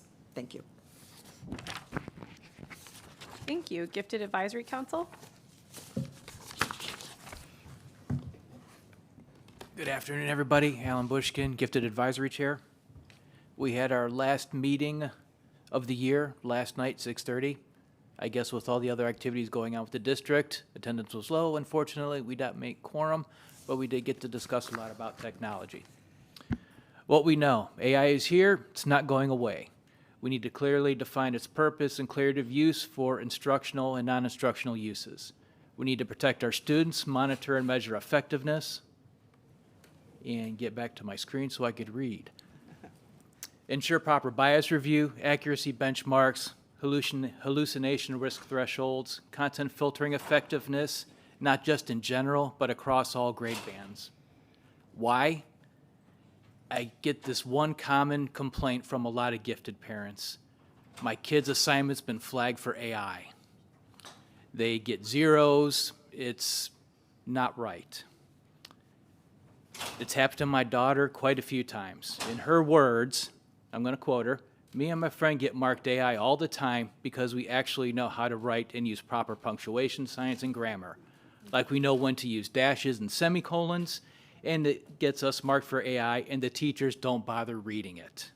They just listen to the percentage of the AI checker gives them." And now before you say, you know, "Me and my friend" is not proper English, for casual conversation, that is 100% acceptable for those who don't know. Thank you. Now, the last thing she says, and I think it sums it up, and you ask a lot of kids this question, AI doesn't know how smart kids write. And it's not just gifted kids. Our district has a ton of smart kids here. With academic integrity in this AI era, what can we do to help correct this? What counts as acceptable AI assistance to students and teachers? Standardize expectations, require citation formats, examples by grade band, consistent enforcement guidelines, teacher assignment review, and training. One thing I like to say, and I've said it in a few other meetings, trust but verify. We have tools that monitor and report, but still need to have active human involvement outside of the tools, auditing and monitoring. Let's not forget the need for training and support. It's a common theme. I'm going to keep bringing that one up. We know there's an AI task force. There's a definite need for stronger governance with AI initiatives now and going forward, including work needed in the draft AI policy. And from a general parent's point of view, where's the information in the communication plans about AI? I kind of think I'm semi-knowledgeable in getting some of the information I have from here, but I don't hear it from the schools. I don't hear it from my kids. What are the technical use cases and examples? What tools are currently being evaluated? What tools have been rejected? Magic School, yay, great. That's one tool, but you can't get comfortable in just one tool's use and expect those same results and measurements to carry through all the other tools. Please show us some due diligence through the implementation process instead of the norm of the de facto announcements and saying, hey, we're going to go to this. I'm sure we all remember the clear backpacks. Parents don't like surprises. This is a perfect marketing opportunity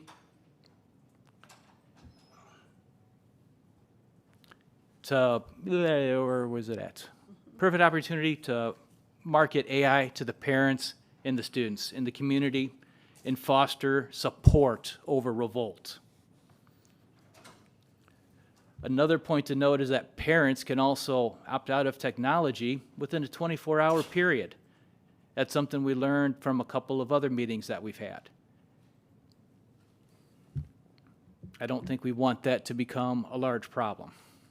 And I would like to try and end on a positive note, maybe slightly sad, but I'm going to do it anyway. Seminole Middle School had their spring concert on Friday. Many awesome performances. One of them was from my daughter Allison. It was therapeutic for her, and she had a chance to say goodbye to one of the teachers that meant a lot to her. Mr. James Mater. She dedicated her performance to him. It was also important to me, and also said a few things that we were having many discussions during meetings. It was like, you know, we need more parents like you. And that means a lot, because if we didn't have that conversation, I may not be here now speaking for all the other parents. He was a Parkway Middle. He taught the Gifted Academy elementary kids, and while he may not have been a gifted indoors teacher, he was truly gifted in what he did. He's going to be one that will be greatly missed. Thank you. Thank you for that. Human Relations Committee? Oh, I got to follow that now? That was beautiful. Hi, Nancy Fry, Chair of the Human Relations Committee. Good afternoon, everyone. We had our last meeting on April 15th. Due to various illnesses and competing events, we had low attendance, so we opted for an information-only Zoom meeting to work on our policy and bylaws. This month, we hope to be able to reach quorum so that we can pass those amongst the membership. So please remind your committee members the importance of showing up. I would like to ask about the status of, once we hand in our policy and bylaws, what the process will look like. I know there was some confusion last time. I've heard the rumor mill going about rulemaking. I'm not quite sure what is happening right now, so if we could just get some clarity on, once we pass our policy and bylaws internally, what will happen for the next steps. And just to echo Ms. Pierre Grant, appointments are coming up for next year. We've had some great participation this year. I really love this committee. And just make sure that whoever you're appointing is diligent in their attendance, and make sure that we can get done the business that we want to and need to get done. And I won't belabor any further points because I know we all want to move on. So I just want to wish all of the students and staff the best as we come into these final weeks of testing and end of the year celebrations. And congratulations to all our graduates. And we have our next meeting next month, and hopefully I can wrap everything up for the year. Thank you. Thank you. Multilingual Advisory Committee, Parent Community Involvement Task Force, Small Business Advisory Committee, Technology Advisory Committee. Linda Ferrara, Chair, Technology Advisory Committee. Again, good afternoon. The committee started reviewing the Artificial Intelligence Responsible, Ethical, and Educational Use Policy. We had a very solid 2-hour conversation on it yesterday, and thanks to Alan and Jackie and Stephanie from ESOL, we had input from various departments, which was very beneficial and different perspectives. The students, the expectations are for responsible use, evaluating bias and reliability, ethical and career-aligned AI skills. We were looking at requirements for student disclosure of AI use, employee AI training on privacy, bias, and data protection. We also had a conversation on parent-guardian communication in AI use in schools, whereby we did formulate a motion. We recommend that BCPS produces a guide to provide Please stay on the line. Comprehensive insight for parents into the district's use of AI for both instructional and non-instructional purposes, to provide reassurance as to its responsible use, guardrails, and potential benefits to education and to district operations. We further recommend that staff work with Technology Advisory Committee in order to produce a parent-friendly guide. And that passed unanimously. We also had emphasis on reporting AI incidents, harmful outputs, misuse, privacy issues. Our broader concerns were student and data protection and accountability, the access to systems and documents, stakeholders struggling with access to various AI programs and understanding them, staff training, expanding internal training and professional development, meeting structure and agenda adherence, stakeholder participation on issues, and importance of community voice and oversight. The other area we discussed was ERP. The ERP team disconnected did have to disconnect after 20 minutes. We were not aware that they needed a priority. We would have given it to them, but we'll have them back for our next meeting for further discussion. The RFP was already issued, and it was a disappointment because there were no KPI measurements, and the frustration that TAC wasn't brought in before key decisions and the EFP was issued was, like I said, frustrating and disappointing. The RFP does require proposers to address detailed performance, functionality, and reporting requirements, which are commonly measured by KPIs in ERP projects. For example, there was an attachment K that listed, I think, over 600 measurements that needed to be, but they were all very specific.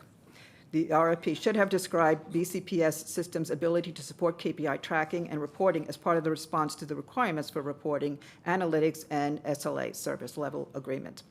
Provide examples of standard KPI proposers solutions that KPI proposers solutions can deliver. To demonstrate alignment with the district's needs, even through the RFP, does not specify particular measurements. Some examples would have been the financial accuracy compliance. These measure whether the ERP improves fiscal stewardship, financial close time, invoice accuracy rate. Operational efficiency KPIs would have been invoice processing cycle time, digital workflow and adoption, manual touch reduction. Procurement and vendor could have used vendor onboarding cycle time, vendor data completeness score, minority-owned vendor participation. Budgeting and forecasting could have used budget variance accuracy, forecast accuracy, real-time budget visibility adoption. There are school-level services that could have been used. And then good data and governments, data quality score for the accuracy, completeness, and consistency, access control compliance. District-wide, total cost of ownership reduction, cross-department workflow efficiency. I mean, I can go on and on. There was a number of things that could have been addressed in this. There was frustration about people not showing up. One of the okay, not that one. Well, no, I did address that. Okay, I think that would be concluding. Okay, and there are notes that capture frustration about lack of communication, representation, and committee involvement in AI guidelines development. That was the last one. Thank you. Thank you. I believe we now have Central Area. Good afternoon, everyone. Cynthia Dominique giving the report for Central Area Advisory. Apologies from the chair who couldn't make it. Central Area's last general meeting was held on April 17th, which included a wonderful presentation from Dr. Kareem Piper and his team at Federal Programs. Their presentation included strategies to support scholars utilizing AI in a safe and responsible way. The staff chairs received simplified instructions on how they can empower their scholars as they utilize technology daily. During the Q&A period, they were surprised to learn that Dr. Piper's knowledge base has not been part of the current plan to use Microsoft Copilot or be on the AI task force. It is their hope that he and his team can provide this information to as many as possible, like an in-house expert in his field. The school budgets have proven also to be an issue. They're based on staffing allocation models that the district has not made available to the public. There have been several public records requests for the staffing allocation models that have yet to be answered.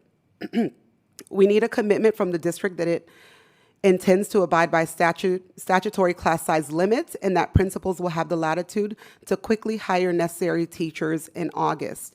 I know that there's been the superintendent stated that there would be a shift from high school or secondary school FTE or class size dollars, shifting it to elementary schools to help with class sizes. However, with the 10% blanket reductions that they've applied onto the already decreased enrollment, it's caused schools to have significant reductions in teachers, and we know that we don't lose students by grade levels.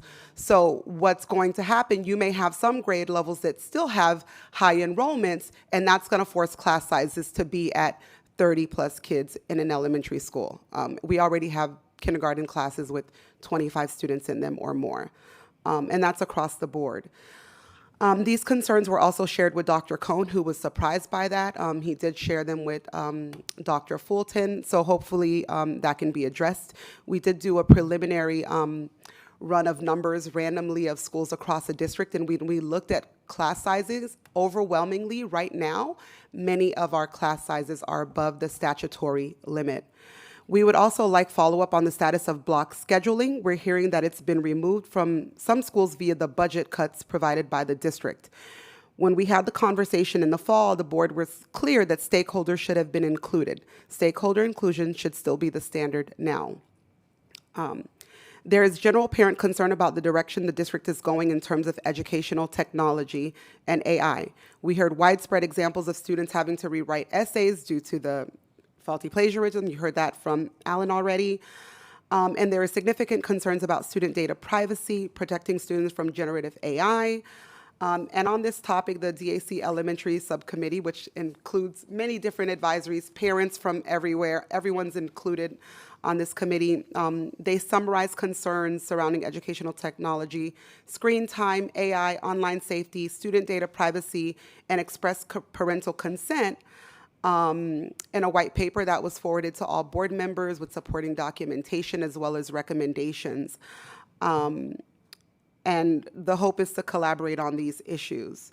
The subcommittee was pleased to learn from Dr. Cohn that parents who wish to opt out of iReady and other educational technology can do that by submitting an email, and they should receive a response within 24 hours. However, the subcommittee did empathize with if massive opt-outs occur, what sort of strain that would put on a classroom teacher to then try to come up with lesson plans for each child. So we would rather have a scaled implementation plan for technology and AI rather than create a havoc. It should be BCPS's priority to work on mastering foundational academic skills to achieve proficiency and maintain excellence. A moderate approach to gradually increasing technology and AI that is age and developmentally appropriate would be beneficial while also preparing those at the secondary levels for the 22nd century classroom and for the workhorse. We would like to see the implementation plan for that. Central Area's next meeting is May 21st at 9:45 a.m. at Indian Ridge Middle School. Thank you. Thank you. Is there any committee that I missed? All right, board member remarks. Ms. Hickson? Thank you. Just a couple.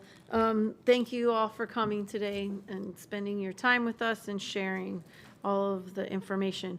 So Dr. Fulton and or Dr. Hepburn, I guess now, I know I had this discussion with Dr. Wanza about the sibling issue, and I believe there was a glitch in focus that's been corrected, but if you could have Dr. Wanza address that.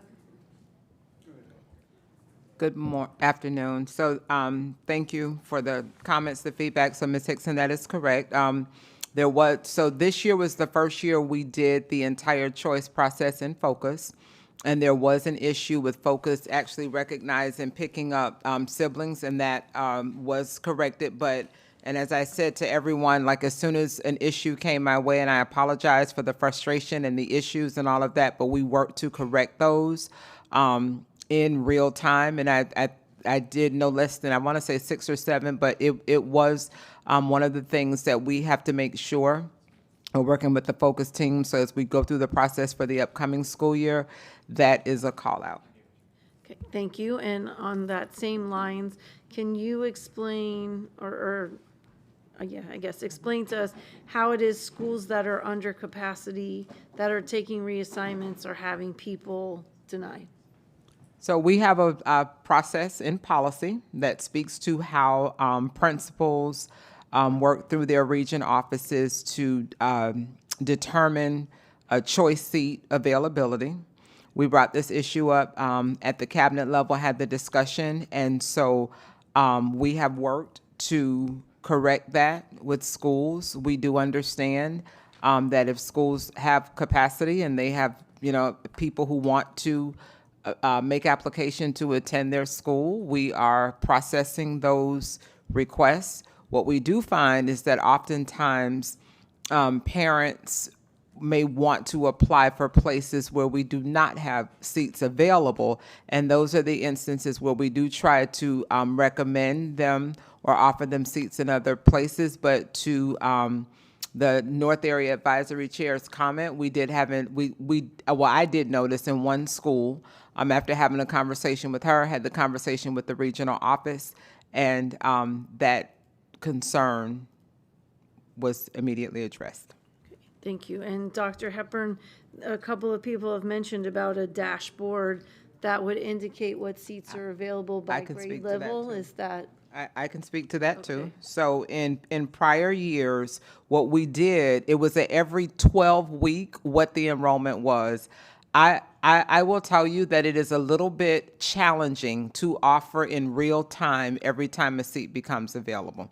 So what we do is we follow what is required, where we have to, notify at least list the capacity, the seats available. And so the rotation is on every 12-week, and it doesn't necessarily say the seats that are available. It gives the enrollment by grade level of the school.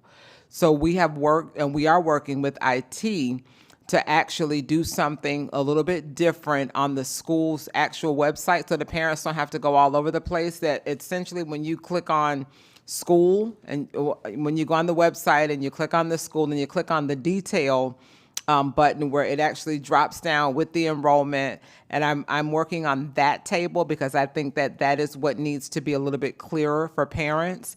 But what a forward-facing dashboard, it is we can work on whatever is the will of the board, but I will tell you, to update a seat that's available in real time may be a little bit challenging. Thank you, and I appreciate the update. I understand it might be difficult in real time, although if we use AI, maybe there's a way to get that to happen, but I do think that we need to look into that. The next question I have is about the dismissal times for the K-8s and 612s, because we have been getting emails from different staff in those situations that we're not expecting that. So Dr. Hepburn, can you address what we'll be doing moving forward for the dismissal times? Yep, I think that's a concern mostly in the South region with Mr. Strauss. You got it, other ones? Yeah, go ahead. So as we explained in the redefining update of, I guess, an hour or so ago, that issue is being addressed for next school year, where the K-8 schools will have a staggered dismissal. In K-2 will be, K-5 will be at one time, and then 6 through 8 will be at another. However, there will only be one pickup time for students who ride the bus. So each school will have a school-specific process for where those children who are in grades K-5, if they have not left campus at the 2 o'clock time or whatever is their normal dismissal time, where they will be until their older siblings or whomever, the kids that need to ride the bus, once the students in grades 6 through 8 dismiss. Thank you, because I know you mentioned it, but I don't think we went into a lot of detail earlier, so I appreciate that. Through the superintendent, Mr. Dorsett, can you give the update on the Coral Springs restroom? Because it was a question which I had contemplated, and you had given me an answer that the restroom should be ready in 2 weeks. So I think we're coming up to that date, and the North Area Chair mentioned at the end of the school year. So can you give us an update on that? Yes. Well, we actually did visit the site. The bathrooms are pretty much tiled and everything else. It's just some finite fixtures that need to be installed, and the partitions need to be installed and so forth. We have issues with contractors from time to time coming in, but I anticipate that being completed within the next 2-3 weeks or so. It definitely will be done before the start of the new school year, and I will definitely follow up on that. Okay, I appreciate that, but when I got the follow-up was 2 weeks, and I sat at that teen forum and told them that their bathrooms would be ready in 2 weeks, so that will make me a liar if it's 2 to 3 weeks or at the beginning of the new school year. So if you could please get an actual date so that we are giving right information, because I purposely knew they were going to ask that question and wanted to give them accurate information, and now I feel like I gave them misinformation. So if you No, could I please- wouldn't say that the information was, you know, you have situations where contractors, some things happen during the course of them doing the work. That's the date that I was given. I was given a 2-week window when last I spoke with you. I follow up with AECOM all the time on that. I ask for that information as frequently as I can. The date that they gave me now is 2 to 3 weeks. I don't know what that delayed week was, but they did give me 2 to 3 weeks, my most recent response to them.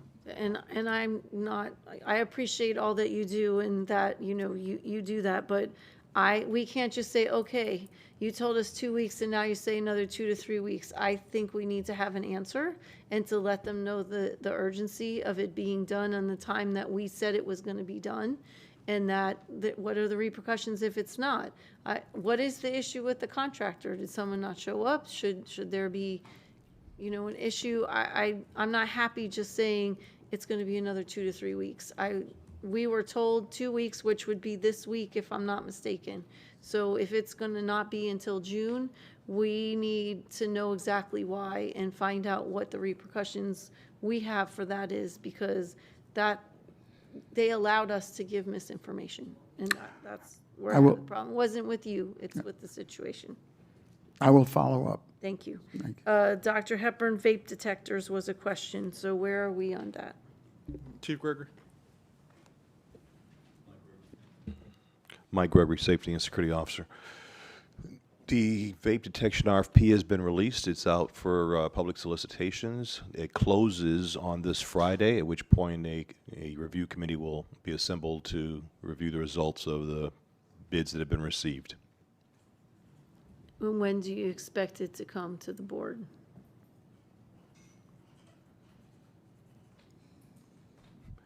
Based on the last discussion, I think I'll give you a follow-up on the timing to get something back to you. All right, I appreciate that. Well, better to do that than not. Okay, so thank you for that. Dr. Hepburn, can you give us a follow-up on both the training for bus attendants, because it is something we've talked about a number of times, and I know the follow-up was sent to me about the elopement plan. If you could also address those two, so both of those things. So I have staff, I think bus attendant training is Dr. Wanza, and probably another division helping out with that. And what was the last one? With elopement. And elopement, yep. So, thank you, Ms. Hickson and Mrs. Luscombe. So yes, we do have to work with the ESC department to ensure that the training is adequate and it is appropriate. And then we will have to work with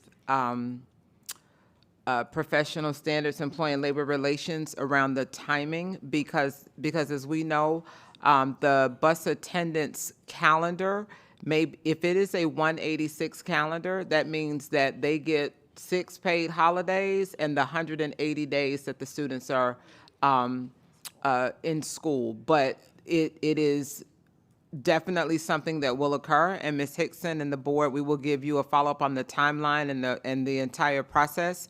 But that is something that, you know, we have to be very careful. We just can't say we're doing it on this day and that's how it's going to work, because we do realize that there may be some collective bargaining processes that we want to make certain that we are in line with, but it will be done. And, well, I appreciate that, but I will mention again, I think we've been talking about this for a while. So I'm glad the timeline's going to be coming forward to us, but I hope that that's as soon as possible. So I respect that, Ms. Hickson, and I will get it done as soon as possible. But remember, I understand the conversation's been going for a long time. I've been with this department a few months, so yes, I do understand the urgency of it. Thank you. And the elopement? So I can give you an update on elopement. So we've had multiple meetings. The last one we had was Monday, May 4th, which I guess last week. And so to Mrs. Luscombe, thank you for some of the recommendations. They actually bode very well in the infusion of our current plan and what your recommendations were. So we're putting it together to have a revised elopement plan that will be for the 26-27 school year. But before we can roll it out, we have to make sure that we provide proper training, information for our principals, and it'll be something that we would have ready for 26, 27. So there have been multiple meetings since you submitted the plan to us. And when the plan is finished and completed, will we be sharing that with the ESE committee so that they can? Absolutely. Great, thank you. And my last point that we've heard a number of times, well, two, I guess. Someone just mentioned about block scheduling being removed. So if someone could address that, and then the staff allocation model, because yesterday, Dr. Hepburn, when I brought this up, you had indicated if schools have the number of registered, like let's say they're going to have 50 extra students registered already for next year, that they wouldn't be held to that 10% cut of staffing, that they would be getting that money to start the school year off. Because I agree with everyone, if you already know that you're going to have 50 extra students, just like you know you're going to have 50 less, you can't wait until June to get the teacher for those classrooms. And I think we're causing a lot of undue stress in places where they know for sure, because they have registered people, registered students, that they're going to need that staff. So if you could address the block and then staff allocations, and then I don't know what the specific question was about block, but there's no. Someone said that the block had been cut from schools. No, we're still on block schedule for this upcoming school year. Okay, There has been no change in that. Okay, Yep. perfect. Also for this 10%, I didn't specifically talk about 10%. What I did say is that there's ebbs and flows in student budget based on enrollment. If a school goes down, of course, we know the amount of funding they receive is also proportionally decreased. If a school goes up, as I said yesterday, we hear all the time that I'm expecting 50, I'm expecting 100 students. Those students need to be registered in our system and accounted for us to fund that school for those students.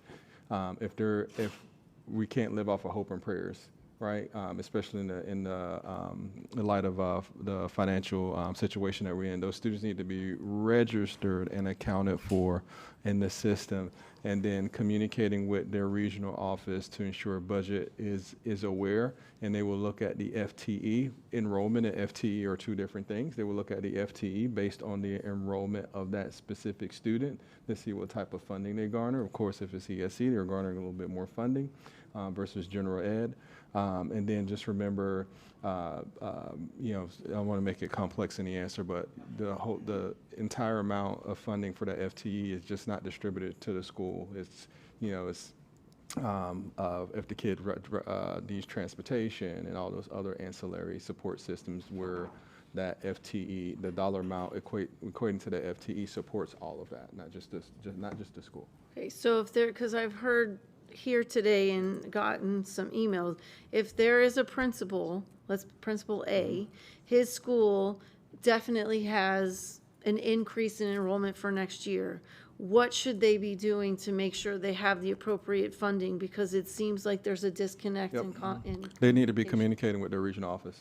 I hear the same things too, and when I go in the system, I see a projected decline in enrollment for some of the schools where people are telling me they're going to have an increase in enrollment. Okay. And if they have an increase in enrollment, naturally those kids are most likely coming from another school, so it's all the same pocket of money. It's just like the tide is moving this way, and the tide is receding somewhere else. So they just need to communicate with their regional office, because when they talk to the regional office is going to backtrack, okay, where are those kids actually coming from?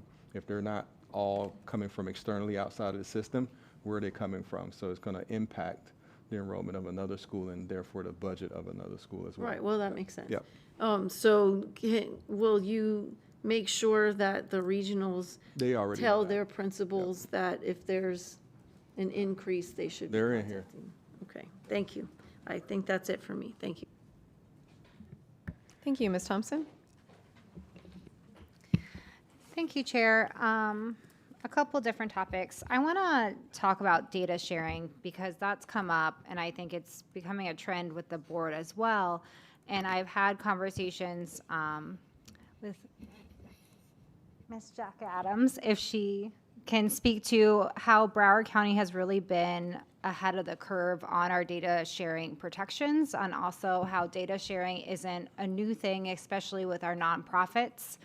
And then after Ms. Jack Adams responds, to Dr. Hepburn on how we're moving forward to making sure that data sharing concerns are addressed. Ms. Jack Adams? Or Ms. Dupree-Bruno? I'm sorry, I was not part of that conversation, and I don't know. No, I was asking for, since Ms. Jack Adams has the background on data sharing for the past 10 years, if she could answer. So through you to her. Oh, okay. Hi, through the chair, Kathleen Jock Adams, Assistant General Counsel. So for the past, I'd say 9 years, our not only our privacy officer, but also our legal department has taken a tremendous amount of care with regards to education records. First and foremost, we understand that in order for a parent to give consent, the parent must know and understand what education records are being shared and for what purpose. And with that in mind, our contracts were crafted in such a way that we list out the education records being shared. We also list out the purposes for which those education records are being shared. So for any given contracts, even if we are giving, let's say, the child's name, if we're not giving it for the purpose that's stated in the contract, we cannot give that child's name. And so that has been something that has been in our contracts for the last 8 or 9 years. And that is even before the current Florida Administrative Code requires that. They did that in November of 2023, and we started adding that information in our contracts in 2000, I believe, 17. So we were ahead of the curve with regards to ensuring that our contracts protected education records. Thank you for that history. I think it's just important to recognize that we have been taking initiative on this, and that's kind of some unsung hero work that we don't always get. And then Dr. Hepburn, moving forward, I know the board collective has talked about data sharing. What steps are we taking to make sure our students' personal information is protected? Got a little distracted for a moment, but yes, absolutely. So we any new contract, any new agreements, we wholeheartedly talk about the data sharing agreement portion of it, and also looking at existing contracts that are actually sunsetting, just to make sure we have stronger privacy and data sharing initiatives around those contracts as well. So that's in the forefront in everything that we start to initiate and tackle that may turn into an agreement or a partnership, and we make sure we work closely with legal as well. Thank you. I just want to make sure that the community knows we're hearing these concerns, especially as we're hearing of iReady and Canva potentially having some data leaks, data concerns, that we are proactively addressing this issue. A comment was, actually, I'll stay on technology. So flagged for AI, I think that is a big concern. And also as we expand to the student population where we're teaching students to use AI as a tool, how are we going to make sure that our students aren't penalized for using AI as a tool, but also if they don't use AI at all, and then they're getting flagged? What is our plan moving forward? I know the academics team has been doing a lot of work this year, committees, task force, developing new policies, new standards, new SOPs around how we implement AI in the classroom setting, and especially with our teachers. So this is, it grows so exponentially. And so we're always going to be in a continuous improvement process. As new things are developed, I mean exponentially. Tomorrow, there's a new capability in the ChatGPT or Claude, whatever you use, and so like the other resources that we use, like I think it's Grammarly that we probably use, correct me if I'm wrong, Dr. Cohn, that, supposed to provide some support to instructors to help identify if students are leveraging AI to write their paper or to supplement writing in their paper. I know there may be issues that pop up that with some false readings and whatnot, so just working with our teachers to help them build capacity of how to tackle those issues. Sometimes it's not about writing a paper. Sometimes it's having the kid get up and present the information in front of you. You can't fool your way through a presentation and demonstrating your knowledge that way. But there's a lot of work that the academic team is doing, and I know they have a robust workshop coming up in June to kind of go over everything AI, especially in the academic realm and the teaching and learning realm in our classrooms. So as we're closing out the year, if there's a student now who's having an issue for their paper being flagged, what is the process that's in place now? Yep.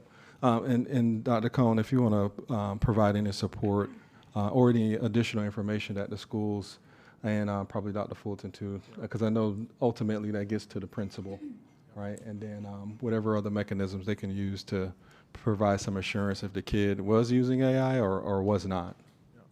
But there are key words that easily identify if somebody's using AI. Go ahead, Dr. Cohn or Dr. Fulton. And that's a great point. And so to your point, in listening also to the Gifted Advisory, we also have platforms like turnitin.com that we purchased to be able to do some of those things in terms of flagging, identifying AI materials. But there may be some cases through some of these nuances, as Dr. Hepburn shared, that this is an evolving technology where teachers may be using AI to even search and identify AI-related plagiarism, and sometimes that information is not as accurate as it needs to be. And so part of that training for this year and next year really is to help teachers better understand that when they are using AI for the purposes of instruction or supporting students, how to thoughtfully use that technology.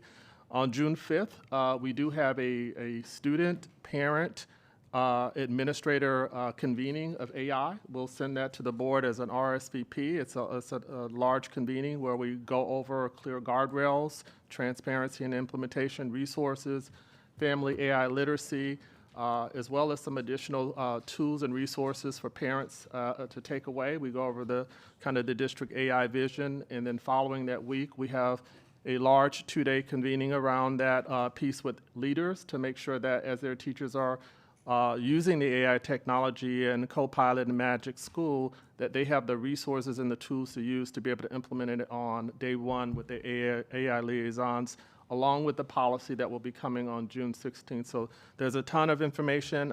It's moving quickly because as we get more information on things such as screen time and some of the latest information we're hearing from some of our vendors, we're incorporating that so that it stays fresh and current, and we're preparing our teachers and our students for the next year.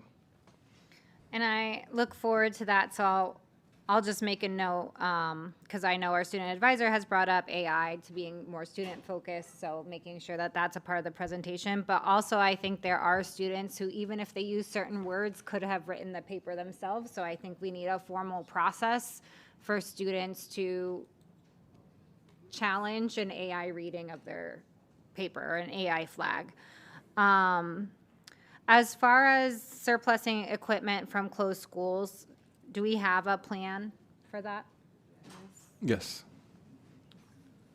And will the priority be to follow the students to where they're going, or how is that going to be prioritized? Yes, and if the school where they're going to don't have the need for the equipment because they have enough for the students that are enrolling from the closed school, it'd be surplus to any other school that may need that equipment. Okay. And then I know the board passed, it's getting talked about as though it's a for sure 3,000. My memory of the initiative was just to bring back a plan of up Correct. to 3,000. And I think we've talked about this with the org chart about how that is probably not possible. In order to kind of challenge that narrative or challenge that message, in your opinion, does a board item need to be brought that it's not going to be 1,000 employees, or what needs to happen? As you said, my recollection is to bring back a plan. And so I would just wait for the plan to come back, which will bring it probably late June, early July. I think there was a time frame of bringing it no later than July. Okay. Yep, so we'll bring back a plan. Thank you. And then yesterday we passed the org chart, and one of the changes was that the ESE executive director position would stay. And then my understanding of that change was the compliance director responsibilities would fall under the executive director. Is that Correct. accurate? And are we still going to be able to attend to any compliance concerns throughout the district? That is accurate in that move on the org chart, and we'll be able to accomplish what we need to. Okay, and then this was a while ago, but I believe we were supposed, because we had a partnership with, and I can't remember it, about Baker Acts and making sure that they are more humanely done. Is that coming back to the board? So I know Ms. Hollingsworth gave an update, I think the last meeting or last workshop around that initiative. Ms. Hollingsworth, if you can provide another update, please. Yes, good afternoon, Simone Hollingsworth, Chief Student Services Officer. It was around the pilot program that we're engaged with regarding students being transported in essentially an ambulance versus a police car, and that follow-up is being routed. I think that was Ms. Leonardi's follow-up, if I'm not mistaken. I was just reading it and correcting a few things. And I know Ms. Winter is here too. It started with 9 schools. I believe we're up to 67. And we do annual training for SRAs and Baker Acts for our liaisons at the school, as well as any mental health professional that is annually required, as well as optional continued updates. We did do a training last summer with our principals, and that is a plan for again this summer as well. All right, thank you. And then my last question is around school choice, because I know this year we've moved it into focus, which has had a couple of hiccups. But my question is, people who want to come into our system that don't have a focus, how are they able to apply to our schools? Dr. Wansa. So there's a process on the website that, walks them through setting up the I'm going to call it wrong, but it's the My Parent portal thing in focus. We also have where they can call the school choice office directly, and we are working, and they have worked with a number of parents who are parents who have children who are not currently in our system, and we have been working with them one-on-one to make sure that we're just providing whatever outreach and resource and support that we have.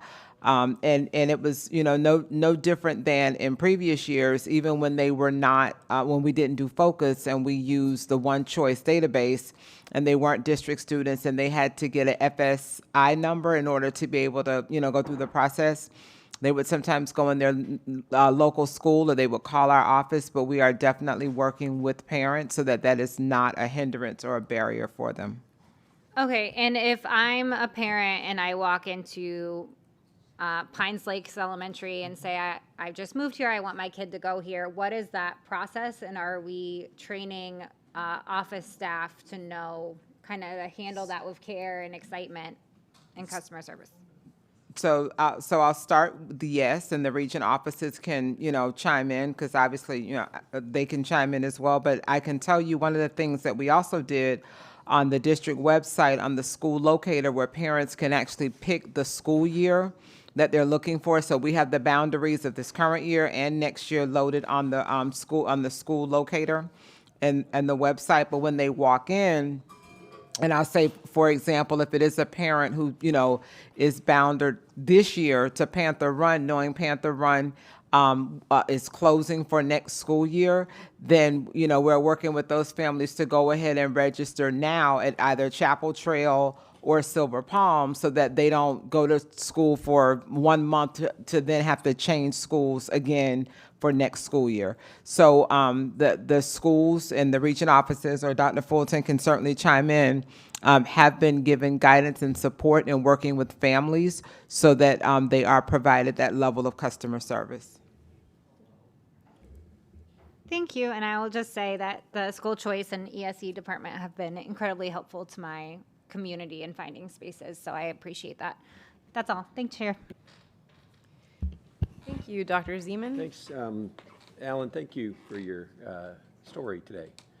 You know, oftentimes in this room, you know, we don't always get a lot of reminders about the million miracles that happened this week in Broward County Public Schools, but you got one, so congrats.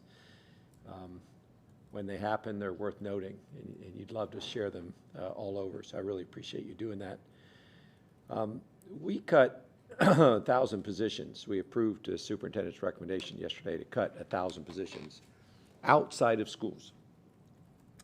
The strategy that was being employed was that we felt, with a lot of data behind it, that positions outside of schools had not come down proportionally to the enrollment. And they don't always. As Dr. Hepburn pointed out, you still need a bus whether you have 35 students or 50.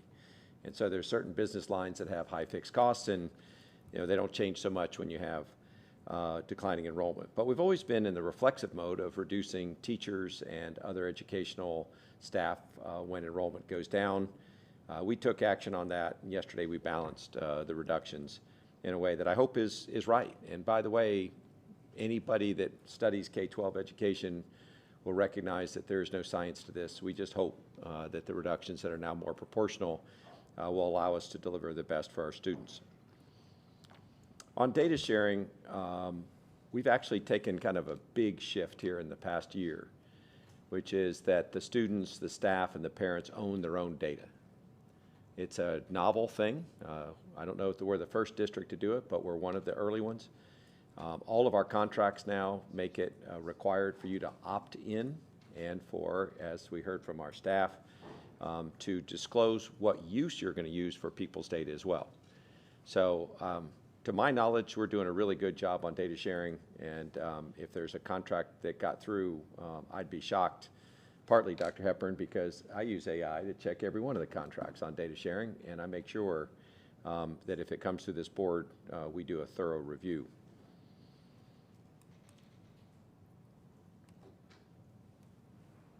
I'm curious, from our district advisory council and our area regional advisory council reps, one question in particular that I'm just very, very curious about. Do you sense that the members of the community that you talk to understand the necessity of repurposing a significant number of Broward County schools?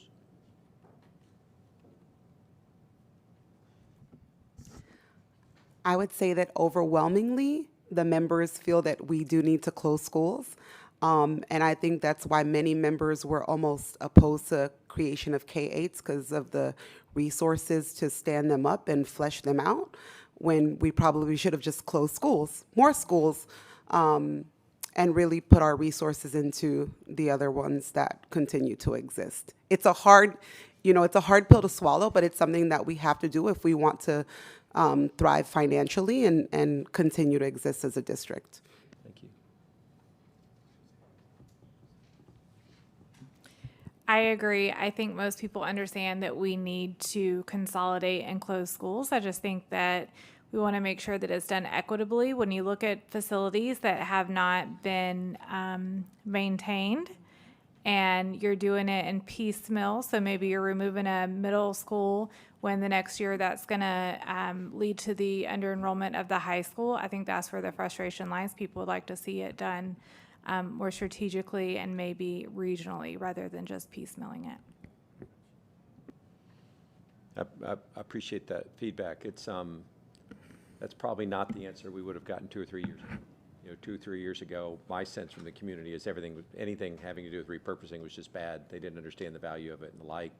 It seems like there's been, while not perfect in implementation, at least a broad acceptance that we don't have a school district that ought to have a couple hundred schools. We have a school district that should have less than that, so that we can spend more money per student on things that matter the most. Today, I don't know if you guys heard it, but we had a good discussion about whether or not we could go from just over half of our elementary schools having all 3 specials, music, art, and PE, to all of them having it. And the answer is yes, if we want to spend our money doing that. And I think that that's like a really strategic way to think about things, because then Broward schools could say, if you go to one of our schools, you're going to get this. at all elementary schools. And it would make us ensure that we had elementary schools that were of sufficient size, that we can deliver all of education to kids, including a library too, like a real library. So, you know, we're operating a lot of schools, not a lot, you know, less than half, without one of those specials, and sometimes without a full-time media specialist. And so, you know, there's a trade-off between quantity and quality. I think this board is trying to do the best job that we can with staff support to get all the data and to act strategically. I think that when we've done K-8s, it's been after a lot of thought. The community can always have their own opinion about the value of each of the decisions that we make, but it isn't without a lot of thought and a lot of analysis to try and at least make that balance the right way. I'd say the same thing about AI, Alan. I spend my life in AI. I've been doing AI for 6 years, and on more than a full-time basis. And the smartest people in the world about AI are still trying to figure it out. You know, you take something like Magic School, it's 180 tools. They're great. Each tool is wonderful. I mean, if you need a tool, Magic School's built a really cool compendium of it, and we got it incredibly cheaply for what it does. But when you think about AI being used in a checking of papers way, I'll tell you a quick story. A friend of mine is a dean of a major university, and a master's thesis was rejected for being generated by AI because 3% of the content, according to the review panel, had come from other sources. So they took the 5 theses of the people sitting on the panel. The average content that came out of AI, according to their thesis, written on average 30 years ago, was 16%. So the checkers of AI are not very good right now, not just with people who write well, but with people like me who write okay. But there's this constant need to get better, and we have to get used to this tool because this tool is not deductive. It doesn't produce the same output every time. It's its own organism, and it changes every day. Every time it's used, it changes. And we're not used to that. We're used to computer programs that if I do these 3 things, I always get X. But that's not the way AI works, not the way good parts of AI work. Now, on the other hand, there's vibe coding. There's the ability for people that are not analytic and not data geeks to do coding through AI, which is unbelievable, how it changes people's processes and changes big parts of their lives. But we are still figuring our way around. I like the board's perspective that we've taken, which is we want to teach people how to thrive in an AI economy, because that's what they're going to enter. And we want to be safe and ethical about the application of AI. But nobody knows how to do all those things perfectly yet. We are trying our best, though. We're putting a lot of time and attention to it. We're not AI extremists in the sense that everything needs to be done by AI and we'll cut the staff. We're testing and attempting to figure out what the goodness is. And I think on balance, we're actually taking a pretty conservative approach. Even though we're Broward County powered by AI, it's powered by AI in a smart, ethical, balanced way to the extent that we can. And that's going to be a challenge for every school district because AI isn't its own thing. It's a living, breathing, organic thing. And we just have to kind of watch it and make sure that we don't make any big mistakes. We'll make some small mistakes, but try not to make big mistakes and try and do some things that are very positive for the people that are leaving our institution are going to have to thrive in a world that is largely defined by this new technology. I will also remind anybody that cares that we screwed up the implementation of the internet. We screwed up the implementation of social media. We're going to screw up a little bit on AI because it's new, and this one's totally new. It's not, the previous tech doesn't really give us a good pattern for how to do it. So I hope that gives you a little bit of general theme about the way we're moving. Yeah, because as far as Turnitin, I've had the same issues in higher ed as I had in the K-12 namespace. So it's not just a thing. It's an inherent to Turnitin as a problem there.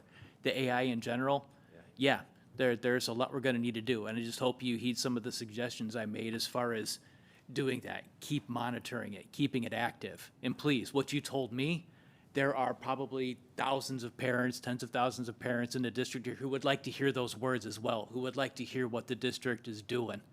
So not just for us inside here, but we got to get that word out to help drum up support. Well, you probably appreciate the dean calling back that committee and telling them they're all Exactly, are yeah. rejected and their degrees are pulled back, right? Yep. And they, obviously went back to the applicant that was trying to get that graduate degree and gave them their degree with the 3% math. Yeah, I'm sure if I taught my daughter API-PA notation, that she would probably pass the AI filters, but, I'd like to have her enjoy childhood first. Well, you're blessed with an amazing daughter, that's for sure, Alan. Thank you very much for everything. Thank you. Thank you, Mr. Severa. Thank you, Chair, and I want to thank everyone for coming out and giving us their reports, and we do appreciate the hard work that you guys put into this and the time expended on coming to present. I just want to piggyback on this AI conversation. Admittedly, when I was in school, nobody ever accused me of plagiarizing anything. It was more like, oh, I'm glad he got 3 sentences correct on your paper. So I didn't have that problem, but I do realize, especially for some of our kids who are stronger with the English and stronger with the grammar and our gifted students, that this can be a real problem. And it's disheartening to have a work product that you put out, a paper, a thesis, whatever it may be, that you pour a lot of time and effort and sweat equity and all that stuff into it, only to have somebody come back and say, hey, we think you cheated, right? That's got to be very, very disheartening. So I have no qualms about saying that I'm not the most tech-savvy person up here. I couldn't figure out how to use GPS if you paid me. But the reality is I know that there's a lot of good people in this district that hopefully we can figure this stuff out and make sure that our kids are not getting accused of cheating. Because that doesn't sit well with me. So thank you, Alan, for bringing that up. I guess I'll go in order. Ms. Liscombe, I heard your comments about some of the cuts in ESC that were made yesterday, and I certainly share your frustration. And for a litany of reasons, not exclusive to one, I chose to vote against that org chart. And I am deathly afraid that we are going to start really seeing the real world ramifications of that very, very soon. So I hear you, I see you on that, and quite frankly, I feel for you on it as well. Please.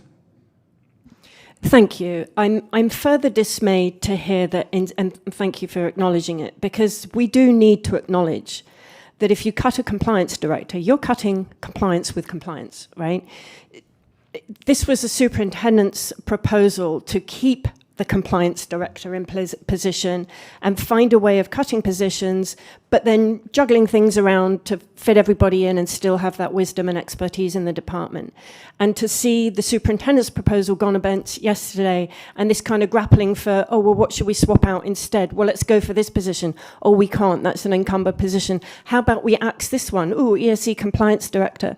What hasn't been acknowledged in here and wasn't acknowledged yesterday was that actually the weight of the compliance burden in ESE is such that the superintendent had actually proposed adding a person to the compliance team, which is an assistant director for compliance. So then when folks did a reverse ferret yesterday on something they'd agreed 2 weeks ago should not be done and reinstated or agreed to keep the ESE executive director position and wanted to take away something else, they didn't take away the very position that they had been creating, which was an assistant director for compliance. They took away ESE compliance. Any parent in this district will tell you the problems with compliance are enormous, absolutely enormous. I'm sure your legal department will tell you how many come back on the legal department, due process, state complaints, and those parents that don't even know how to make a complaint. I see it myself, and I'm appalled that we are pretending it's going to be okay, and it's not. Thank you. Well, thank you for that, and just know that you're not the only one that's frustrated with the org chart situation. I'm sorry, may I say one other thing? I'm further dismayed to see it from internal emails that there was discussion with MTG about how some of ESE compliance could be automated. There's no further anything about it. But MTG for the 150 grand, maybe they could expound on what they mean. But you had compliance tracking and compliance monitoring and compliance tools and backup facilitation in EdPlan. And the board, some of whom are still here, and of course we've had changes to the board, voted 2 years ago to get rid of EdPlan and put ESE case management into untried, untested, undeveloped software, which is Focus SSS. And the results of that have been step backwards in compliance for ESE too. Thank you. Thank you for that. Lastly, Ms. Dominique, a couple things quickly, because I do want to be mindful of the time. I know diversity has a presentation that we're a half hour, we should be a half hour into at this point. You brought up something about iReady. Parents having the ability to opt out of iReady. Mr. Superintendent, I'd like to know a lot more about this. How does one do that? What is the procedure? What is the mechanism? Is there currently a maximum number of parents that have the ability to do this in the classroom if they don't want their kid on the screen for 9 hours a day? What is the procedure for implementing this opt-out for our parents? So I'll have Dr. Cohn expound if we actually have a procedure for said opt-out.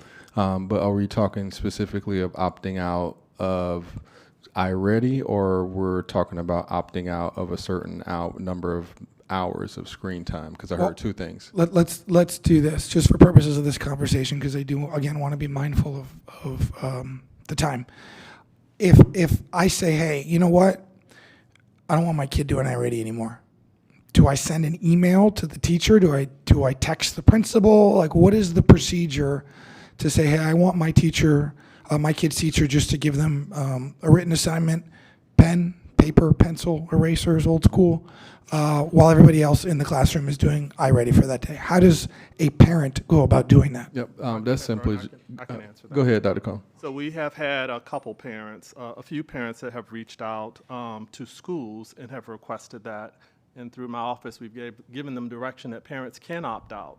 And so our direction to schools is that if a parent wants to opt out of a supplemental program like iReady, they can request it through the teacher, and the teacher can make that decision because it is a teacher-based decision, and they can communicate that with the administrator as well to confirm that that is the case. And so we've had 3 parents that have reached out to us, and we've given that direction.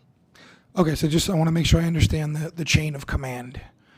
Parent notifies teacher, I don't want my kid using iReady anymore.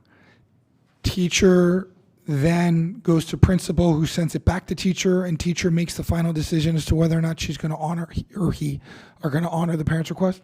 Yeah, it's supplemental. Okay, thank you for that. Also, Ms. Dominique, you had asked a question, and I'm gonna give you the floor just because I don't want to screw it up with my scribblings on my notepad here, about concerns with sharing agreements and data exposure, especially in a post-Canvas hack world, right, which we all experienced, unfortunately, recently, regarding mechanisms and safeguards and access points for that. Would you be kind enough to restate your question, because I would like an answer to it?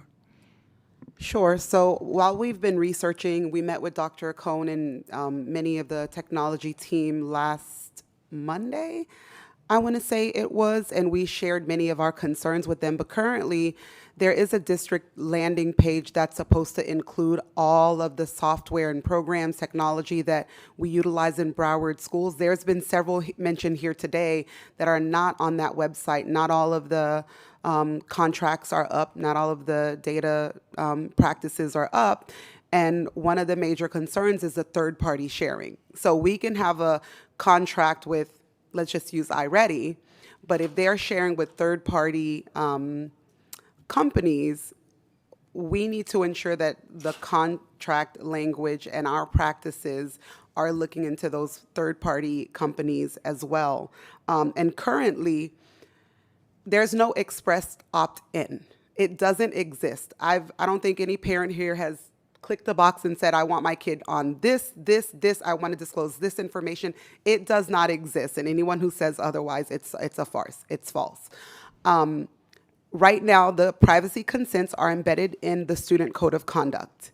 We were surprised to see that. I mean, if you read it, you probably read it once and you don't think to read it again. But there are general consents, HIPAA, privacy, but there is no opportunity for a parent to opt in. So we never get a notice that says, here, we're using iReady in your classroom this year. Please opt in and provide your signature to use iReady. We're using Progress Learning. Please opt in to Progress Learning, and here's the information that will be shared. We shared many of these same concerns with Hazel Health at the time.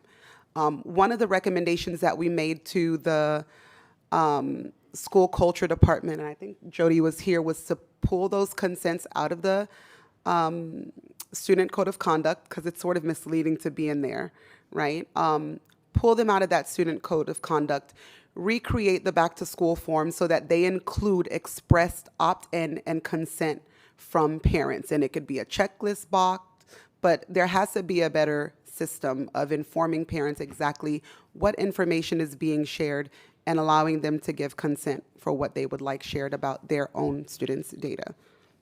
Thank you. I appreciate that. And excellent points, incidentally.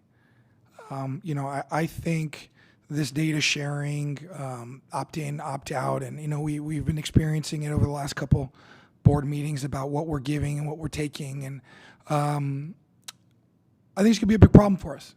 It could be if we don't nip this in the bud. So if you'll allow me, you and I have some additional follow-up conversations about this and see if we can get some sort of plan of action in place to at least have something to protect against this, because we all know how these third-party, you know, Silicon Valley types are very much interested in mining as much data from not only just the students, from parents and everybody else as possible, and, you know, using it for alternative means sometimes. So I appreciate you bringing it up. If I may, board member, it's where does the burden of responsibility lie? I understand that these companies have contractual obligations, but if they don't comply to their contract, right? If there is a breach, they may have a certain amount of days before they reach out to the school district, but I think the school district bears some responsibility in notifying parents when there's a potential breach to their students' information. And if there's legal action, the district bears responsibility in notifying parents as well.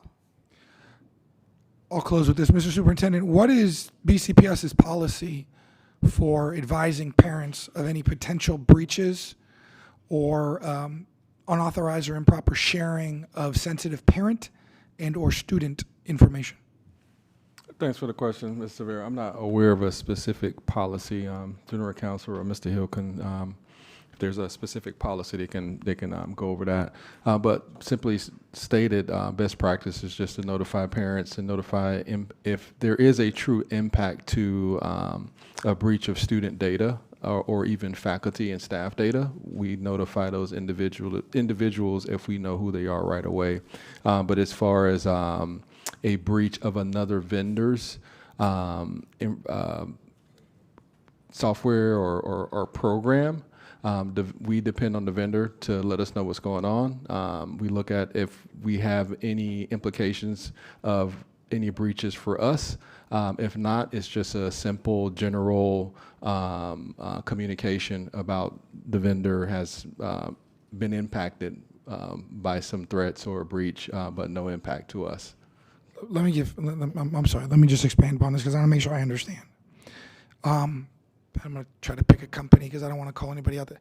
If we contracted with AOL, I don't think AOL does anything anymore. So if we contracted with AOL, right, and we had our standard agreement with AOL, and AOL gets hacked, and, you know, there's 15 kids from X elementary school whose data was exposed in this AOL hack. Okay, I'm assuming that because AOL is in contractual privity with us, in my hypothetical, that they're going to notify the school board and say, hey, listen, we got hacked. Once that AOL is not going to start, you know, going to little Johnny's mom and telling them that they got hacked. AOL is going to come to us and say, hey, we were hacked. When we get that information, what is our policy and procedure for disseminating it out to the parents, especially the parents of those children affected? We will get that information out to the parents that are impacted. Okay, For sure. that is a policy of this district. I don't know if it's policy, but that is practice, for sure. Okay. Yes. I see Ms. Bruno jumping out of her chair. If to there's hand. policy, Please. go ahead. I'm not aware of it. It is the best practice. So when something like that happens, exactly to Dr. Hepburn's point, the parent is notified. We're notified by the vendor. There are a lot of issues here, so let me clarify a couple things. The opt-in that was referenced to before is specifically for programs that require more personal identifiable information for the student to participate in that program. So that's the opt-in where the parent specifically has to opt in to the program to be able to participate. All of our contracts, as Assistant General Counsel Jack Adams indicated, has a provision that there is no sharing of private information of students. Now, if we have a breach, that's a whole nother situation. That is when our risk management team gets involved. That's when legal gets involved. We review the contracts. We go back to that vendor and talk about how this is going to be resolved. Internally, parents are notified that this has occurred, and we make sure that the board is aware that this has occurred. So we are very proactive in that sense. We also have cybersecurity protection. So there's a lot of moving parts in this to one, to prevent it from happening, and two, if it happens, the steps that needed to be taken to make sure that the students are protected as best we can, given the breach. Clearly, the school district can't control breaches. It's happening all over the place. Banks can't control it. No one can control it. But what is important, what are the steps that we do to make sure that it's rectified? Legal and risk management work together to make sure that happens. Thank you. Thank you. Anyone else before I have just a few questions. Okay. Can someone outline, I guess to this point, what communication was sent out about the in-structure breach? Hey, Dr. Hepburn, I can help you there. Yep, go ahead, and also Mr. Sullivan, too. Go ahead, Mr. Davis. Okay, thank you. Trey Davis, Chief Information Officer. Communication related to the Canvas breach has been intentional, methodical, and part of our incident response plan.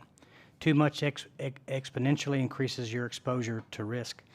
BCPS did communicate responsibly with the broader community via 2 press conferences, via social media, including X, a recently sent parent link, and internally to all staff via BCPS alerts. Communication will be ongoing, independent of this event, to ensure that our BCPS community remains vigilant. Our Information Security and Assurance Department, in tandem with risk, privacy, legal, communications, and other functional areas, initiated an effective incident response to the global Canvas breach that impacted 9,000 institutions from K-12 and higher education to corporate entities. To preserve operational security and ensure the safety of our students, staff, and facilities, I'll refrain from disclosing ongoing security operation details. No evidence of public disclosure has been detected, and Canvas remains fully operational. Instructure, that's the company that owns Canvas, announced yesterday that an agreement had been reached with the threat actor. While this is positive news, the BCPS community should remain vigilant against social engineering, malicious emails, and other threats related to the Canvas breach. Third-party actors may attempt to exploit this situation. Do not fall victim to these scams. Dr. Hepburn? Yep, thank you. Thank you, Mr. Davis. Yeah, oh, sorry, go ahead.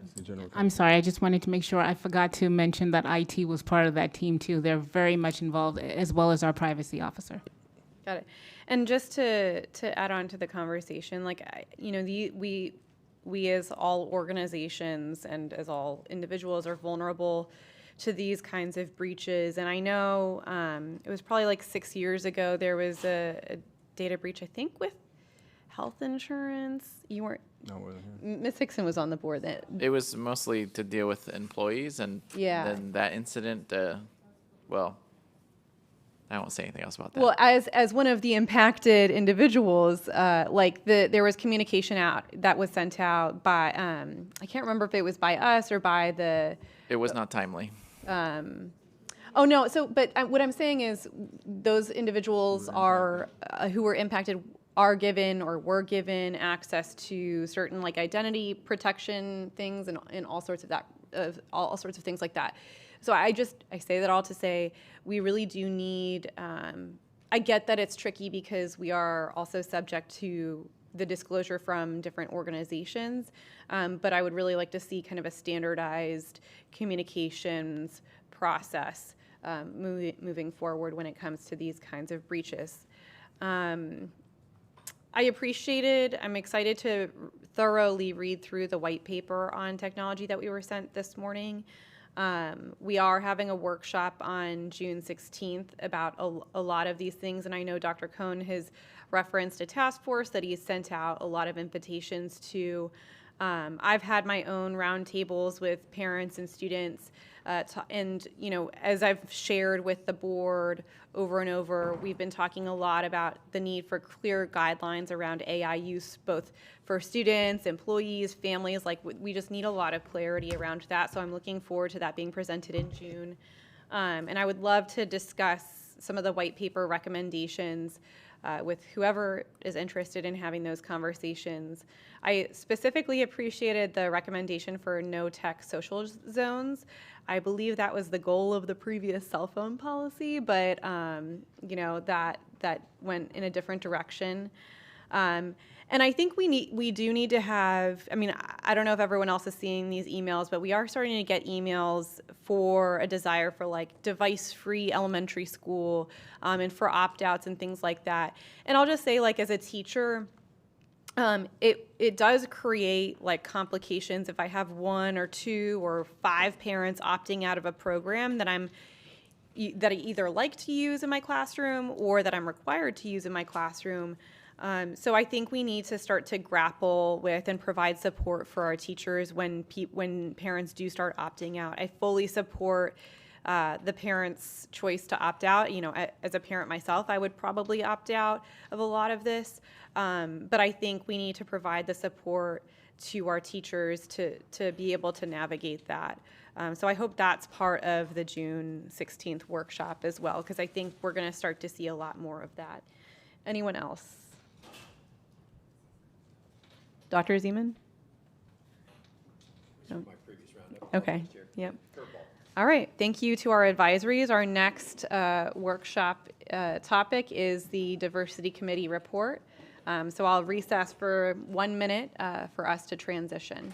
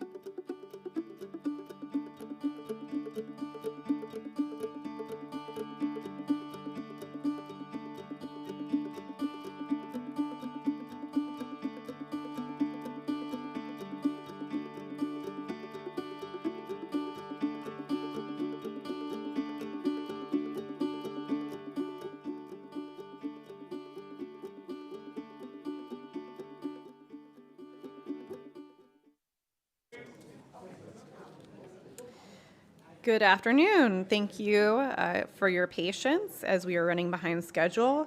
So our next item is the Diversity Committee report. I now turn it over to staff and our committee for a presentation. Thank you, Madam Chair. I turn it over to the Diversity Committee for their presentation. What happened to staff? They're not doing a little thing in the beginning? Okay. Well, what is stuff at? Sorry. Beacon, could you please? I forgot. I don't know. I mean, whatever y'all got going on. Okay. Now, you know I'm not, diplomacy is not my gift. Hold on. Let's see. He just said, oh, there you go. I got it. I need to put my glasses on, though, because I can't see. All right. I got it. Thank you. Oh, I thought I saw a little red dot. I didn't see a red dot. You did. That's my blindness. You might I'm have sorry. a red dot, but it's not going to work. Right. With the monitor. Okay. All right. So I'm accustomed to I'm accustomed to Jody doing this part.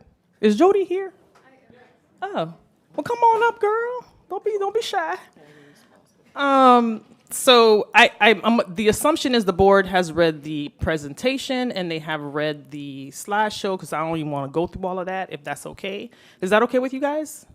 All right, perfection. I'm gonna make this quick because I'm tired. I've been here for a while. All right. So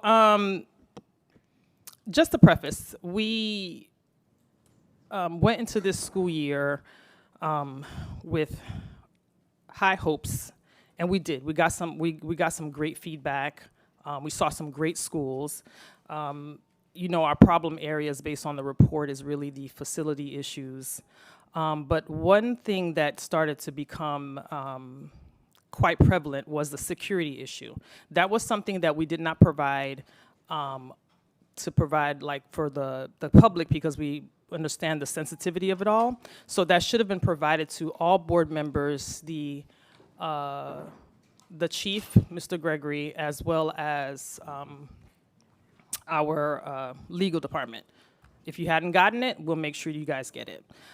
So the three top items I think we all felt was a big issue was the rollout of the technology, the safety and security, obviously, and then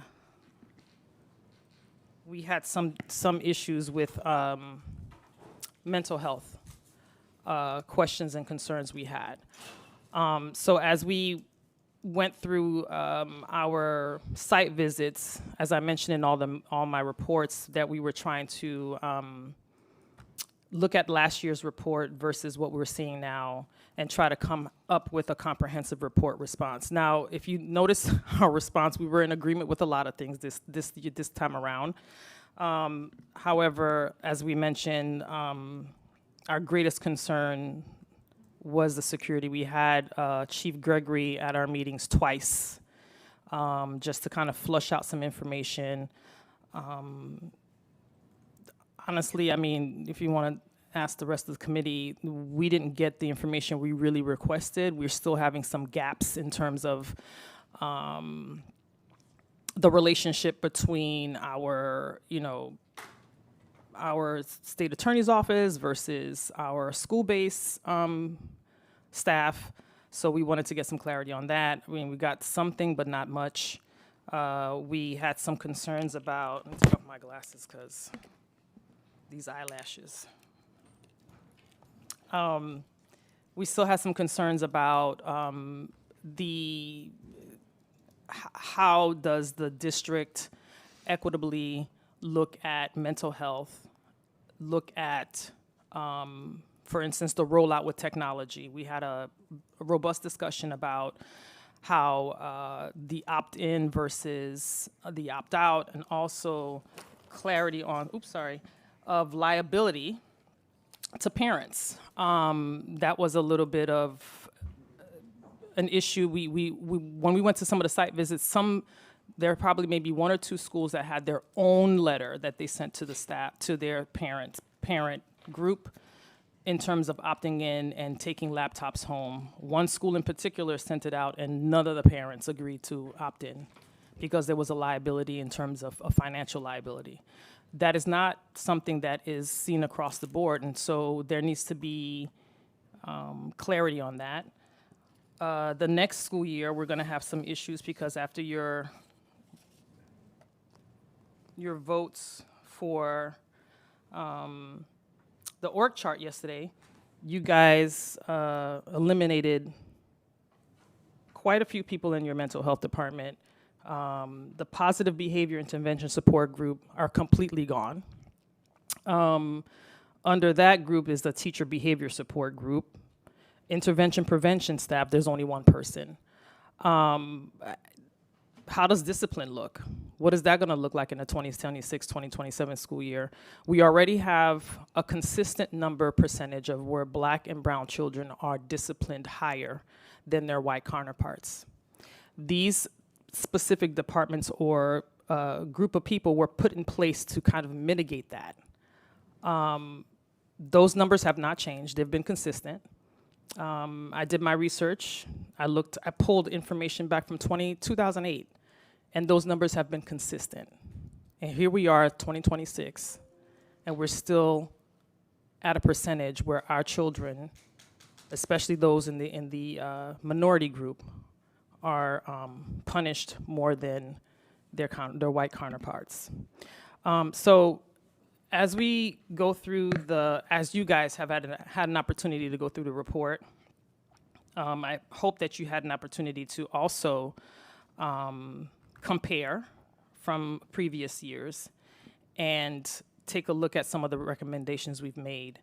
I look forward to having a robust conversation with you all in terms of what you see moving forward, especially during redefining, also with trying to right-size the district in terms of staff and essential employees, how that's going to look and how is that going to look in an equitable fashion.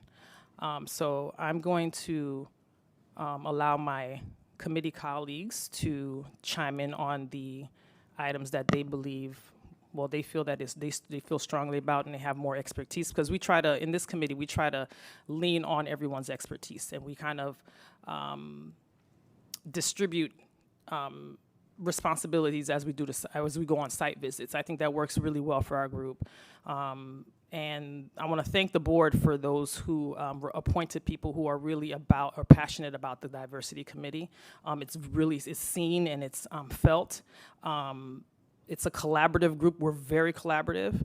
And so we do kind of, for me, I identify those with strengths in different departments, and then those people are really kind of designated the expert, so to speak, for lack of a better term. So I'm going to turn it over. Would you like to go first, Ms. Ellison? Okay, I'll turn it over to Ms. Ellison. Thank you, Marsha Ellison. I serve with the appointment of Vice Chair Holness. I just had a couple things. Very concerned about the resources for parents whose children are being Baker acted. I understand there's recently been several instances, and understanding that before Dr. Hepburn got the big chair, he led a committee along with Jody developing a pilot. But I'd like to make sure that the pilot and its implementation happens in all of the districts. Sometimes it may mean providing resources or a direction to parents. I'm not asking you to provide the service, but give them some resources that partner organizations may provide for those children who are struggling in that manner. And to make sure that, I'm not saying there isn't any training, but that the training should be enhanced to make sure all of the schools are covered so that those families can have the much needed information to save their children. And I too had a huge problem with this letters, and I'd certainly love to know if you have, I'm told that when the policy rolled out for take-home laptops, that the district inquired, said if you need it, check a box, check with the school, but it never said that there were going to be these individual schools that came up with this letter that talks about monies that they may have to pay at any point, even though the computers may very well be insured. And so I'm not sure if you all know, but a lot of parents, particularly in the schools that we found, don't actually have $400 sitting around with nothing to do. So in case a computer is damaged or taken as they were your kid walking home from school, and it doesn't really say how far they would go. So I don't, it also talks about policy that the district has that staff is sharing that that's not exactly so. So I would like to certainly have you have legal follow-up. What can this district do maximum to these families whose computers may be damaged or taken, stolen by bigger people if they're walking home? What is the worst case scenario? And for the school to say, well, yeah, we've got take home, but nobody took advantage of it. If I were a parent in that majority minority school, I wouldn't take a computer home. I don't know what you're going to do. Are you going to come after me for the money that I don't have? Is it going, how far will it go? Will there be legal? I don't know that. And so to find out that, people are doing individual things, I don't think that is where you want to be. I would hope not anyway. And then I know we've asked this on several occasions. You alluded to it earlier about the repurposing the equipment and technology from the schools that are closing. I would hope that you would, in addition to the other survey and the data, that you would consider what this committee found when we went to other schools and the equipment that they were lacking. And I must admit, there was particularly one school in particular that was being creative and thought that, I guess, Promethean boards would just show up out of the blue because everybody else had them. But, the old projector on the wall, I get the trying, but there ought to be a way to determine who has what equipment, and if somebody got passed up, it ought to be a way that you audit the situation to determine that these folk are be able to get extra points or higher up on the list, because these are students that deserve the same level of education that everybody else is getting. And I guess not so surprising, these are primarily, it's a majority minority student, Black and Hispanic students, many of them who are struggling as far as language, as far as their parents goes. And so I'd like to make sure that the when you do your repurposing, and again, they said, we're gonna plan, we're gonna, but we've been asking for a while, because you have some schools who are really in need, and I hope you factor in all of the information as you make your final decision on repurposing this technology. So, thank you. Just to piggyback on Ms. Ellison, I heard that there's a plan. Was there a survey done? And if there was a survey done, and was that part of the plan? Because I know this district is data-driven. So the question becomes, what does that look like in terms of repurposing that technology for schools that don't have it? And are we doing that in tandem with the redefining? I heard something about the technology follows the kid. Okay, but there are schools that don't have it at all, that when we visited, for instance, there's schools that do not have a Promethean board. I think there was 2 or 3 schools we went to that didn't have it. Are we also talking to the principals, letting them know that there is an option, not even an option, who can they reach out to if they need something like that for their schools? When we go to site visits, there tends to be this hesitancy when they come there, because I think everybody thinks it's a gotcha when it's not. The goal is to make sure that the district is providing equitable education throughout the district, right? So when we see things and there's some lacking, our job is to kind of take note and inventory on what that looks like. I don't know who has the answer to that, and maybe they can give us a follow-up on that. That would be great. As far as the letter with the technology, we did went to a school where the school, and I quote, said, per district procedures and the parent-student, I'll provide this to you, Dr. Hepburn. Per district procedures and the parent-student use agreement, families may be held financially responsible for lost or damaged devices or accessories. Was that something when you guys were rolling out the refresh that everybody was aware of, that we would be held responsible? The issue is we need to make sure that we have clarity on liability. We want to make sure that the students get what they need, but if parents are afraid because they will be liable for something that you guys have a contract with, and I'm assuming you guys have insurance on, how do we mitigate that? Because we don't want to lose, I mean, the school that provided this letter, they have, what was the percentage again, in terms of black students and Hispanic? 52%. Minority majority, as Ms. Ellison mentioned. And if those parents are not opting in, and they don't want their kids to bring it home because they don't want that responsibility, how is that equitable? So I just wanted to piggyback on that and just emphasize the language, yeah, because we do have schools that have high percentages of Haitian, Hispanic. This wasn't even in different languages, it was just straight English.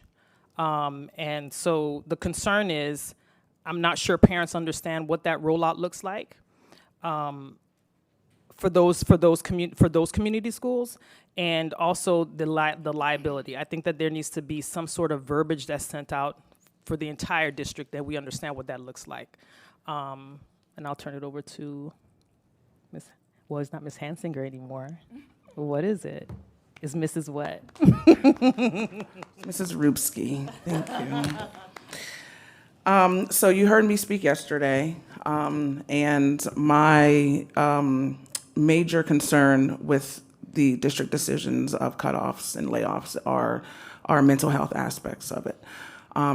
We need to make sure that we are picking up the pieces of where these guidance counselors and these counselors in the district, where they were placed, that it's, these kids are looking forward to seeing these individuals, and a lot of the kids do not know that their favorite counselor or this mental health, advisor or therapist have been let go. So I want to make sure that we provide a safe haven and a safety net for not only the scholars, but also our staff, our principals, and those who are, like I said, boots on the ground with students every single day. The whole entire year, we went over resiliency, we had our courses, and it's so important in terms of how kids are responding to these mental health crises, trauma in their life, and making sure that they can go to those individuals not just in a course on Canvas, but they can actually have access still to these resources for mental health. It's really important that we tap into not only school staff in terms of administration, but also teachers. We have to have some type of, better training if you're going to eliminate all of these jobs. It's really important. We are stressed. Parents are stressed. I'm a parent. I'm an educator. And like I had stated yesterday, we all wear many different hats. And there's only so much that us teachers and staff and parents can take on. Parents rely on us, on the district, for so many things, for babysitters, for doctors, mediation. It's really important that we continue to uphold one of the most important things that we fought for all of those 8 years ago, whenever we had the Stoneman Douglas tragedy. We want to make sure that we don't have to revisit those things again, making sure that we are focusing on scholars, on their mental health, and supporting those staff that unfortunately had to be let go because the budget. Thank you.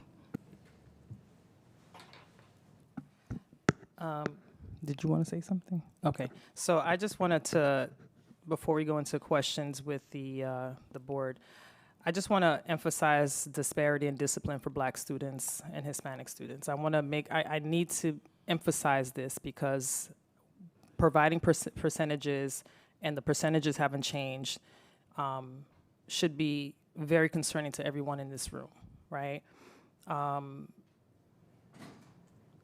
The ongoing disparity in discipline against the Black students and Hispanic students is a systematic and subjective factors that with implicit bias. I'm not sure how it works with the government system in terms of implicit bias training. I think I've been saying this since I've been a chair, that why do we not have these trainings? However, after your vote yesterday, the PBIS specialists have been eliminated, right? These were individuals that were here to be on site to do coaching based on analysis of behavior of students. This would foster an environment of equitable and supportive environment. Now we don't have that anymore. What's the district's plan in order to give some support where that is concerned? I don't know how that is not a thing or that is not important, as majority of our Black and brown babies are being punished because of behavioral issues.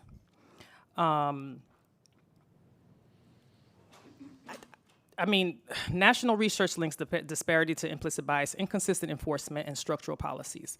I don't know how else to implore you to really kind of consider how discipline is implemented. I know that Jody's department, reviews the discipline matrix. I know that they're trying to work hard currently getting information from principals and or those who are in charge of creating referrals or part of the behavioral threat assessment. But there's flaws. And because of the flaws, majority of our students who are high on the totem pole for punishment are the ones who are the recipients of that. So I just want to implore the board to make sure that this is a high priority for them. As a Black woman, it's very disheartening when you see children that look like you, that are constantly misunderstood for whatever reason, and everyone just goes along to get along. And I know for majority of teachers, that is not their view. However, numbers don't lie. And so I want to make sure that I press upon you that we really take a good look at that, especially now since we're losing students. Just make this a priority. It's very disheartening to watch when we go to the schools and we do, and we don't just go to schools in zones, we zigzag across the district, and we do that intentionally because we want to see in real time what does that look like in order for us to have a very comprehensive report. And we do see great disparities. Affluent neighborhoods, their concerns in terms of when there's issues with their buildings and all that, they get their responses fairly quickly versus schools in not so affluent areas. These are not things we're making up. These are things that we actually see. And I know that the district is I'm almost positive you all know that there are things that are falling through the cracks, and then I'm almost positive you know that this is what's going on. This is happening in real time. So we're in 2026. The CCC settlement was in 1990, I believe. 99. Okay, thank you, girl. It was still in the 90s. This shouldn't be an issue for us. We want to bring students back. We want kids to come back into our district. We need to start acting like they're important, all of them. I advocate for those who can't advocate for themselves because we have to. And I've always said this, and I'm going to say it here. Anytime the marginalized group fight and advocate for something, and they get it, whether it be through policy, whether it be through legislation, everybody benefits. Everybody, not just the marginalized group, everybody benefits. It's almost like having a cake and having the icing on top. Anytime we do something and we advocate for something for us, everybody benefits. So with that being said, I think that the district, for the most part, I believe you all see it and you're trying your best to mitigate some of these issues. But from 2008 until 2026, when I pulled the last report to see what that percentage was, you were off by 2%. That's not enough. For these students to be consistently throughout the years having the highest number of discipline issues, you all have to take a look at yourselves where that is concerned. You have anything to add? Just very quickly, I wanted to ask the district, as you consider tools, and I'll use Fort Lauderdale when it comes to discipline. Oftentimes, trauma and the way students process trauma is a lot different. And so if you have, since Mike is back there, the city of Fort Lauderdale has paid millions for this shot spotter. It tells you where the shootings or whatever there are. When there is violence in the neighborhood, you see your friends, your family, children who see that, they act out. And so we have asked just a single thing. Since you have this partnership, you have Fort Lauderdale, and again, I'm just using as an example, on your campuses, if there is a violent crime adjacent to the school, around the school, in the neighborhood, to share that, you don't have to give specifics, but share is who's who, but if there is something happen in the neighborhood, I think that the principal or the AP in charge of discipline should take into account that these children have seen trauma. It may have been a family member that has been a victim of these things that have happened, that they may have a tendency to act out, not as a way of just being, to act out, but as a way of communicating that things have happened and that they're struggling.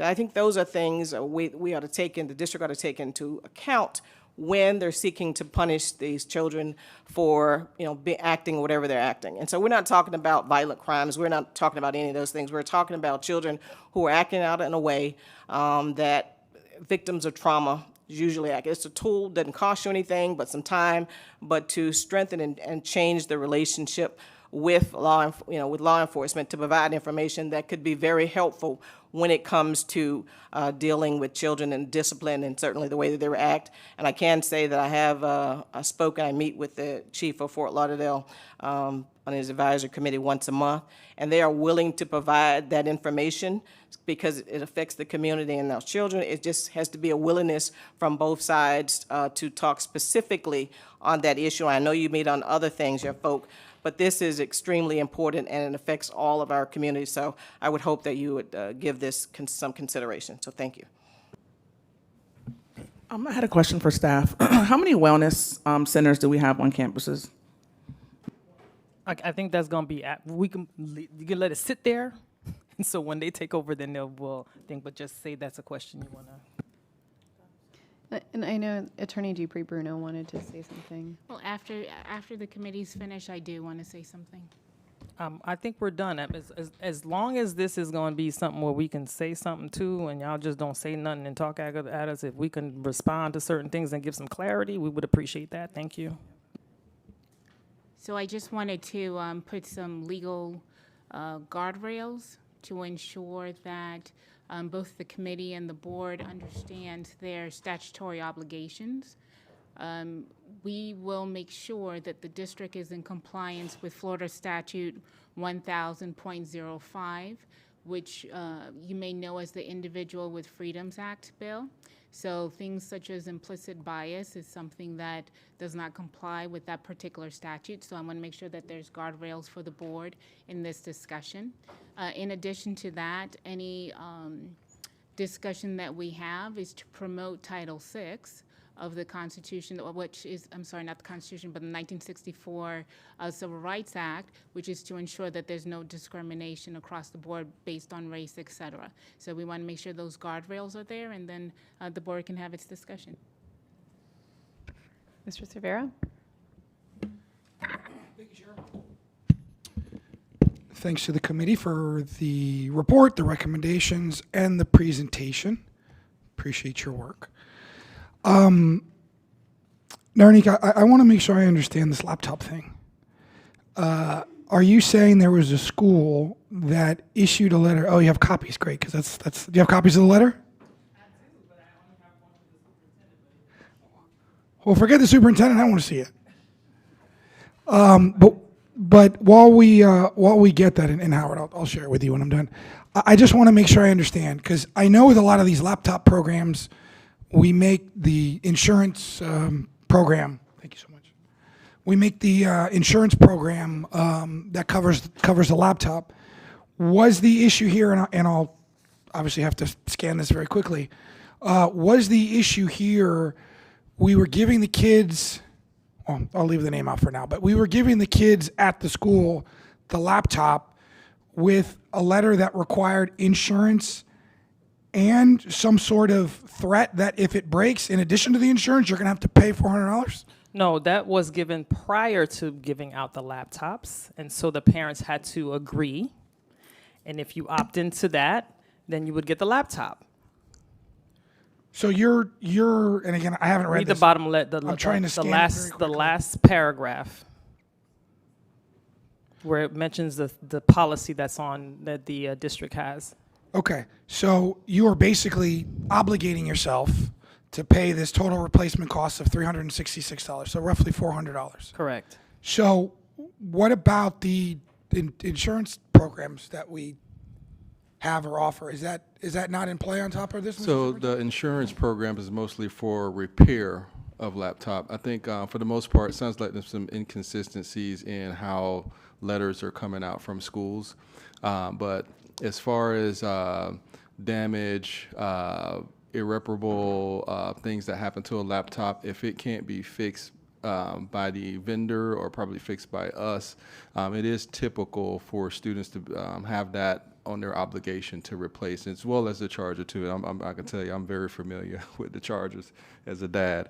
But yes, so it is typical for if it's can't be repaired at all for some intentional damage to a laptop, that it does go into obligation. But and Trey, if you want to add anything to that. Sure will. Trey Davis, Chief Information Officer.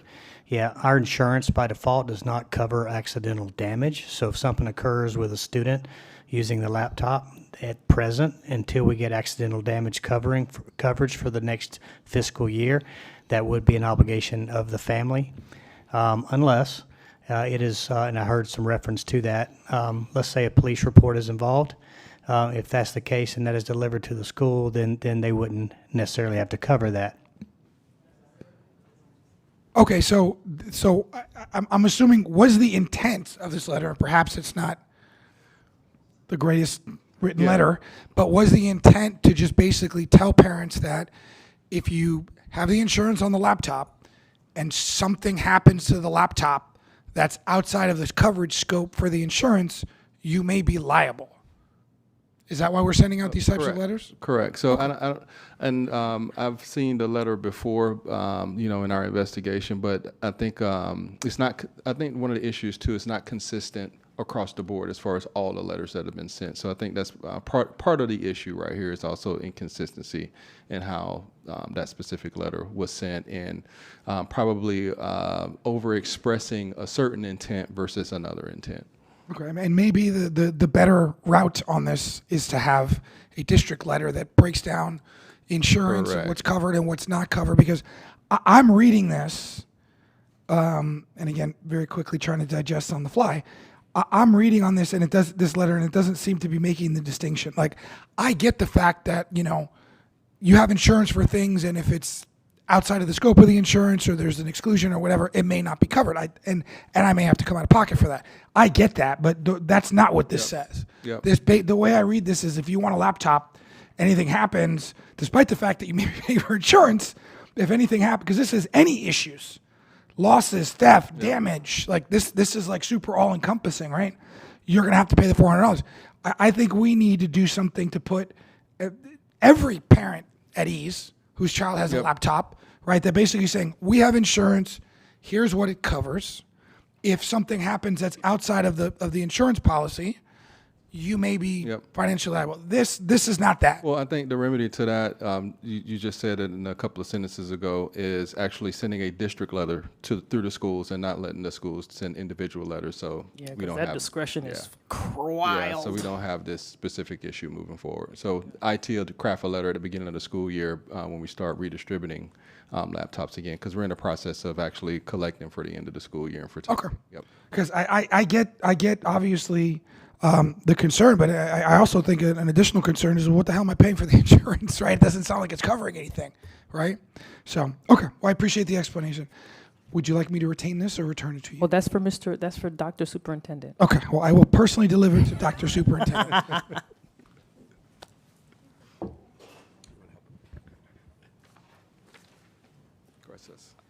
Yeah, that's what we wanted. We wanted you guys to send something out in a general sense for everybody, because I think parents need to understand that there is a liability. Yep, and we absolutely. need to know what that looks like. Pardon? Yeah, that wasn't done initially. So I think the assumption was that the schools had, I don't know what that was, but I'm just saying there needs to be some clarity for the parents with the liability when it comes down to stuff like that, because that particular school, no one opted in at all because they just didn't feel comfortable doing that. So, and that's unfortunate, because I think majority of that population needs that laptop at home to get school stuff done and all that. So that's that one thing. The multi-language, is that possible as well? Because most of the families there are, Black, and many of those are of Haitian descent, the families, and there's a large Hispanic population is there. So, we're looking at this letter, and I would imagine that they don't want any smoke with everything that's going on right now. So that was, and there, to say that's policy, that's very frightening to a bunch of people. No, that's noted. We'll clean that up for the upcoming school year. And if I may just close, Erica, you were asking a question. I'd like for you to ask a question so we make sure we get an answer. Got it. Just to piggyback, just so we're all clear, we have to be one united school board of Broward County. So anything that goes to the schools, it has to come from the top. I can't stress that enough. We have to make sure that we're all on one accord. It doesn't go to one school and this school, because then there's, you got schools will pin stuff on one school, and we all have to be united. It has to come from the top, letters, so that we are moving forward with communication, with positive communication. Yes, my question was, how many schools have wellness centers in the district? Okay. Good afternoon, Simone Hollingsworth. 4 are district supported. Those are at, just let me double check, McNichol, Parkway, Deerfield Beach High School, and MSD, and then 2 are community run with CBCI, and that's at Dandy and Ely. Would it be possible to maybe expand that, considering that we let go a lot of these positions in mental health? If we can have, more schools that have those outreach centers, considering there's a lot of people that lost their jobs. And I want to make sure that they have some type of safety net. I know there's a hiring freeze, but you can't really tell people to go look for a job when there's a hiring freeze. So if we can, get some resources together. I mean, there's a lot of schools that have classrooms that are not being used. There's a lot of people on campus that are resourceful. And we want to make sure that we are advocating for children and that there's a safe space for them, considering the losses. Yep, that's actually noted. We're actually working with a partner to try and expand more community-based wellness centers. Thank you.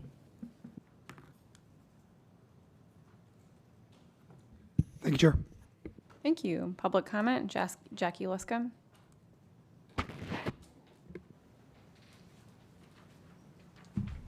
Thank you.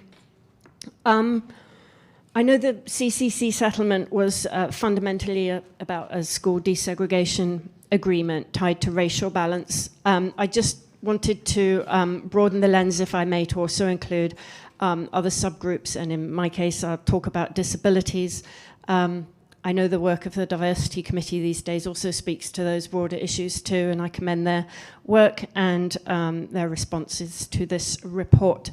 In the disabilities world, we do have some common and overlapping issues that are raised in this report, so I'd like to flag a couple. One being concerns that these good folks have aired as well. I'd like to echo about the folks that we have lost now as a result of yesterday's vote. I know there is some reorganizing going on at the districts, but if at regional level, to put support closer to schools, but it's not clear what that plan is. So all we're seeing is that tranches of really valuable staff like the PBIS teams and mental health folks and behavior teachers and student support specialists are being axed But we don't know, well, how are those gaps being plugged? We're just hearing, well, we'll be okay, and others will pick it up. There has to be a plan, otherwise we can't believe that it will be picked up by others who are already doing full-time jobs. So seeing a plan for training folks, plugging holes, taking up that slack and still servicing students is going to be important. Also, under the discipline section, in this report, it mentions about suspension. And I want to mention again the tendency in some schools to pick up the phone to parents and say, take your kid home, we can't deal with them today. That is a suspension, a backdoor suspension, an undocumented suspension. So when I hear in this report about how the department, Jodi's team, review daily things like referrals and suspension data, what is happening about these undocumented suspensions? And the answer is that, as far as we see, kind of nothing. It's a hard thing to get on top of, but it is something we've jumped up and down about a lot of times. It feels like there needs to be a deeper audit and review of the data coming in and different mechanisms for ensuring that schools aren't doing undocumented suspensions, because they are. I see them, they come to me, and that we've got cases now in contention and people being told, well, we'll do an investigation into how this happened to your kid, but we can't tell you the details and the outcome of our investigation. So the parents aren't getting that transparency and accountability piece for when things are going wrong on that front. But good job to the committee, thank you.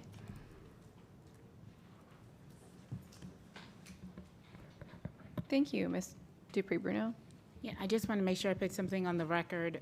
Having reviewed, excuse me, the CCC settlement agreement as well as the attachment, this is a very clean agreement. It does not specify anything with regards to race. So just to, for the public speaker, this agreement applies to all students to make sure that everything is equitable across all students, regardless of race.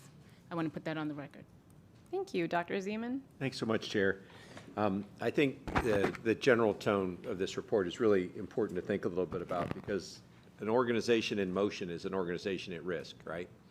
Yesterday, we did eliminate 1,000 positions at Broward County School. That's a lot of motion. And there's a lot of risk, not just in mental health, not just equitable outcomes and equitable treatment, but every function in Broward County Schools lost staff.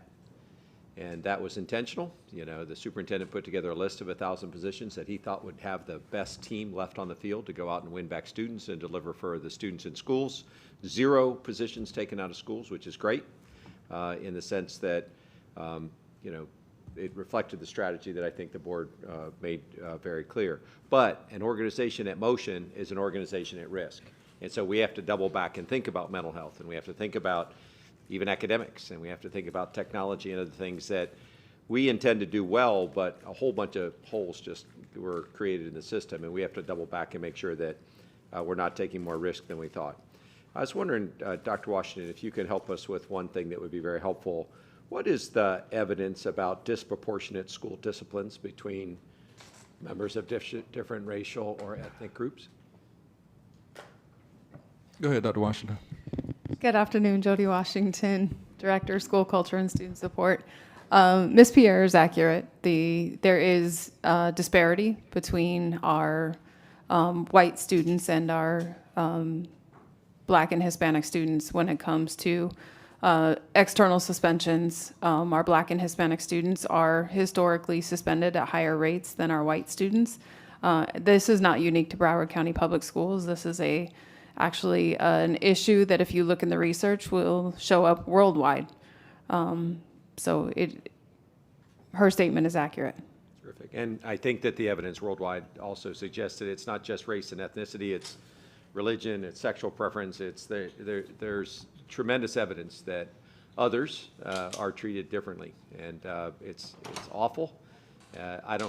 In some sense, I don't really care that it exists in the rest of the world. I don't want it to exist in Broward County. Is this true both in terms of discipline and the punishments for discipline, or one greater than the other? So what I would say to that is we do have a discipline matrix that controls what can happen. If it is this, then this is the consequence. I think where it gets tricky is how the behavior is interpreted. Right. And there's also research to suggest that our Black and brown students, the behavior of our Black and brown students is interpreted more harshly than that of our white students or our othered groups.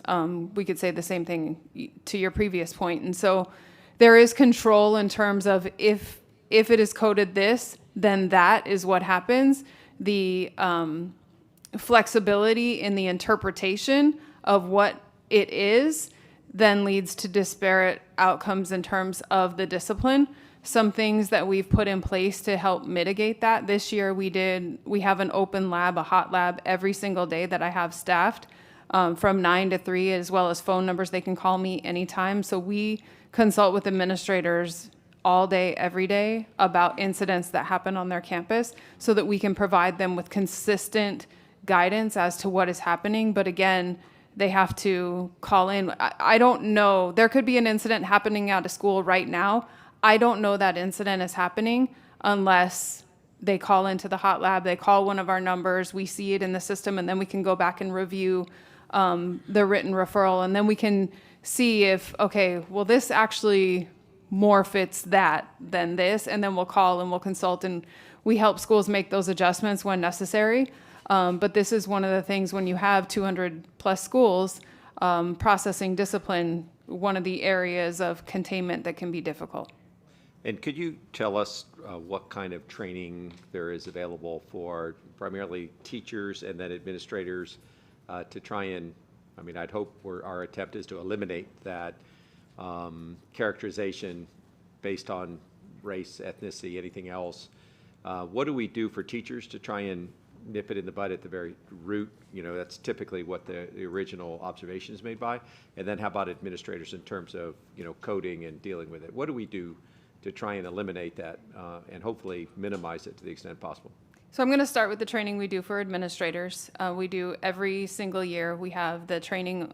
We start with the most severe incidents, which are assessor incidents. We ensure that our administrators know the assessor definitions and the reporting requirements associated with that. And then we go through different scenarios to help them see how do you best code these particular incidents. In any given scenario, you could probably apply 3 or 4 different disciplinary codes, but our code of conduct requires us to report the most severe incident. And so that is the training that we go through with administrators. We also provide Tier 1 PBIS training, Positive Behavior Intervention Support training, about creating a positive school culture. Every school has a school-wide positive behavior plan. They have 4 to 5 different, I don't want to call them rules, but like guiding principles. I'll be respectful. You'll see the posters when you go into the schools, I'm sure. And then they have classroom lessons that go with those that the teachers are supposed to deliver. This school-wide positive behavior plan is also voted on by the school's faculty as well as the SAC committee. And so that is part of what we do from like the administrative lens down. As far as the teachers are concerned, we do have Tier 1 classroom management training for the district. We use a version of the CHAMPS training to set standard expectations in terms of how you manage a classroom. But beyond that, we also offer a variety of classroom culture type trainings. Again, making sure, to the General Counsel's point earlier, that all of our trainings comply with state law. Because the research will tell you, again, that a lot of the disparities in discipline are a result of implicit bias, but that is not training that we offer. But we do offer strategies in terms of how to create welcoming and inclusive environments for all students. How do we gather student voice so that they have more ownership in their classroom environment? And research will tell you that when students feel they have ownership in their school and in their classroom environment, and that it is a place that they are loved, accepted, and belong, that they are going to have better behavior. They're going to self-regulate, and they will also help regulate their peers. So those are some of the trainings that we provide to teachers in order to help manage the behaviors. We really try to take a more proactive approach as opposed to a disciplinary approach. We can't suspend our way out of a behavior problem. Behavior is communication, and we have to really take a look at what message the student is communicating with their behavior, because you can't punish trauma out of a student. You have to you have to meet them where they are. That doesn't mean that they don't get consequences for their actions, but if all we do is consequence them and we don't intervene appropriately, the behavior is going to continue. And so that's a lot of the message that we spread in our trainings as well, in collaboration with the other departments within student services. Can I just interject? The trainings, is that mandatory or is it voluntary? The trainings for administrators are mandatory. The training for teachers is voluntary. Okay, thank you. I appreciate that, Dr. Washington, and I'm, excited about all the things we're doing. Last question I have is, over the last, say, 5 years, have we seen any closing of the gap between, in racial or ethnic disparities between discipline observed and reported and discipline punishments? I will say there's been minimal change in the gap. Some years you may see a greater closing than in other years. That has been a consistent effort of mine. I've been in this role for about 3.5 years now, and I have been working hard towards closing that gap, but I will say there's been minimal progress towards closing the gap. I appreciate all that you're doing, and having a place to call and get counsel is great. We're a big district. We still have 187,000 students, so one office, 9 to 3, doesn't sound like that's really enough resources to give people the kind of support they need. But you feel comfortable that if you needed more, you would come back through the superintendent and ask for more resources? I do feel comfortable that having the team that I have can manage the calls that we get. And we just continually work with schools to ensure that they are using the resources that they have available to them, especially when we have the higher level incidents that result in external suspension. Not every incident needs a call to our office. If you have 2 kids that are joking around in the hallway and running, you don't have to call me about that. But if you have a large fight and there was pepper spray involved, call, because there's multiple students involved, and not every kid gets the same consequence. They get consequence for their involvement in the event. And so things like that, we consult on. So we don't consult on every single event that happens. We don't need to. But the big ones, we do encourage our administrators to call. I don't want to characterize your efforts as being insufficient. There are a lot of world-class school leaders, APs and principals, that are very experienced and know how to do this almost to your level. There are directors, there are regional superintendents, there are even principal colleagues. I've seen people call and say, hey, this happened, can you just give me a head check, make sure I'm doing the right thing here? So the system really converges to try and get to right. I'm very, very confident of that. But the rate still suggests that we're not where we want to be, and I appreciate you to continue to work on it. Thank you so much, Chair. Thank you, Ms. Thompson. Thank you, Chair. And I will have to leave after my comments for a family situation, but I wanted to make sure I brought up a couple of points. I really appreciate your guys' work on this, especially bringing to our attention the laptop issue, because I don't think that was anyone's intention to have that barrier for that resource for our families. And I want to also note that I know we made a lot of mental health changes during the org chart, and there will be a lot of changes to that. Our school counselors and our school social workers are still at our schools, but I would like to see a follow-up from staff on, once you guys get everything together, what that plan will look like for our schools, individual schools, so that we have, we know what mental health resources are still in each campus, so we can ensure equity, if that's possible for a workshop to come back to the board in a reasonable amount of time for you guys to pull it together. Dr. Hepburn. Was that for a workshop or a follow-up? For a workshop Okay. on how we're going to do mental health in our schools now that that department has been reorganized. Okay, gotcha. It'll most likely be sometime in July. We got a lot of, yep. And I understand that a lot of things have been changed, and there's probably going to be some different processes in place. And then also de-escalation training is something that I keep meaning to meet with staff, and then things got pushed back because of the org chart, but that is something that I'm looking into potentially bringing an item in, especially around fighting, because there was an incident in my school with pepper spray. to make sure that staff feels comfortable and able and best equipped to deal with those situations. I did have a question, because when I was a social worker and doing BTAs, we were told that we weren't allowed to consider outside factors in the incident that we were evaluating. So for example, there was at one of the middle schools, there was a kid whose brother was being bullied, and he said, if you don't stop bullying my brother, I'm gonna make you stop. And there was a reference to bringing a weapon to make him stop. And so when I brought up different home situations during the BTA meeting, I was told that you are only allowed to consider the incident that happened before you. Has that sense? And I know it's a lot of regulation by the state on how we can conduct BTAs, but I do think it's an important, if there's violence happening in the neighborhood, or if a kid's being beat at home, which was the situation, we weren't allowed to consider that in the BTA. So I don't know, I just want to get clarity on if my understanding was correct, if that's still the process. Yeah. Go ahead, Dr. Lozano. Hi, Dr. Ernie Lozano. I'm Chief Human Resource Office. So that was never the trained practice. So that was an incorrect training. When the threat assessment team evaluates a threat or concerning behavior, they're supposed to look at all risk factors involved and protective factors.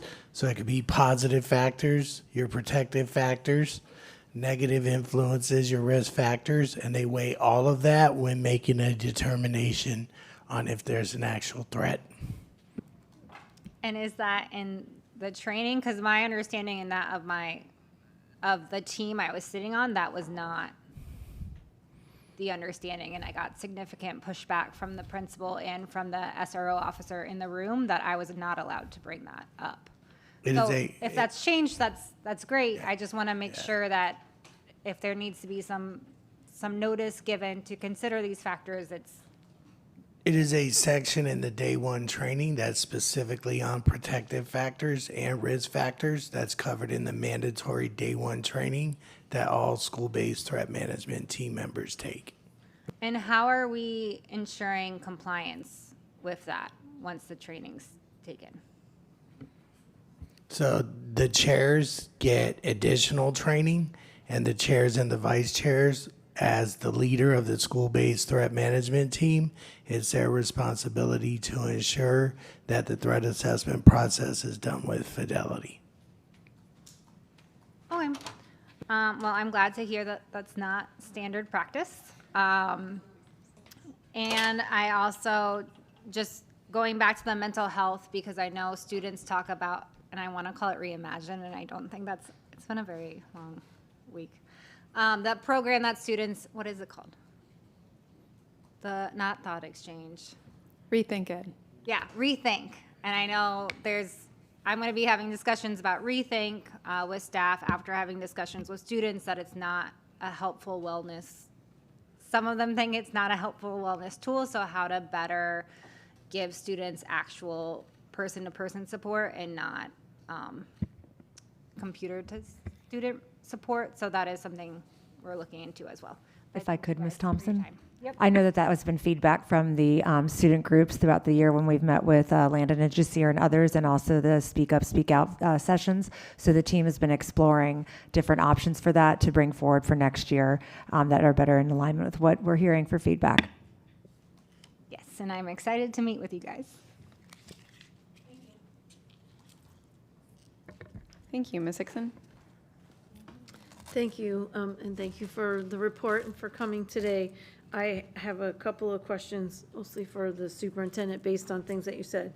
So one of the things that was brought up today was about resources for parents that when students are Baker Acted. So can you tell us, are there resources provided at this time? Yes, Ms. Hollingsworth. I'm going to have Ms. Summers come up to the microphone real quick from our suicide coordinator team. Thank you. Hello. Yes, there are resources provided to parents. After a Baker Act happens at a school, the ask is that schools have a safety plan with the collaboration of the parents and also the student to make sure that the student is being monitored and that schools and families are able to communicate about what's happening after the Baker Act. Any referrals that need to happen, the school also does that as well and just kind of follows the student and the family throughout the whole process. Okay, so what do those give a couple of examples of resources that would be provided to the families? Do you mean like physical resources? No, I think the question that was being asked is if your student is being Baker Acted, there's obviously some kind of concern about mental health. So are we providing them list of names of counselors that they can go to, or, right, I'm thinking, Ms. Ellison, that's what you're asking for. What kind of organization, like for example, Eagles Haven is a place in the north that they could be referred to be able to do those things, or Deerfield Beach High School that has a wellness center. So what do we provide families when their students are being Baker Acted? So once they leave the facility, they have information of what they can do next. So based on the situation, every situation is different. We have BBHC that we work through that has over 20 agencies that we work with in the community. Part of the mandatory actions after just a suicide risk assessment, including a Baker Act, is referral to a social worker, and social workers then work with families to then provide referrals and resources based on their needs. Okay, Social workers, y'all ain't got no more? thank you. That's the ones we talking about. What did you say? I said, is the social workers, y'all ain't got no more? No, we didn't get rid of any. Oh, okay. All right, just checking. So, and to Ms. Grant's point, are those referred social workers in school or outside of school? In school. Okay, Yes. thank you. Thank you. So. May I ask, I'm sorry, so for the parents, that's great for the kid, but if you're a parent and your child has had this issue, so what, is there a resource for the parent so that they can understand and deal, because obviously, more often than not, you don't see it coming. And so is there a resource that could be provided for the parents to deal, counseling, that sort of thing? Thank you. Sorry to interrupt. Thank you. No, and that makes sense because I know, like, in threat assessments, it's a law now that you have to provide the families with information. Even, you have to provide information for the students, but also you have to go to the families. So that's a great question. So do the parents have information of where they could go to seek, like, peer groups maybe, or something along those lines to help the parents get through the trauma of having a student who's contemplating death by suicide?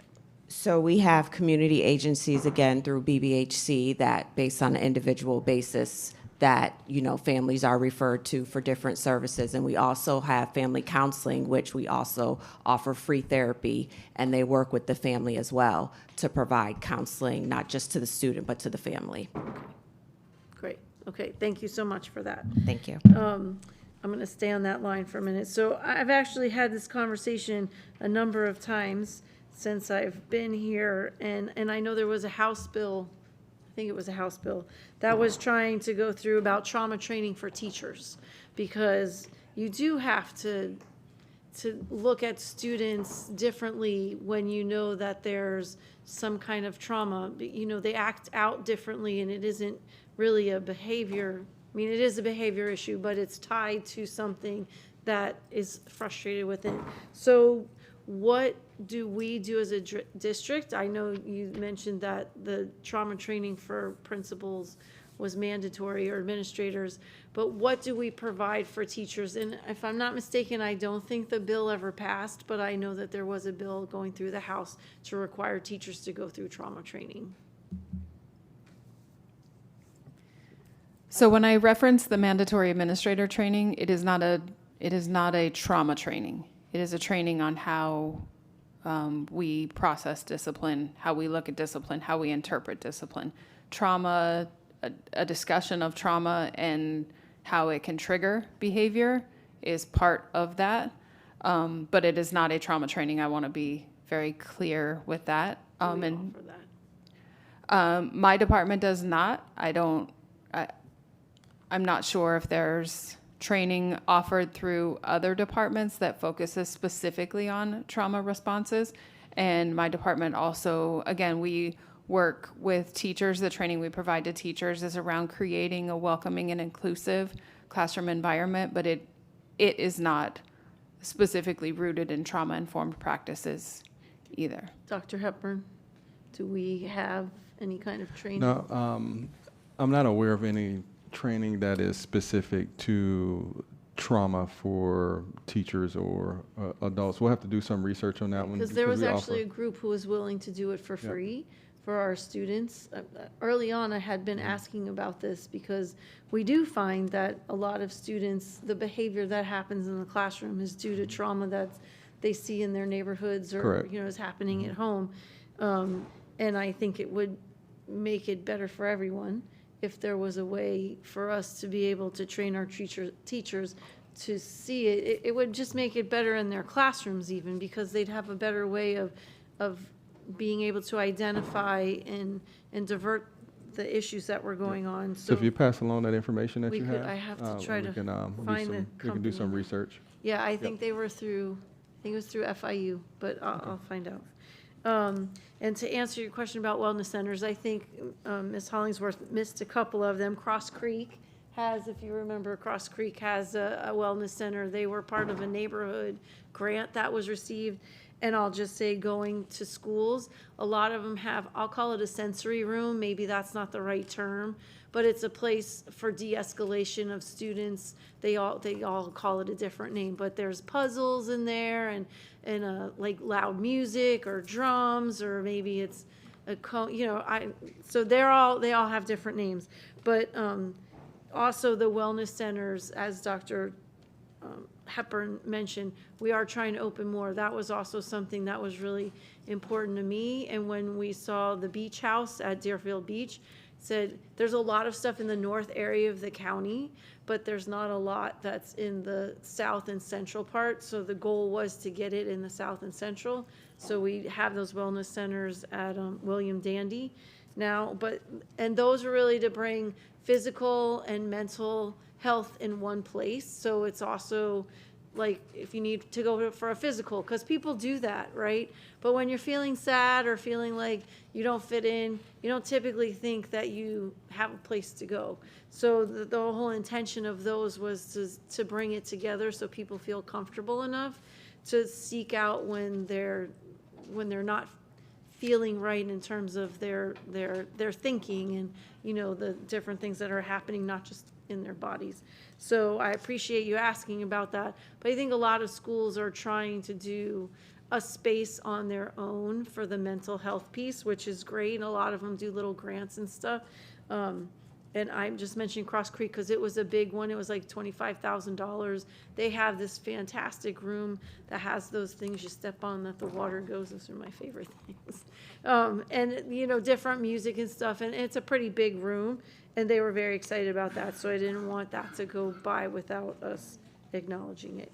And the last question I have for the superintendent is, we've heard a couple of times about equipment from schools that are being closed. So can you tell us what the plan is for that? Because let's say there's a school that has Promethean boards that's closing, and the school they're going to has them. So that wouldn't make sense to send them there, but there may be other schools that don't have any. So how are we going to go about doing that? The IT department, as well as all departments, for any equipment, be it IT equipment, machine equipment, whatever the case may be, they have inventory of what's available at all the schools. So if the school that is absorbing the students from the closure is not in need of that equipment, then the team will look at the need of other schools that don't have that equipment. Okay, yes. great. So Because we are that's something aware we're of gonna do. schools that don't have Promethean boards or whatever, I think it was like Recordex or whatever. I've seen like several different types of boards out there. So the IT team has that information, and Mr. Dorset's team has information for other equipment too. Okay, great. And just the last thing, I know we didn't mention it here because of the security piece, but I look forward to seeing the concerns you had, and I hope that the superintendent and Chief Gregory are looking at the input that you had, because, you know, they can't be everywhere, and I think it's really important to know what those concerns are. So thank you again for your time. Thank you, Ms. Pullman. Thanks, everyone. Glad to see my appointee here today. Thank you for your service. I wanted to go back to the laptops, and I apologize if I missed this, but we will be doing a district-wide policy on this. Well, from what I gather from the diversity committee is there's inconsistency as far as the information that's being sent to parents, right? So do we have a district-wide policy? So we have district-wide policy, we have district-wide practice and expectations. So for us to alleviate the problem that they just articulated to us earlier, we will send something centrally to all schools to be sent to parents. Okay, Yep. so just, and I don't have the policy in front of me, but to the point about having to pay for damage to computers and the issues with warranties and potential insurance and all of that. And I understand that we don't want to tell everyone, hey, you have this, do whatever you want with it, drop it in the toilet and whatever. But at the same time, the purpose of the exercise, why we bought these computers in the first place, was to make sure that everybody had a computer at Correct. home. So if the threat of having to pay back for damage and I mean, listen, as much as we would love to be able to control our kids, we know that we're not going to be able to control. I can't even control my own self dealing with my own stuff. So is there a way that we can address that? Because if the financial barrier still exists, then we didn't really need to buy the computers, because the people that can afford computers can have computers, and the rest of the people aren't taking advantage of it. So it is typical, right, as far as it exists in practice, if it's damaged beyond repair for, you know, just doing something egregious and that, it's not just a computer too, it's all the ancillary device, if it's a charger or whatnot. It is typical that goes on a student's obligation, and the families, you know, are expected to pay for that. So I know the IT team is actually researching to actually acquire accidental damage insurance, which will make it cheaper for us to replace a computer, because the insurance that's on the item is actually more about repairing and things like that, not so much about accidental damage, because the manufacturer, the vendor, is not going to repair it for accidental damage. They're going to repair it based on use and things like that. So we're trying to find a mechanism to alleviate that burden, not such a high financial burden to families. So Yeah, because I've thought this from the beginning, we're providing education online, especially when you get into middle school. Like, it's important that you have a laptop. And so we're purchasing the laptop so that everyone has access to be able to do their homework at home.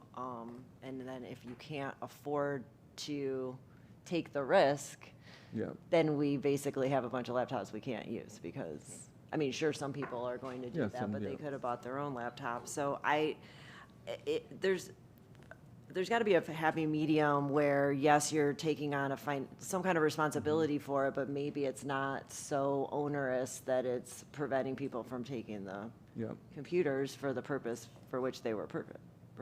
No, for sure. Also, I mean, obviously, as you slide and as they get older, then the value is going to go down. And really, after you got out of year one with a brand new laptop, the value is kind of minimal. But can we work on that? Because I hate to see that. They're already working on that. Okay, so that's already in their queue of acquiring accidental damage insurance. So they're already working on it. Okay, and I don't want to really say, I mean, you know, there's other obligations that students have that have been forgiven. You know, we've prioritized certain things like food. And then access to education would probably be the other big one that I would say that we maybe look at through a different lens. You know, there's a balance between responsibility, and I understand that, but also accessibility and the purpose of this. So I'll look forward to seeing how we write that up. Yep. So that we can have a better policy on that.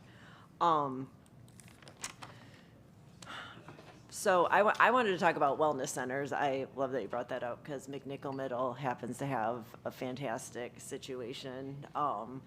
And they have, I think, 4 rooms dedicated, and they have different mental health support that speak Creole, Spanish, and English. And if that, I don't know what the cost is to that versus a different option, but I've seen it in action, and it is really cool. And I think that has really helped the school, the whole tone of the school since it's been implemented. That happened, I think, in like December 2024, and it has been very successful. And it also helps families as well. Maybe we're looking for partnerships already. Well, we have a current partnership that is actually exploring opportunities to open up additional wellness centers that'll service not only just the students and faculty on campus, but also community too, which would include parents and things like that. Are we looking specific, like both high school and middle school, or more towards It's middle? based on feasibility as far as access, based on the availability of space on that campus, and in some instances a separate entrance to be able to service people who are coming from the outside, as far as parents and other community members. Okay. Yep. If you guys haven't checked out McNichol, theirs is really cool. And that's actually allowed us to have other opportunities because we're having the Overtown Youth Center come. And one of the selling points when we were on the tour was that we had all these wellness rooms and everything. So that was already like a great opening for their programming. Okay, and then my other question is, we were talking the discipline, and obviously that's very concerning, and I know that's been that's just been going on since 2008 at least, and I'm sure much longer, time memorial. But I have a question about like out of school suspensions. Is that a statutory requirement? Our policy on that? Ms. Washington, or Dr. Washington. There is a statutory requirement, 1006.13, that requires school districts to adopt a policy of zero tolerance for certain infractions that does discuss external suspension as well as expulsion from school. That's like fighting, isn't that on there?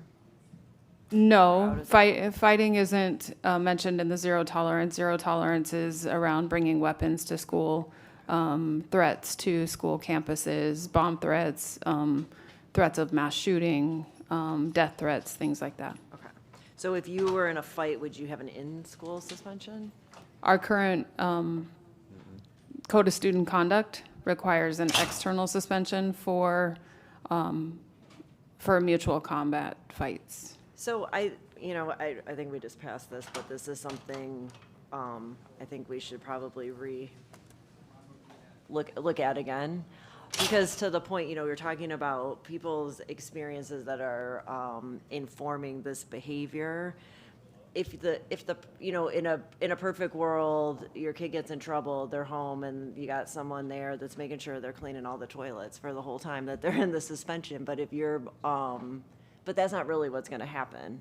And maybe it's a punishment for the parent because they're not disciplining the child. Again, that's all very philosophical. But if the problem is coming from the home, say, being on a out-of-school suspension is a terrible idea.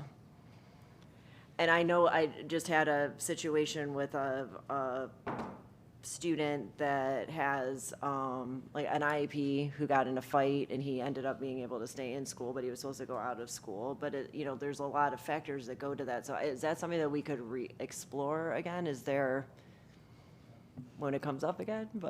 So the Code of Student Conduct just came for rule development on April 28th, I think it was. It will come to the board for rule making on June 9th. But this is one of the things that, fighting in particular, I will tell you, I also manage the district discipline committee that does convene to discuss changes for the code of student conduct. And this is one of the areas that the committee this year was very aligned on in terms of not having tolerance for violence in schools, including fighting.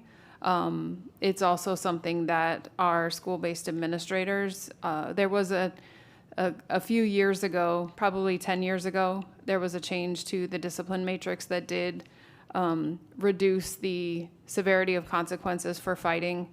And over the last, I think it was 2 years ago, we did strengthen those consequences again with a caveat that if parents sent their student to our alternative to external suspension program, so they aren't sitting at home, they're actually going to an alternative school site for the period of their suspension. Instead of being suspended for 9 days, it's reduced down to 5 days or 7 days, depending on the severity of the fight. So we're trying to offer the carrot, for lack of a better term, for parents to engage their child in some behavior intervention programming. But what we did notice that when we increased the severity of the consequences for fighting, the number of fights reduced dramatically. And that was based on feedback from school-based staff that kids, when they would get in a fight, a lot of times they were doing it for this. You know, they would get the videos, they would post them online, they're doing it for clicks, they're doing it for likes. And so that helped to reduce that. So Okay. So it's a complicated conversation. It's very, okay, I well, guess we can talk about it sum it up. out of this, but yeah, I mean, the points that you guys are bringing up and it is really complicated because the punishment sometimes doesn't fit the crime because I will also say and you're that not having a jury's trial on every fight that starts, so that's the other problems that I always tell my kids, because it's like, I'm not having a jury trial on this. I don't know who started it. I don't know what happened, but fights are not usually the behavior where we're seeing the disparity in how they're being disciplined. I would argue that it would be more our simple batteries or our aggravated batteries, things like that, where they may be viewed in some instances, it may be coded as a minor fight, but if another student, it may be a battery. So I think that's where criminal charges for certain people. not necessarily, I mean, we have those, they are criminal terms because that's the assessor term, but those require consultation with law enforcement per the assessor rule. But the Code of Student Conduct operates separate from law enforcement action. And so we do have the same names in our Code of Student Conduct simply because they're the names that are provided by assessor. But that's where I see more of the disparity. It might be called horseplay for one group of students, but another group of students, it's battery. So that it's not really so much in the fighting where we're seeing it. It's more in some of those other areas. Okay. All right, well, we can have a meeting and you can educate me on that better so I can speak to that more broadly later. Okay, so those are my questions, but I really appreciate you guys going out to all the schools. And I'll also look forward to hearing at some point what the security concerns are. And also, Ms. Grant knows, and I think it's very useful, if there are conditions in the schools, if you call us, we are happy to get on that immediately. Like if I hear about that in any of my schools, we can talk to Mr. Dorsett, and he's very responsive and very speedy if we have, if we take it through the right pipeline. So just let us know. Thank you. Chair Leonardi, do you mind if I say, I have one request from your general counsel, and I have 3 statements, if that's okay. It'll take a couple of minutes. The general counsel, I appreciate you mentioning the policy and the Florida statute to begin, because I know you're trying to protect the board. I'd like to get those numbers of the Florida statute and the policy, please. And then while I appreciate the meaning and the reason behind it, equitable education and the statements that we've made goes directly towards that, right? Well, I appreciate what you're saying in terms of Florida statute and policies, but we all know that legislation doesn't really factor in real time and real tangible items. It's many times a blanket statement. But while it doesn't talk about race, it talks about all students, but that is a precursor to the lack of equity in education when you have a group that is constantly targeted and not receiving what every other child does. But I do appreciate you mentioning that. That was my request for the policy in the Florida statute. Also, want to highlight that Jasir is our student advisor on our diversity group team, and he has been at every meeting, very vocal and quite helpful. He's been to a couple of site visits and gave us some insight from a student's perspective that really helped with our report. So I want to thank you and congratulations on your graduations upcoming. The other thing I'd like to also, it's sort of a statement, but also a recommendation. We went to all three, North, Central, and South. While PPO has been great, majority of the guys that come with us on our site visits have been awesome, but there is a distinct difference between the areas. The North area has a great model on how they work. And we didn't see that too much in the other areas, not to say that the other areas are not working well, but I think that just a consideration or recommendation to Mr. Dorsett is to really hone in on how North area does their thing, how they work with their guys, how they work with their groups. There's a testament to best practices and how you create a cohesive group, and North area has that down packed. South and Central they're the ones that come with us are great, provide a lot of input and answer a lot of questions, but we do see the difference and we do see some of the disparities. And so that's just one of just a recommendation, Mr. Dorsett, is just I highly recommend that you have a conversation or sit down with the North area and see how that works for them and maybe create best practices with the other areas. Again, I'm not taking away from them. I'm just saying that they have a better way of doing things, and I think that is something that that should be replicated to kind of enhance efficiency. And my last comment is that I appreciate the board members that are here. A lot of you guys have made some great comments and great questions, and I see where some of you are going. I just would like to thank you for the opportunity to be on this committee. Thank you for those who answer their phones, their text messages. I want to also thank all the staff that you sent with us, Dr. Superintendent Hepburn, because these people really helped us to understand how you guys work and not be quick to give you a hard time because there is other things happening behind the scenes that we're unaware of. So we do like to ask a lot of questions because we want to make sure that we're not putting pressure on staff when it's not necessary versus putting pressure when we feel like, listen, this is something you guys need to pay attention to. So I want to thank you for allowing people to come. I appreciate the staff. Some of them didn't know what they were coming for, but it worked out. And so we want to thank you for the opportunity, but just know that this committee, and I've always said that every time I came to do a report, that we are advocating for all kids. Just want to emphasize all students need someone to advocate for them when their parents can't make it or if they are scared themselves. And Broward County has gems all over the place, and they just need to be highlighted. And we saw some great schools, great principals, great teachers, and we want to make sure that this is not an all bad report, but more so of just little items I think that we need to kind of just emphasize. But we want to just thank you for the opportunity.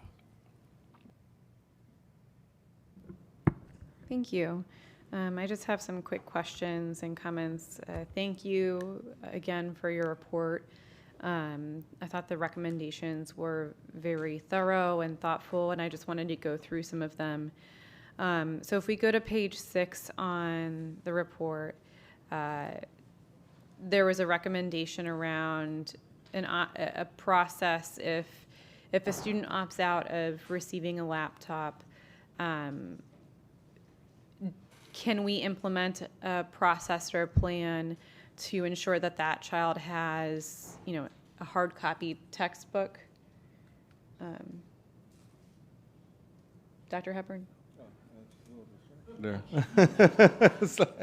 I'm tired too, sir. Yes, so we can implement a process. We do survey data at the beginning of the year as well, but we can implement a process to truly understand, because I think the initial assumption, if a kid opts out, that they have a device at home, but we can work with the IT team and the schools to see if we can get more information from that student or their families to find out if they actually have a device at home and not just opting out for the sake of something else and don't have a device at home. And I will just say, like, in my roundtables with students, in every single roundtable, overwhelmingly, the students say they prefer paper textbooks to digital devices. So just, I know that we have a kind of a line to walk, but giving kids the access to the mode of learning that they prefer, I think, is pretty basic.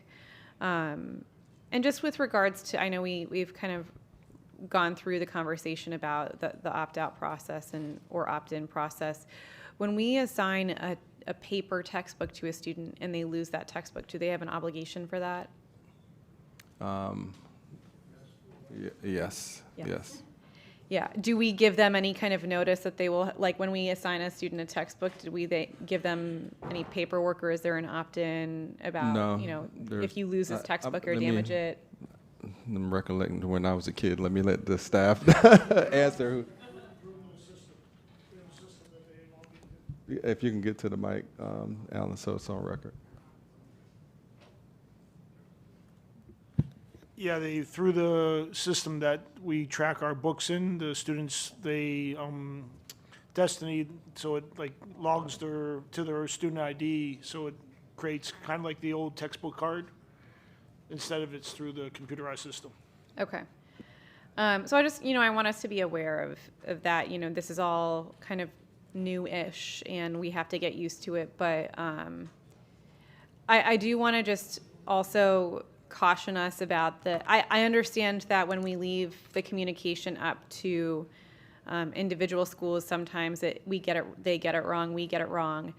I just continue to hear complaints from principals and from families about the centralization of communication on certain issues. So I think, and again, like I hear from parents that they often ignore the communication that comes from the district, and they pay attention to what comes from the school. So I'm not saying that, I'm not trying to like block a solution here. I'm just saying maybe we could be a little bit more nuanced about how we approach it, like provide the schools with the letter to send out, because I do worry that when we send out a district-wide parent link, like it just gets ignored. Yep. So providing the principals with the tools they need to communicate about this effectively. No, agreed. And so that's what we plan on doing is pushing it through the schools, because some people block the district's texts and emails because they pay attention to the school. So, yeah. Yep. On page 9, I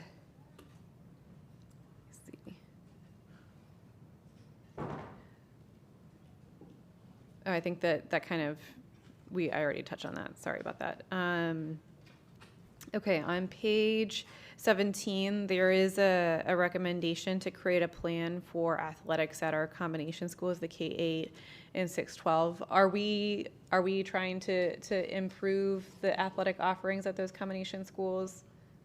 Yes, they will. As the grade levels increase, there'll be more opportunities because there's more middle school students at the K through 8, and then of course we have. I think we're probably one of the only districts in the state that actually have our own middle school sports association, which provides a greater opportunity for more competitive sports at the middle school level. Got it. And then along with that recommendation, on page 21, there was a recommendation on funding for collections at, literary collections at newly created combination schools. So, making sure that our media centers are fully stocked with enriching material what's the plan around that? This is for media center, or are we talking about classrooms? I mean, I it could think, be both, I guess. Yeah. Yep. The Dr. Combs team with the Innovative Learning team, they do a good job of just making sure that our media centers are stocked with books, moving them about, especially with the schools that are closing, and looking at that inventory. But they do an excellent job in working with the media specialists and the schools just to make sure they're stocked with the necessary reading materials or collections for their inventories. And then I appreciated President Ellison's recommendation around collaborating with cities around like awareness about the violence in a community. She mentioned the city of Fort Lauderdale is wanting to partner up. So what are the next steps for that? Yeah, so that's actually a great suggestion. I appreciate that recommendation as well, because I grew up in similar neighborhoods as many of the students that they were speaking of, and that you see and experience that level of trauma from just in walking about in your own neighborhood and something happens, and you bring that to school, and if people aren't aware, or if we're not aware, we can't alert the school of what just happened in that neighborhood the night before, and the type of counseling a kid may need just to get over that situation or get some additional support. So Chief Gregory and the team will talk and communicate with our municipal police department peers to see if they can leverage the opportunity of just sharing information with certain things. The city of Fort Lauderdale is great about that. If something happens and they know it's going to impact a school child, they'll let us know, but not so much the other municipal partners. So we can see if we can help collaborate and do something similar that the city of Fort Lauderdale and sometimes BSO too. Okay. So we can expect Chief Gregory to reach out to Chief Schultz and then try to expand that. Absolutely. I would love an update for the board when that gets moving. Anyone else? Any other further comments from our committee? Just the when you mentioned about the media center, but we also make sure to ensure that we have media specialists to implement that. That is the priority. We're running low. As a just a quick update, as a person's media clerk sunsets out, the only replacement that a school can hire is a media specialist. Yep, so we don't allow them to hire and replace it with another media clerk. Anyone else? Attorney Dupree-Bruno. So with regards to the statute, the Florida statute is 1000.05. It is called the Discrimination Against Students and Employees in the Florida K through 20 Public Education System. And subsection 4D is where you will find the Individual Freedom Act. And then the other one that you were asking about is Title VI of the Civil Rights Act of 1964. That's 42 USC 2000D. That act actually prevents discrimination based on race, color, and national origin relating to federal funding. So that's how it ties into K through 12. And there is a Dear Colleague letter that was issued on February 14, 2025 by the United States Department of Education, Office for Civil Rights, that talks about the current interpretation of Title VI and how it applies to K through 12 education. And then our board policy it doesn't incorporate some of this. It's really 4001.1. It talks about non-discrimination. But as we move into Neola, we will have more robust policies that will discuss this. Okay, so, and thank you so much for that information. And when it comes up for, the assumption is you're changing policies for that robust conversation? Are we going to have new policies in place, or are we just going to kind of enhance what we have here? So the school board is going through a policy conversion. They will be using a new system for their policies. And as we're going through that new system, there will be Neola workshops, if you will, that all advisory committees and the public will be able to come and give their feedback on the policies that are being drafted. Thank you. I appreciate it. All right. Anyone else? Madam Chair, could I just as you're going through the information that we were not able to share, I would ask you to direct your attention to some of the length of times that the work orders were open, on very serious concerns regarding that part of it. Is so, if you will read that and understanding what the ask were and the length of time that they're asking, and perhaps not even still delivered, that's it's a very serious concern for us. So thank you. That will be part of the security portion that we wanted to send separately. Thank you so much for highlighting that. Anyone else? All right. Thank you again. Thank you very much. Have a great afternoon, everyone. All right, so the next item is rule development. No, the next item is 2026 regular legislative session recap. And as staff is transitioning for that, since Dr. Holness is not here, I would like to designate without objection Ms. Hickson as the vice chair. No objection. Thank you. All right. I now turn it over to staff for a brief presentation. Or do we want to go straight to board discussion, or do we want the full presentation from staff? We have the lobbyists. Oh, the lobbyists on the line. They know to go through it in 10 minutes. Okay. So while Beacon pulls them into the meeting, I'll get started. The legislators just returned to Tallahassee this week. As the board knows, they did not pass a budget during the regular session.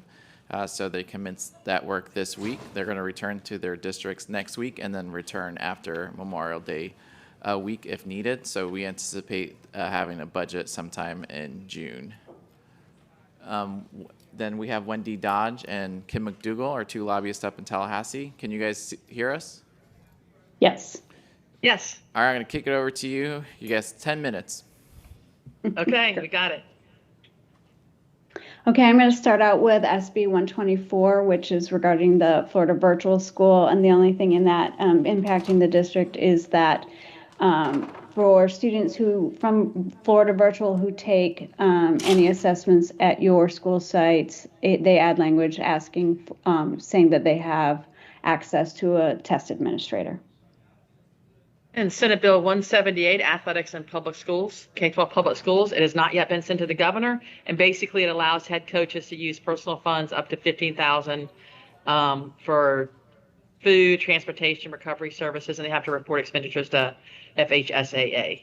And then also, it wasn't on the slide, my fault, Senate Bill 182. It was an education bill. It established the teacher and mentoring program. It also has subject to appropriation, where you have to put the George Washington and Abraham Lincoln pictures in there, subject to appropriation. The House and the Senate, obviously, we're in budget special session. They just agreed to $200,000 for that statewide.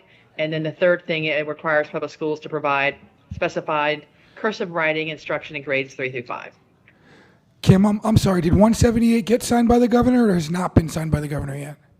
It was approved by the 178 has not been sent to the governor. The Senate Bill 182 with the cursive writing and the George Washington, Abraham Lincoln, that has been signed. Thank you. And the cursive writing.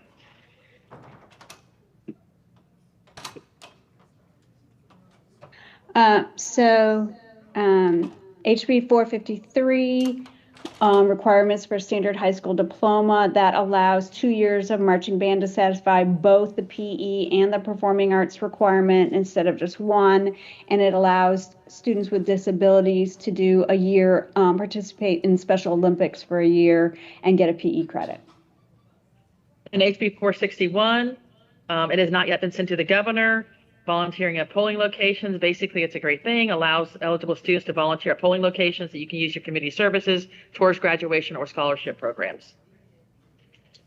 SB 538 is extracurricular activities. That is the bill that allows booster organizations to add to the compensation for coaches and other extracurricular activity personnel.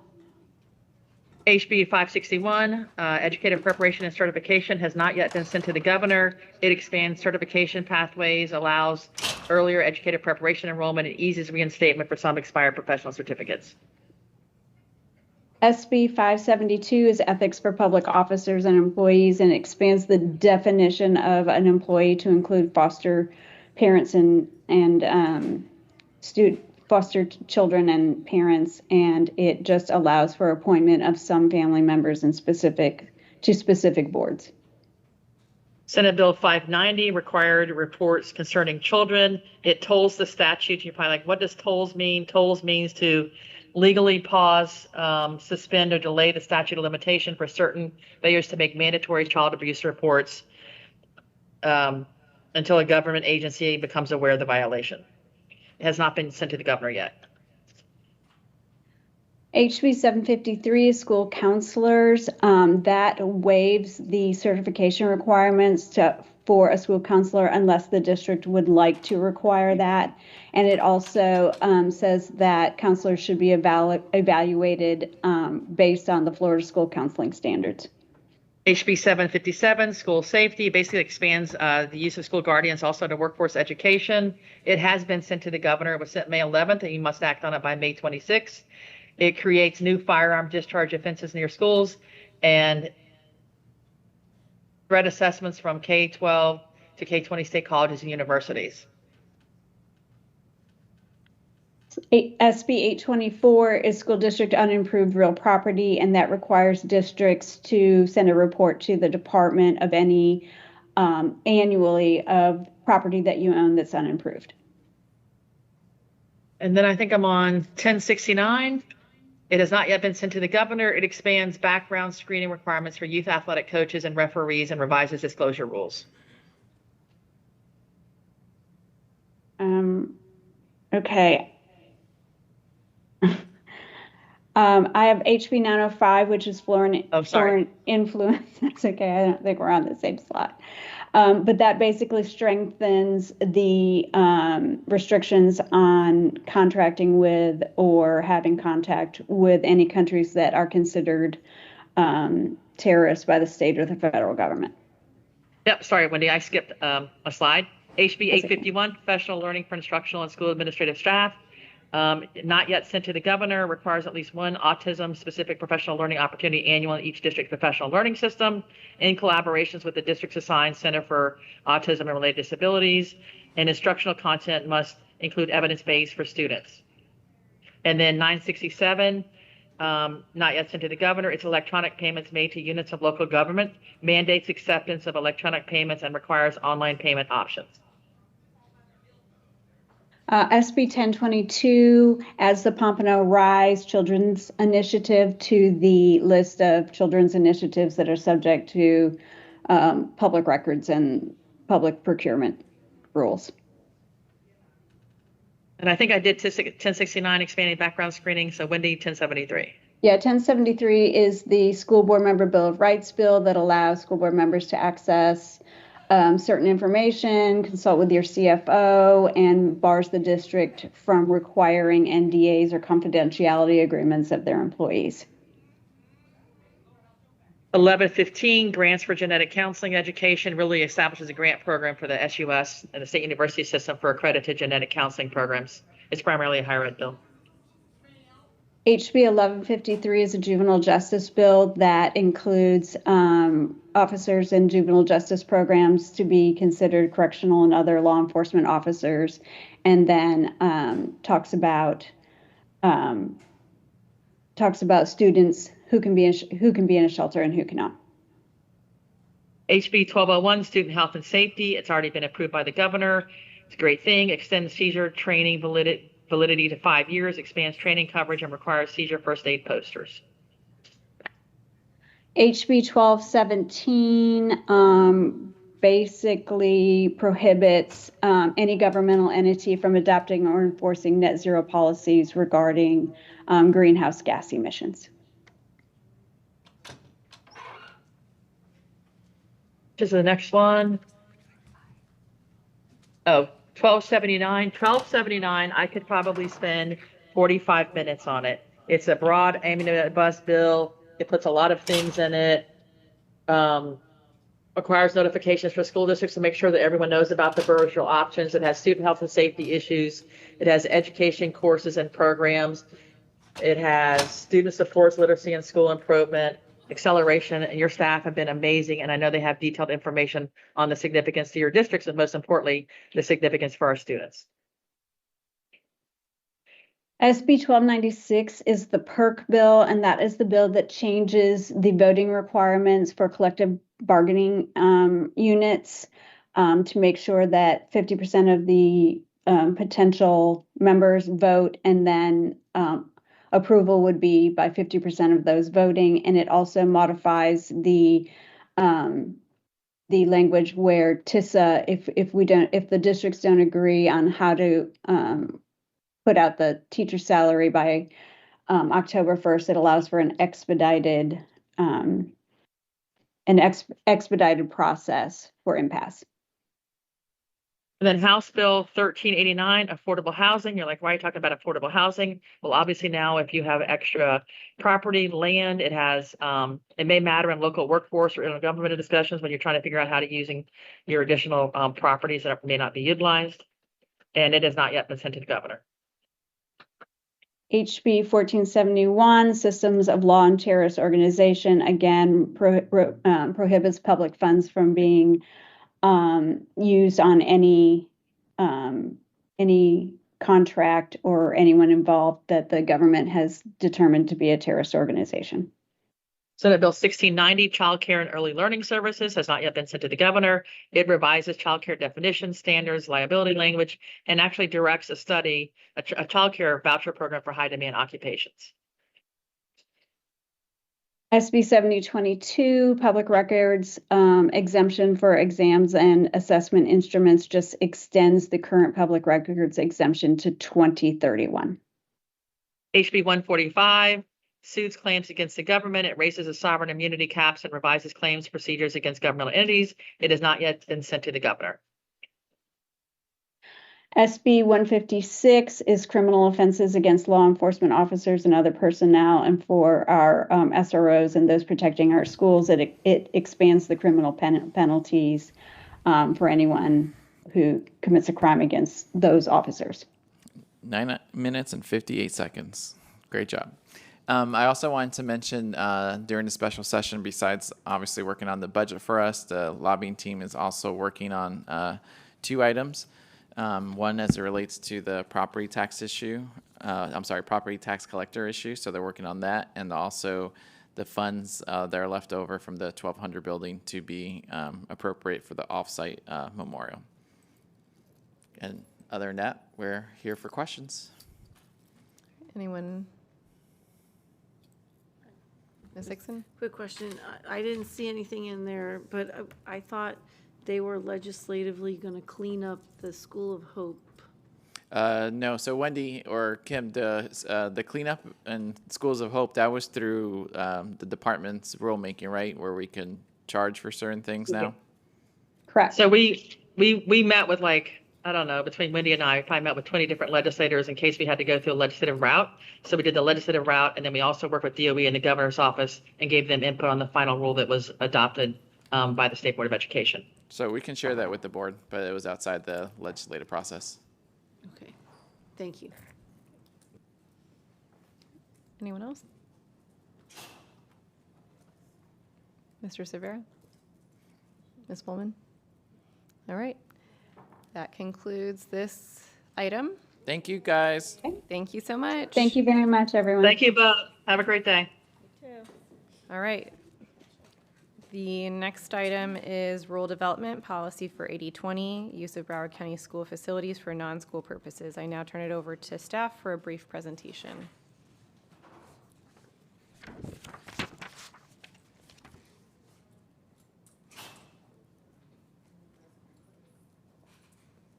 We're waiting for Mr. Akabuso, who should be fast approaching, hopefully. Am I allowed to go to public comment? Yep. Public comment on this workshop item? Mr. Delvin King.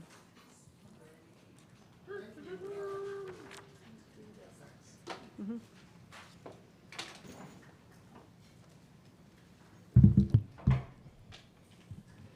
Delvin King, Pompano Beach. So my comments on what I've seen from the items that they're presenting to you is we need to just make sure that we're following the process with renting facilities and accountability and professionalism. There's been times I've called this office. I called today 6 times. No one picked up the phone.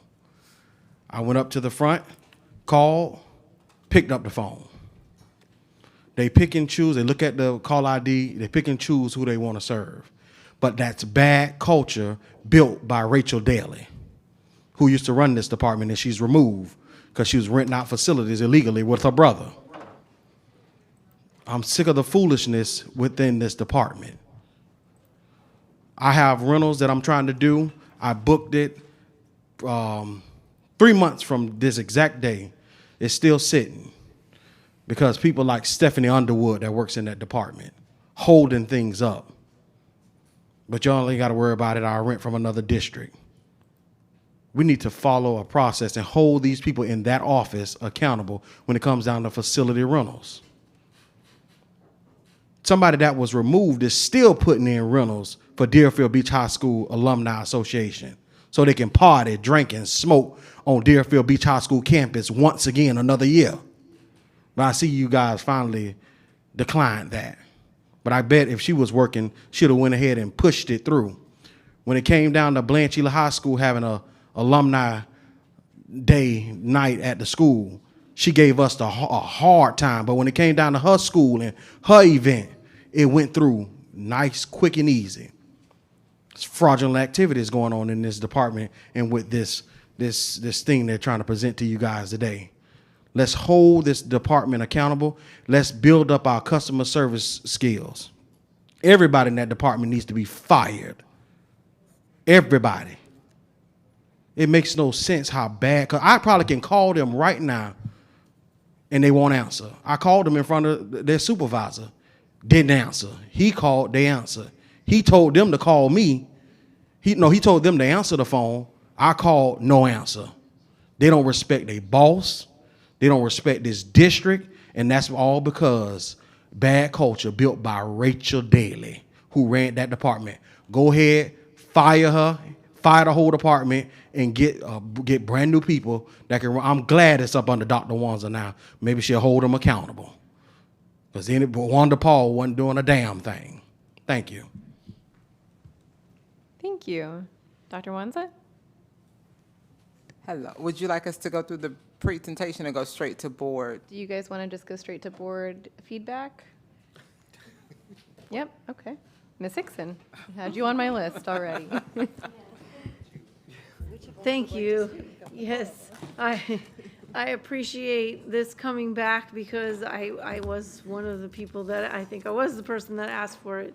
So I really would like to go to page, I guess, 5 of the presentation, because this is really, there's 2 pages, but this is why I asked for it to come back. And I had a personal experience with using this through Special Olympics. And Facilitron is not easy to use, and I know that I hear all the time it's the user, but I will promise you that it's not just the user. And there are some concerns, like if you are one of the SAG groups, or not a SAG group, but a PIE, right, Partner in Education, it doesn't let you do anything unless you pay, but the pay, like, it's half of it. So what it's telling you owe is not what you owe, but it won't let you book it unless you do. And then some of the issue also is emailing the staff, as our public speaker commented on, to say, I'm going to send in a check, or I'm going to, I'm working on this, and then to not have something held. And when the check comes in, they say, oh, well, we didn't book it for you. So there's a huge problem with customer service. I'm going to right off the bat agree 100% on that. But there's a button down at the bottom that says pay later or something that people aren't aware of. So through a process of lots of yelling and screaming, we figured that out. And so we knew we could mail a check. But this shouldn't be that hard. It shouldn't, especially in Partners in Education. And I'm going to stick on Special Olympics because that's one of the things I know. And we talked with Dr. Hepburn and Dr. Fulton. We have some Partners in Education that partner across the district. They don't just partner with one school. So I'll say Boys and Girls Club, Special Olympics, Best Buddies, where they shouldn't have to do a PIE for every single school. There should be a district-wide where they're recognized as a PIE across the district, and that they can go through this process, because every single time they need to go somewhere else, there is Boy Scouts, Girl Scouts, all of those things. In the conversation we had, the superintendent said that would be something that would happen, yet it's not happening. And it's very discerning. So I guess I'm just venting at the moment, but I don't understand why this has to be so difficult. You want me to respond? But, okay. So thank you, Ms. Hickson. The first thing I'll say, and Mr. Akabuso, please jump in the system, and we have to talk to Facilitron. So if I am Boys and Girls Club and I have a district-wide partnership, then we have to talk to Facilitron about how that is recognized, not just for one school, but for every single school profile in the district. I'm not saying it can't be done, but that's a conversation that we're going to have so that Facilitron, if they're able to program the system so that whatever are our district-wide partnerships, that there's some kind of recognition of it in the system. Because I believe the way the system is built now, it is incumbent upon whoever's, putting in the booking event, they have to upload their certificate as, evidence that they are a partner in education. Did I say that correctly? And I appreciate that, but I will just say, and I know you're going to say the same thing you said to me about something else.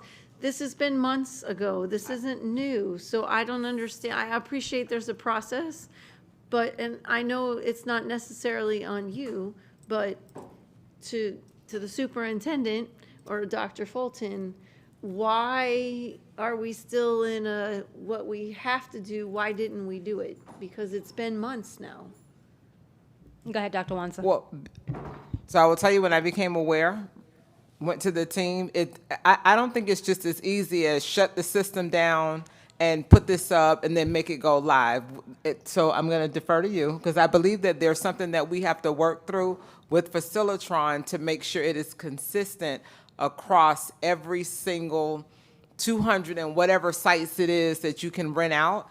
And it's more than just one partnership, right? So this is it for, let's say it's Boys and Girls Club. So then we would have to have what are the exact partnerships that are district-wide, regardless of location, which that's not consistent. So that's something that we would have to work on. But so Chris Akabuso, let me kind of jump in. We actually spoke to Facilitron today, right? Osceola County is the only county in the district. So Broward County Public Schools and Osceola County in Florida are the only two school districts that have the partners in education, right? We are the second district that gives out a certificate. So we check with Facilitron, I equate like the Boy and Girl Scouts, right? Troop station number 1, 2, 3, 4, 5.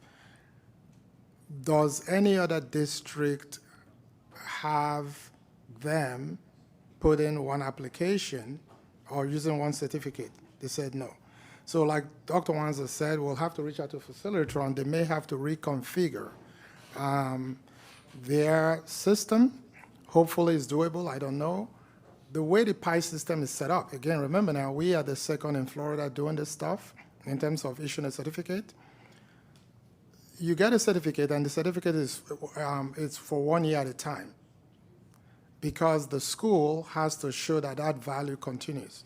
So if we look at the whole system, right, because it's not just issuing a certificate, it's what value are you providing, right? So if I have 20 Girl Scouts, whatever segments, are all 20 providing something to the 20 schools, or, so we got to look at it some more. I'm not saying it's not doable. So Mrs. Hickson, we're going to go to Facilitron and talk, okay? So that's. Yeah, so, and again, I appreciate it, but you talked to Facilitron today. I had this discussion 4 months ago. So I have a concern with the pushback on people just don't want to do the PIE. They don't want to make this easier, and this is a huge issue to me, that we are making this more difficult than it needs to be. The other piece that I want to just ask about, when we, on page 8, and it's really hard to see these little tiny numbers, but it's just very telltale to me to look at how much higher we are than the other counties for a lot of this stuff. So I know that we were trying to catch up. I just feel like for example, football field. Broward County charges $1,140 for the football field, and Orange County charges $55 for profit. Hillsborough charges $100. So our $1,140 is a flat 8-hour minimum. So it's not, so it's for the whole day, right? And so, and then the other counties, it's per hour. So when you do the math, it may, but ours, and this is the way, this is the way this fee schedule was approved by the board. Because the fee schedule is a part of the policy, it was approved by the board. It is, and so for, regardless of when you rent the football field, you are renting for an 8-hour minimum for $1,140. So that is something that maybe the board wants to revisit the fee schedule. Yeah, for sure. So, and I'm sorry, I didn't see at the bottom the asterisk about the 8-hour minimum. So I appreciate that. But I think I'm just giving you my own impression. We as a board have pushed back. I think this is the third time or so the policy has come back to us. I think that's telltale to say that it's our policy, but it never shakes out the way we thought it was going to shake out. And every time we try to fix it, everybody says it's a user issue. It's not the policy. But then the answer is, well, it's the policy. So I don't know what the right answer is. As you can tell, I'm very frustrated. And I'll say this. I said it to the superintendent, and I think to Dr. Fulton. BEF had to use Facilitron to rent Fort Lauderdale High School to do the teacher expo, and they said they will never use a high school in Broward County again because Facilitron was too difficult for them to use. And they are our partners in education. So, and not just like normal partners, like they're in our building right here, right? So yes, they're the big partner. And for them to say, we're just gonna use something else because this is too hard to do, I can't accept that it's the user. I just can't accept that. And you know, through Special Olympics, the person has a doctorate degree that was trying to go through this system so that we could use the track. And again, it's personal. We use South Broward's track for our Special Olympics track team, and we couldn't have practice there because it was the user, but it was not the user. So I like to hear what my colleagues have to say, but I'm very frustrated. I think we hear lots of issues from different people across the county when they're trying to use this, and it just makes us look like we're not good partners. So thank you. Mr. Cervera? Thank you, Chair. I'm going to go a little off script. I've heard Mr. King several times come before this board complaining of prior bad acts, and I've read the newspaper articles about, I think, did we lose Gregory here? I think we're up to 4 arrests now for the scandal. Or is it more? 6? I don't say I lost track at 4. 6 individuals have been arrested for allegedly improperly using our facilities for a profit, I believe. And thanks to the great work of our school board police department, they were able to investigate the crime and make some arrests. What I would like to know, number one, how did that happen? And number two, what safeguards are being put in place? I know we're talking about rules and policies, and that's fantastic, but what safeguards have been put in place since these individuals have been arrested to make sure that nothing like this happens again? So I believe before we say anything, I just want to run it through Ms. Jacques Adams, because I know it's an open investigation, and I don't want anything that may be said here to hinder what's happening right now. So through the chair, since there isn't an open investigation, we cannot talk about this. Okay, I'll do you one better. People were arrested.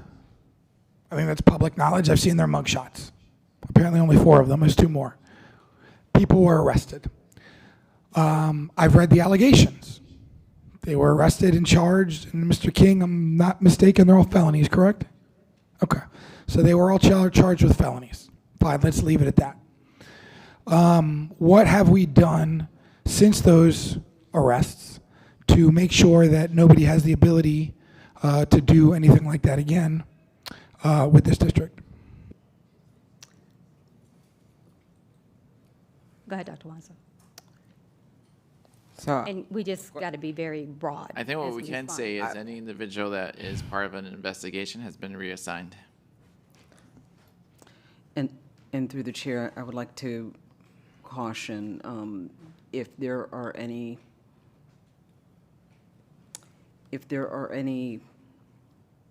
corrective actions that are being developed as a result of the investigation while it's under investigation, like if there are any discussions that stem from that, I would suggest that you wait before you state that, if that's not complete. Let me water down my inquiry further, because I certainly don't want to cross any boundaries. First of all, these 6 individuals, are they still employed at the district? There's not a general answer to all 6. Sure. Are they all still employed here? I just heard Mr. Sullivan tell me they were reassigned. There are some that have been reassigned. Okay. Some have been arrested. Okay. So obviously they're not employed. Well, that's what I want to get at. Were any of these individuals who were arrested still BCPS employees in any capacity? So can I, if I may, please? So one thing we have to be careful, during an investigation, even if somebody has been arrested, until such time as the person is actually convicted, there is due process that needs to take place both from a criminal standpoint and also from the district standpoint. So that's one of the reasons that Ms. Jacques Adams is really saying that we need to be careful, because there are so many different legal elements that are impacted by this. I would wait till the investigation is complete. Until at that point, then you can ask all the questions that you want with regards to this particular investigation. If only I were so patient. I know. But, listen, I'm going to follow your guidance. You know that.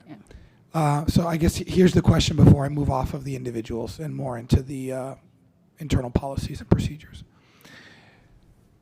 Is it your position, Mr. DeBruno, that I, as a sitting board member, probably representing District 6, cannot discuss openly at a workshop the employment status of any of the 6 individuals who have been previously arrested for these alleged crimes?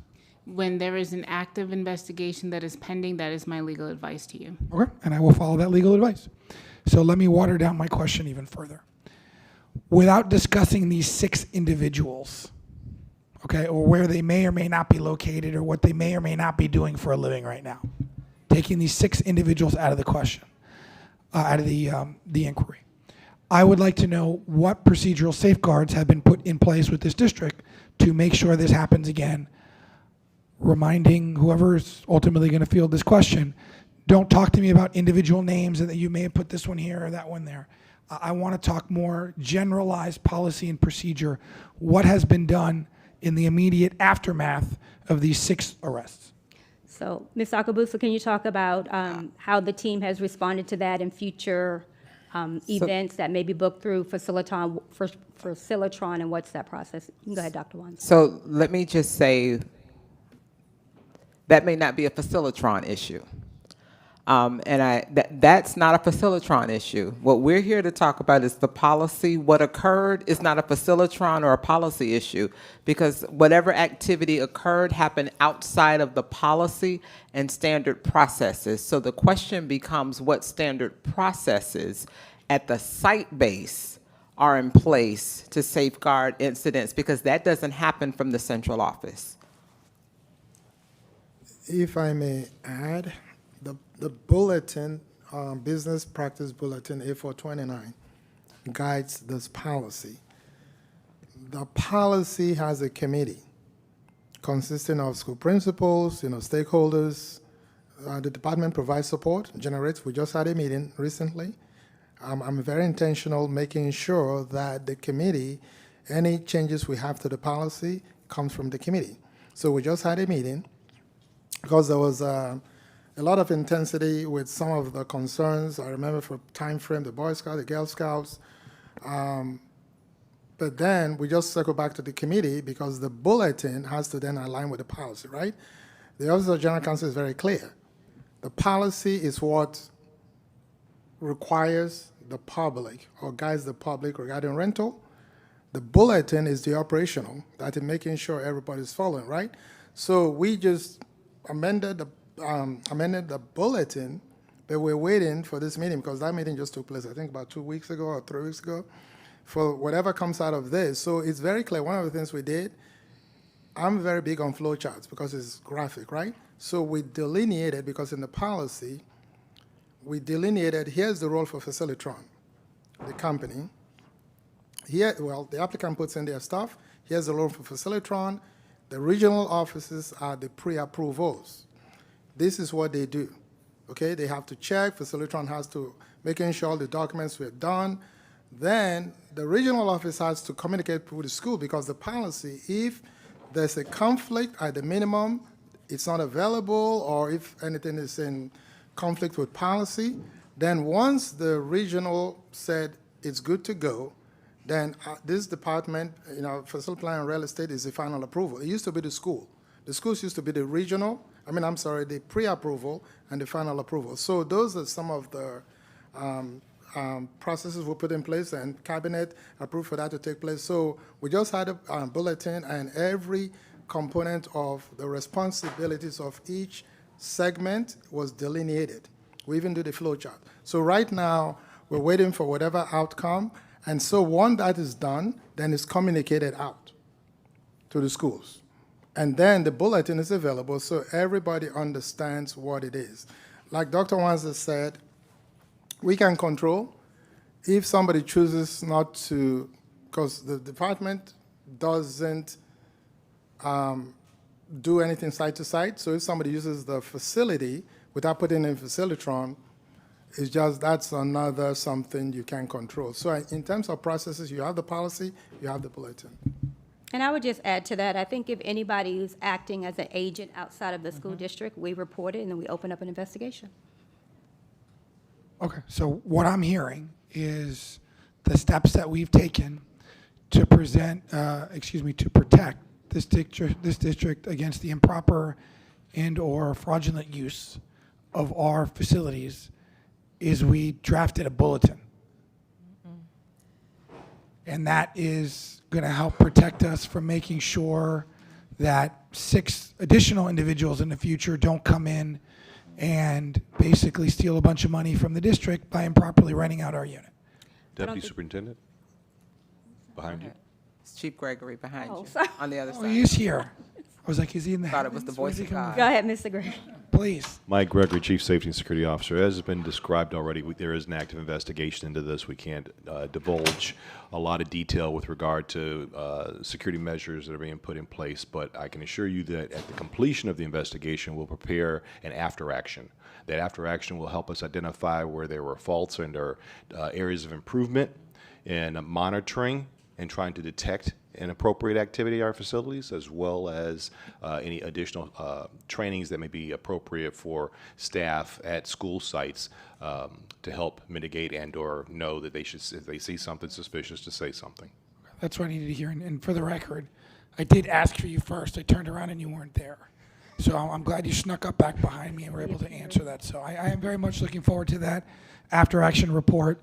And hopefully, and I have all the faith and confidence in our security folks and our school board police, that we will do what is necessary to make sure that this doesn't happen again, because this was, quite frankly, a little embarrassing. I'm going to call it like it is. But thank you for that, Chief. Thank you. Ms. Bowman? Thank you. So I haven't hidden my feelings about the word facilitron over the past year, I think. And I'm trying, now that Dr. Wanza is also involved in this, I'm trying to get to the bottom of really where the issue is, because I think we know there's an issue with the user. And I have like I have a list of different kinds of potential renters who have come to me that have all had a problem. So I'm just gonna go through it and explain. So one is an organization, a nonprofit that provides after-school programming for our students for free. And they were being charged like $10,000 or more a month for electricity and all this stuff and going back and forth and calling me and going with the people, and then finally they figured out, oh, they are a partner in education, and then they were charging them for like toilet paper. But it took forever to figure it out. Then I had another person that Dr. Wanza helped me that was renting out Dillard's auditorium and then figuring out how many security guards and how many police and what parking lot you need. The Boys and Girls Club last year, because there was a memo that went out that wasn't allowing anyone to use any facilities without, and we fixed that, but that totally took away the ability of the Boys and Girls Club in my district to use the adjoining property, because there was this moratorium on using any property without being in Facilitron. The situation that we had with the tour groups that would meet in the library, and now this is a prohibited activity, which I just don't, there's just like a policy that's, I think the outcome of the policy is maybe not what was intended. But on the other hand, I am, one of my husband's coworkers is a member of a church that is renting South Broward. Now, she's not actually putting the Facilitron thing in, but no one's complaining about that. And I think that's like a perfect use, because it's great. Like, this is a great opportunity for both parties, that we're getting the opportunity to rent out our facility, and they're happy to use it. So that's a perfect situation that we have going there. So throughout the work that you've been doing, have you been able to identify what you think is the problem or the issue? And I guess we have to look at an overarching desire to how we want to do this in terms of, is the juice worth the squeeze? Is it too difficult to use this program for the general user? Are we losing money at the end of the day because people just don't want to use our facility if it's too difficult? Are we making money off of it? I'd love to know what the feedback is on it. So I think it depends on who you talk to. That's why I put the whole end user, because I've talked to probably, so I have a lot of written communication and some verbal communication with Mr. King, right? So he's one of the definite end user feedback, right? Then I have people who, again, emails, calls, people I know personally. I can tell you, I personally used Facilitron twice without issue, maybe because I just, got in there and figured out the system. So I think that where we find ourselves as an organization is really on slide 10. We have to ask ourselves, what's our balance, right? A service provider to the community, and what is the right balance to capitalize on whatever opportunities we can to monetize our assets. And I think that we have to find that balance in the right way. So that's why we looked at some enhancements, right? So we definitely need to do some type of tutorial video to talk about, walk people through the steps. also have a flow chart right up front that talks about this is how you do this, that, the other. Make some decisions around partners in education. You know, we know what school allied groups are, and then we have to look at the fees. I think that, you know, some of the organizations were very stunned that a security fee was being charged. And then you get feedback from principals that say, you know, where's the accountability for whoever is the security, because the entity left my door propped open or that kind of thing, right? So there's the balance there.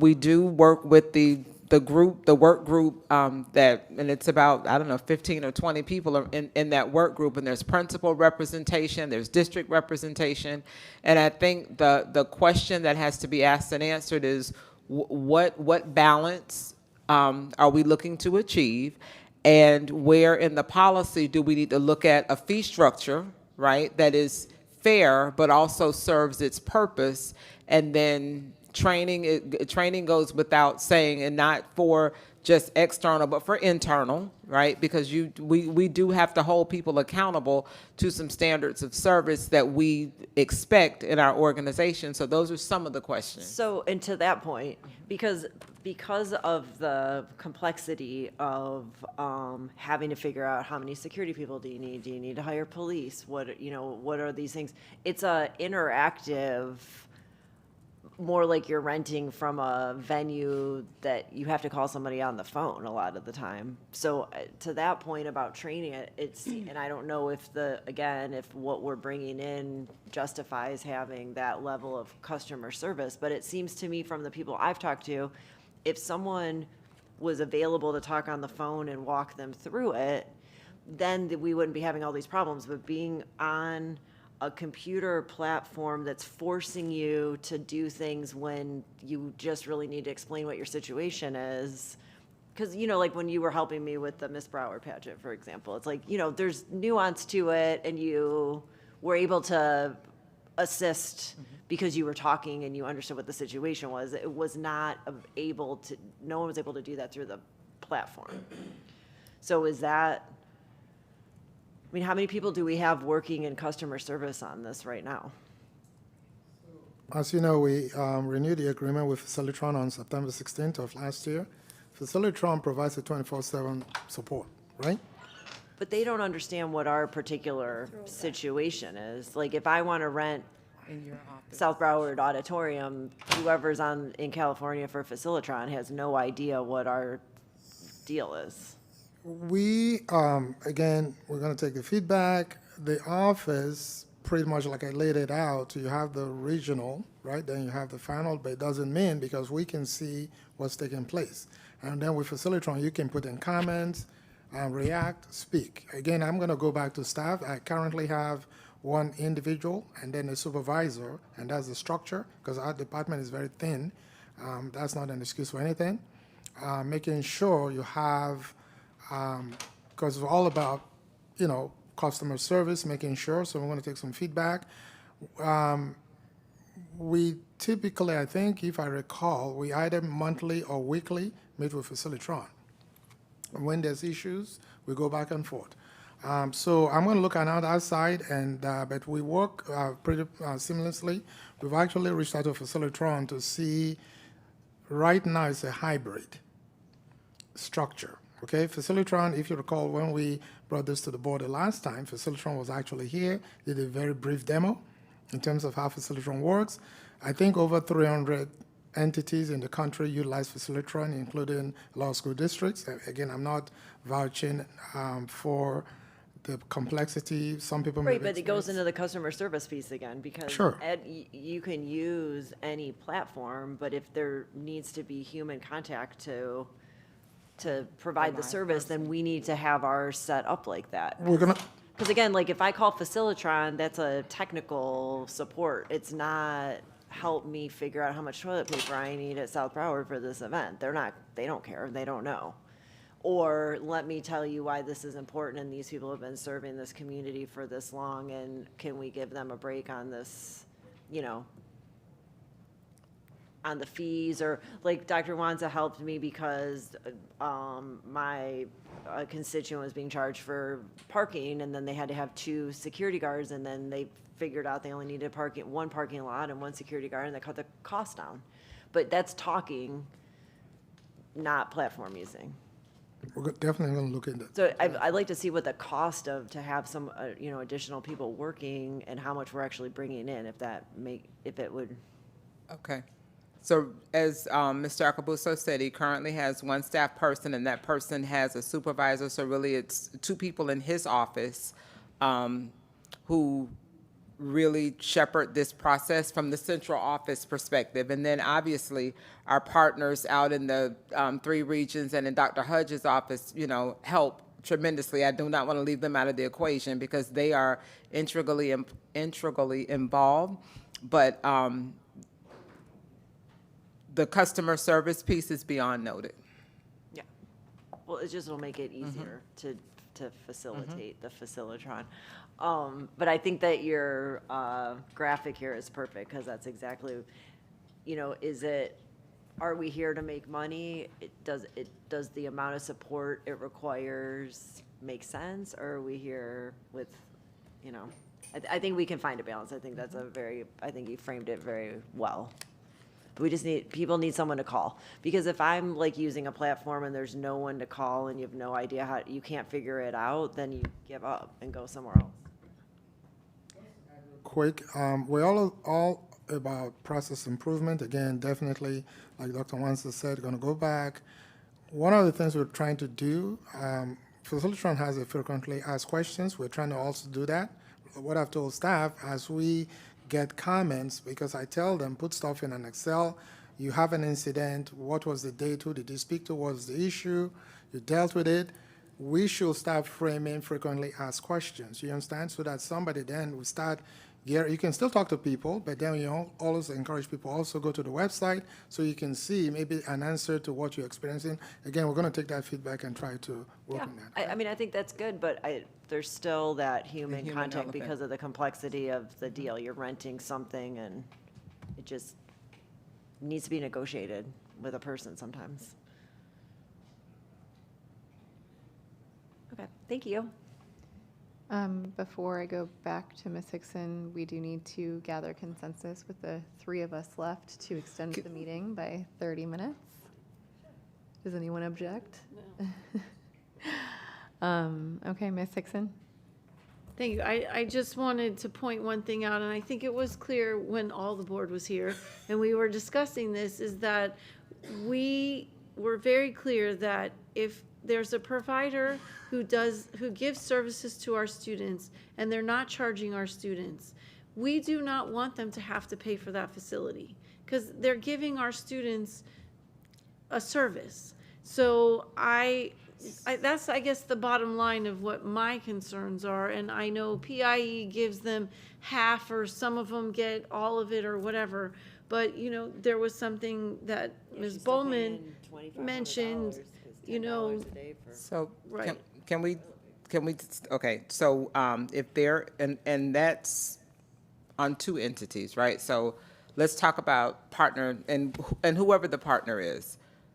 When you say you don't want them to pay anything, they don't have to pay, so who's going to cover the staff costs?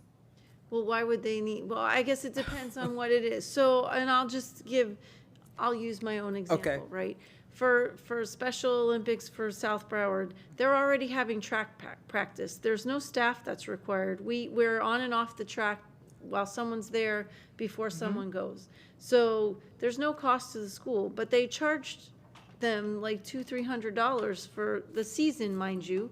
But why should Special Olympics, anyone, Best Buddies, I don't care who it might be, they're providing the coach. They send the kids to Orlando for states at no cost. Like, they're incurring a huge cost, and it's students from all over the area, right? I mean, I'm just telling you my own experience, but they're throughout the district. There was a competition for Special Olympics where they needed Nova, the track at Nova. They got charged for that as well. Those are all competitions that they bring all their own stuff for. So I don't disagree if it's during the normal Monday through Friday. But that's not happening. So that is what we need to hear from the board, right? If it's the normal Monday through Friday, and it's during the regular, the custodians are there until 8, 9 o'clock at night and all that kind of stuff. But if it's on the weekend, then we do have to look at that, right? And then the other thing, we have to make certain that there's some type of certificate of insurance and all those kinds of things. But that is the feedback, Ms. Hickson, that we need to hear, so that that kind of language now has to be codified in policy. Right, and if they have to pay for staff on the weekends, I understand that, but why do we have to charge them for the facility, right? If they needed security or they needed whatever, but why do we charge them the money for the track? Well, that's something. If it's somebody that's providing a free service if they're charging students, it's a whole different, I'm not arguing that point, but we have a lot of people who partner with us who do not charge the students anything, but yet we're expecting them to cover a lot of costs, I think. You get the point, so I don't want to belabor it, but I feel like the board said that when we had the workshop before, we were really clear about it, but somehow it didn't translate that way, so thank you. Okay. I think a lot of what I'm hearing is about like the usability of Facilitron itself. So I'm wondering, like I'm looking at the contract, and I think Ms. Bowman may have touched on this a little bit, but there is, it seems like we are able to terminate given a 90-day written notice. And so, of course, the question comes up, like, what would we use to replace it? But if they, I'll be careful about how I talk about it, but if this is not working for us, how would we go about terminating that contract? Like, is that something the superintendent would need to bring? Is that something that a board member would need to bring? I feel like a board member would not do that, so I just would like some guidance from council. Well, you can certainly ask the superintendent to review the document with his team and then share it with the board. Okay. I think it's kind of hard to gather consensus when there's just 3 of us left. Yeah, and I would say we went down the road of not renewing it, if I'm not mistaken, because there were issues because, people get charged money for it, like using the fees and all of that. So I know that we did have some concerns, but still landed on renewing the contract. So I don't know where that would land, but Ms. Dupree Bruno. Perhaps a board follow-up? Okay, yeah. Could staff provide a board follow-up on? Do you want us to explore other options as well, too? I would be interested in that. Because I want us to be fixing the right problem. Is it Facilitron? I have not used it. What I'm hearing from my colleagues is that part of it is, I don't want to put words in. The answer we get a lot, though, is that the policy drives Facilitron. So I don't know if it's really Facilitron or if it, to be fair, I'm not saying that it's necessarily that. I think we have a vision and we're just not, it's not written in the policy the way we envisioned pieces of it to be. That makes sense. But I guess, Ms. Hickson, what I heard, you were talking about like even using it online, it was difficult. There was like buttons that were not easy to see and things like that. So, well, I think the part is maybe for if you're just a general public coming to use it, I don't think that process is probably that hard because you just click and it gives you a value that you have to pay and you can pay it online. But if you're a partner in education or even a SAG, I don't know how that goes. The problem is that it totals up everything, but that's not what you really have to pay because there's a 50% discount, and all of those pieces, you have to upload something, you upload the PIE certificate, then there's an issue with that. So there are pieces, I think, that are more in that partnership discounted arena than it is maybe if you're just willing to pay whatever the cost is. Because I haven't had any issues with people who aren't part of the partnership. So can I call our attention to slide 7? And this is policy. Slide 7, this is right out of the policy, the category of charges matrix. It says that a partner in education only gets a discount. So if there's something that the board wants to see different, that's what we're here for. Yeah, and but we did. Well, There was two, there was a, as you see here, a Pi 1 and a Pi 2. And we did, I mean, maybe we need to go back and look at the meeting, but we were really clear that they shouldn't be charged. There was things we said yes to because, like custodial and stuff, but I'm pretty sure that we did not say yes to all of them. But like, which one, what's the difference between a Pi 1 and a Pi 2? Go ahead. So, Mrs. Hickson, after that workshop, and then we brought a policy, it was very cleaned up in terms of the Pi 1 typically are the youth groups. That's kind of the distinction, whereby like your Boy Scouts, Girl Scouts, the Pi 2 are mainly like the churches, right? So the Pi 1, they pay $300, one flat fee for the year. But then, I understand with like a zero cost thing, but then you have to validate it against what would you have paid versus the value you're bringing. That's why you have the uploads of the certificate, right? So if you, and that process goes through the school. The school principal has to validate the value because we don't know that they bring in. Then the school principal fills out the form. It goes to the Strategic Partnerships Office, which is the PI certificate. Okay, then they upload. So I'm just saying to give you value, not to pay the full rent or whatever it is, the school principal validates what you're providing to the school, then they get their certificates, then they have to upload it to be able to then get to pay $300 versus the higher amount. So Pi 1 is the youth groups, Pi 2 is like the churches and things like that. Right, and then there's, well, where would, like, I don't want to keep saying Special Olympics, so Best Buddies, or the Boys and Girls Club, or Big Brothers, Big Sisters, because those would also be partners in education. Correct. So there's a definition, and if you look at the definition for the PI, so if you look at the, I don't know if you have a policy, the youth organization is clearly defined. And then it talks about as you go further, we clearly delineated the school allied groups and actually named the school allied group. The school allied group, again, have to upload, a certificate to, because you don't want somebody to come in, I'm a school allied group, right? So you're using the certificate to validate who they say they are. If you, on page 8 of the policy, and then page 8 and 9, there's a distinction. So PI, say PI category 1, in parent youth organizations, right? Then they only sign the application, provide a COI. Then they pay reduced rent. Then it talks about the qualification. And then they only pay the custodial when the school principal, and that, again, that's a fee. It's not the rental. They pay the custodial if the school principal or facility director says it's needed. They pay personnel costs as incurred, and this is in line with what the board told us from the last meeting. They don't pay utilities, they don't pay consumables. That's Pi 1. On page 9, it's Pi 2. Again, it delineates clearly based on that direction.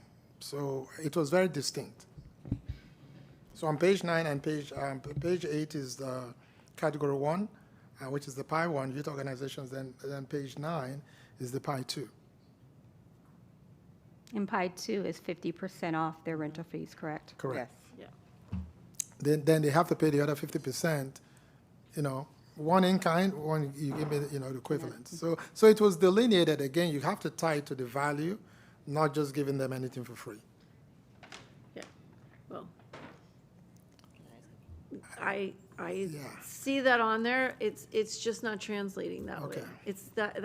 It seems like there are still issues. So it's complicated, but I mean, you hear what we're saying, so I hope that you can look at what needs to be tweaked in the policy, because I feel like we've said it a number of times, and it hasn't worked out the way we've thought it was going to. So I don't know where to tell you to change anything in the policy, but I do know something needs to be changed. So I think it needs, so I think it's two things, right? The customer service goes without saying. That just goes without saying. And I think the other part is to what Ms. Bullman was saying, that if I am interested in renting a facility, I start in the process and I get hung up for whatever reason, if I can pick up the phone and talk to somebody who is going to listen to me and talk me through my, whatever my, my request is, so that I can understand. And I think that, well, I know one of the things that we do need to decide today, and come back in the policy, in the fee schedule, we have a fee for local law enforcement as if we are using an outside agency, but we have our own district police that may be able to fulfill some of these duties, and we need to determine like what that rate would be, so that, because that is not currently in policy, and I think that that is something that the board would want to contemplate, that we have our own police force, if you will, that would be able to fulfill some of these assignments, and the board needs to determine, obviously with the input of Chief Gregory, and what that would look like. And then and then the board also has to decide, are we going to have, we as an organization, going to have some type of expectation for securing our own property? And if so, what does that look like? Ms. Thompson, who is on the line and would like to ask a question, and then Ms. Bowman. Hi. First, thank you to the three still physically there. I appreciate you guys. Sorry I stepped out. I had a question and regarding to Ms. Bowman's comment about the customer service. I'm wondering, because we have a family and community engagement department or director, and then there's a specialist under community engagement, if part of their role could be to help facilitate this customer service need that we're needing to fulfill, especially since I think it could have fit under the strategic partnerships department, which is no longer with us. So I'm wondering if that could be a potential bridge to the gap we're seeing, since that seems to be the main issue with Facilitron, is the lacking of customer service that actually knows our schools. So, Ms. Thompson. So that was my question. Mm-hmm. Thank you. I think that's a good suggestion to take into advisement. So part of our follow-up will be that. I truly believe we have to come up with a better plan to make sure our customer service delivers to the expectation that we give as a district. I mean, since last year, we started a customer service initiative, and we want to make sure that all of our departments are living up to that. So as we think about how we can refine that, that is certainly a suggestion, an idea that we can take into consideration. And if not that, we'll have a solution coming forward. Or even like the director of before and after care doesn't have anyone under them. I understand that's because they have program people under the line, but I feel like there's a space within our organization where this customer service could fit, that we wouldn't have to completely change the program unless it's the will of some of my colleagues. I'm just trying to give a suggestion, but thank you. No, thank you for the suggestion. Ms. Bowman? Thank you. So I'm looking at all this. I mean, this takes a lot of work, so I'm not trying to suggest that. It's just, I think it's like we have to find the sweet spot, like we were saying with your beautiful graphic. I'm wondering, because right now we're giving a 50% discount and a 25% discount for different partners.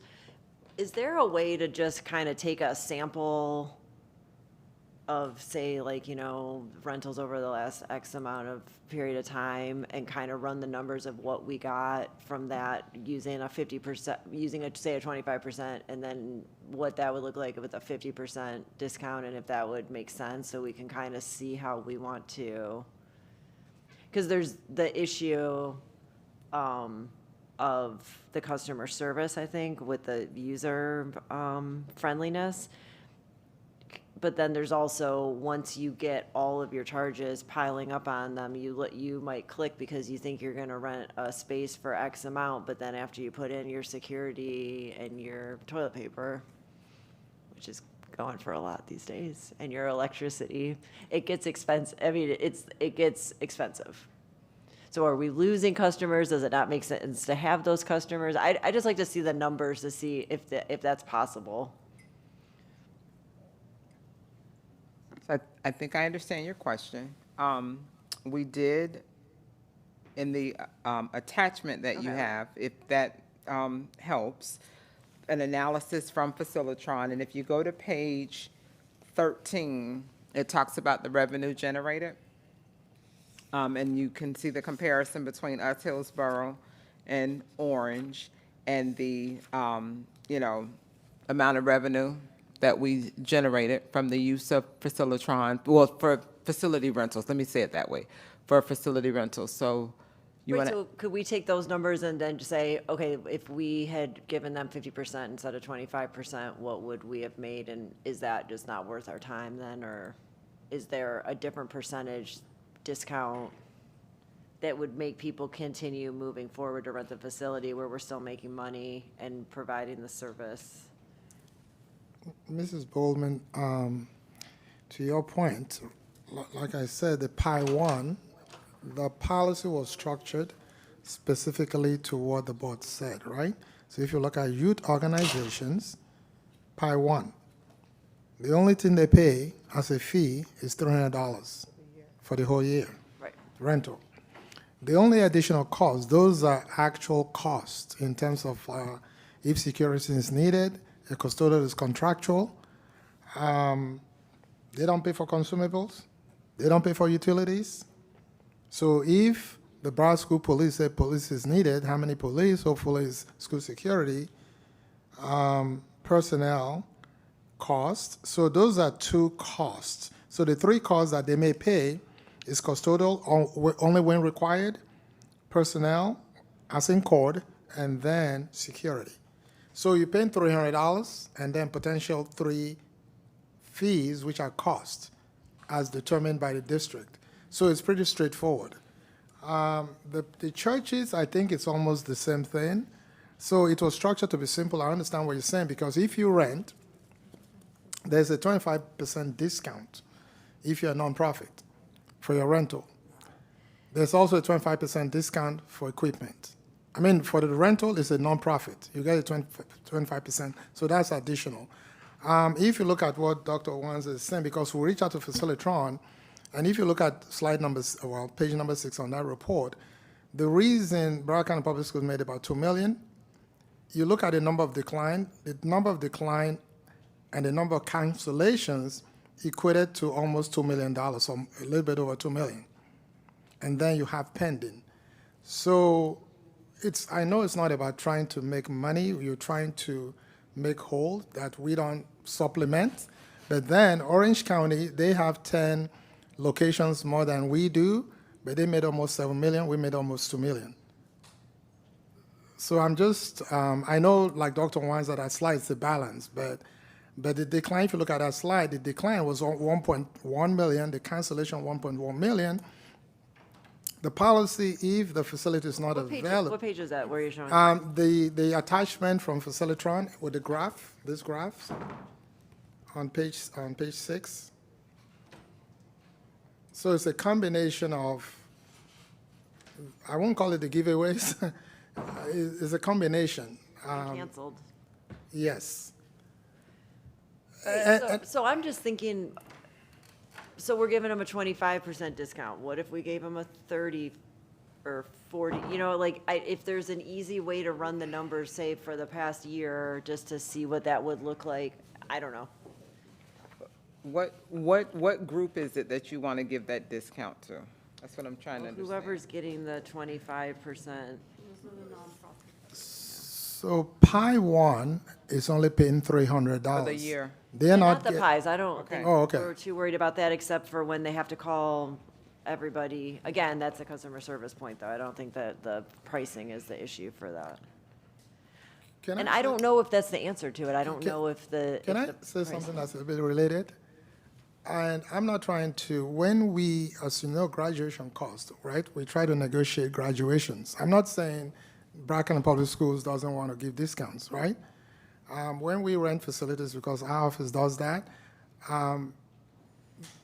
there's not really some kind of semantics regarding discount or no discount. I understand the board wants to do what you want to do. But when we rent, our graduation cost has been going up. It kind of went down a little bit this year.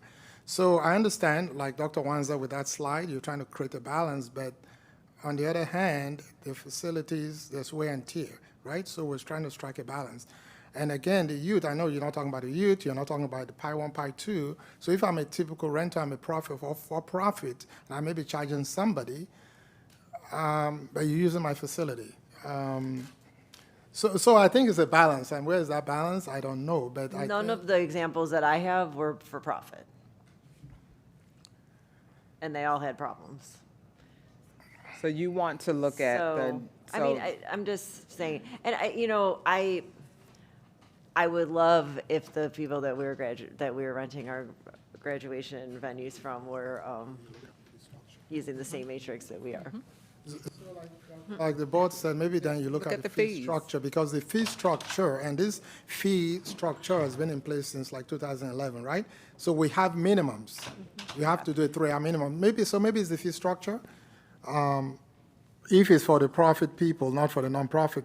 Yeah, and I've never had anyone that was for profit that was trying to rent a school facility for anything that's called me, and I've had a lot of calls. So I think, if we work on that customer service part, you might be able to capture more, because I would cancel if I was trying to call and I couldn't get someone on the phone and I can't use the website. I would just look elsewhere. So that might be somewhere that we can really capture some more revenue if we're, and it would pay for itself if we're making more money to pay for a couple people to do the customer service part, I would say. I'll leave you with that. Thank you. Ms. Hickson. Just one sentence, just based on what you were saying. So when you look at that pie chart, almost as many declined and canceled. The amount of money equals what we actually got. And I think that speaks to the idea of the customer service and just,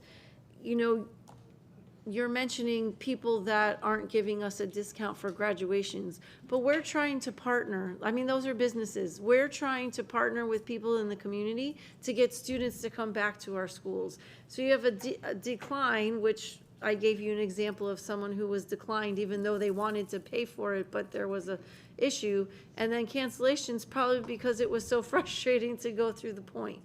So I don't think you can compare us to businesses. We're a school district. We want to build partners with people so they come in, see our facilities, think we're doing good partnerships, and want to continue to bring their kids to our school. So I understand the business side of it, but I don't think that's how we're looking at it. As I know that that's not how I'm looking at it as a school board member. So with that, I'll be done. But thank you. Madam Chair, if I miss, I just think that the real question here is, what are we trying to achieve out of this? Is it necessary that we want to create those partnerships, as Ms. Hexon said, or are we just trying to make profit? If we're trying to make profit, that means that these discounts got to go away. But if we are just trying to create some type of form of community involvement, community engagement, we might as well just let it all be free and then just, hey, go ahead and make a request and then we'll make it available. But I just don't think that this conversation is going really anywhere from a student perspective, because all we are doing is just circling and circling and circling. Yeah.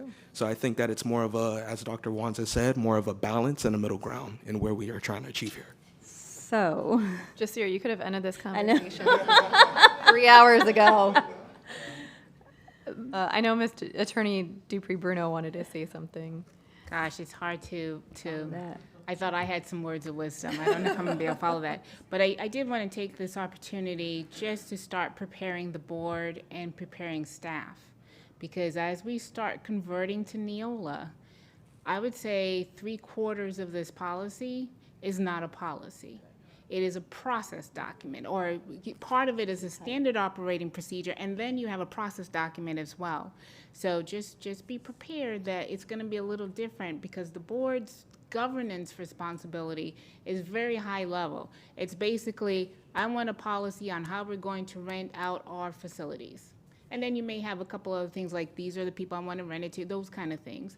But then how it actually happens, the operational part of it, the board dictates what, and then the superintendent does how. And that's where I can see that just start getting ready, because that's what you're going to find out when Neola actually comes here and starts talking about board governance policies.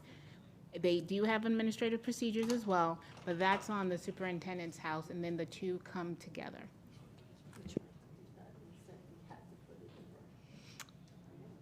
I just want to be on the record that I want just your statement in my script for the beginning of each board meeting. And just to close out though, what the general counsel is saying, that's what we tried to do when we were told that all of this had to be in the policy. I don't know, ask her. With Ms. Hickson, that we tried to just make it a policy without all the process in, and we were told the opposite, and so that's why it ended up looking the way it is right now. So that predates you. Yeah. So yeah. All right, anything else on Facilitron? No. All right, thank you. The last order of business is the Office of Safe Schools quarterly report 25-26 quarter 3. Is there any public comment on this? Do I have to gather consensus among the three of us again to extend the meeting another 30 minutes? So, well, Attorney Dupree-Bruno is telling me that I can't gather consensus. So how do we move forward? So your policy 1020 is very silent as to the necessity of a quorum in a workshop, but it does define your quorum as 5. So what have you done in the past? We've never had this few board members, I mean, at a workshop, I don't think. I don't think we've had only 3 of us remaining. All right, Madam Chair, I think for a workshop, we've never. Yeah, so the practice is always, we've been taught in workshop, you don't need a quorum. Okay, so generally in my experience, we have not had a quorum in a workshop, but my policy has been very explicit and said that. This policy is absent of that. So if that is your practice, then continue with your practice. Can we extend the meeting? Because we have 4 minutes left, unless we are convinced that we are only going to be 4 minutes. I believe in you. Go ahead. Good afternoon. Mike Gregory, Chief Safety and Security Officer. In the interest of time, we've narrowed this down to about 45 slides. We're not used to jokes from you, Chief. We recognize we're the last thing between your meals, probably, and family. So we'll expedite this. We actually, you all have the presentation. We can go through the few slides there are. There's all a good story that's told from this, or we can jump straight to questions. Let's just jump straight to questions. Does anyone have any questions? Continuous improvement. Appreciate it. Oh, excellent. All right, just real quick, we do have, so at the direction of the superintendent, the following agenda topics are tentatively scheduled to be addressed during the upcoming workshops. May 19th, the district budget update, rural development, safety and security, and the audit plan. And then we do have a special school board meeting at 12 o'clock that day. And then for June 16th, we have the advisory committee reports, preschool and VPK program updates, deployment of AI, attendance update, rural development policy 1020, and food and nutrition services update. Please note that the order of topics and scheduling remain tentative and are subject to adjustment at the superintendent's discretion. Ms. Hickson, would you like to see these? I'll only say I think the 1020 discussion is going to be long. So I I don't know about the food and nutrition service update along with that, but that's just my own personal thought there. 1020 is going to be long. Yeah, I mean, so with the advisory committee reports are going to be long. I don't know how long the preschool and VPK updates are. Deployment of AI, I think, is going to be long.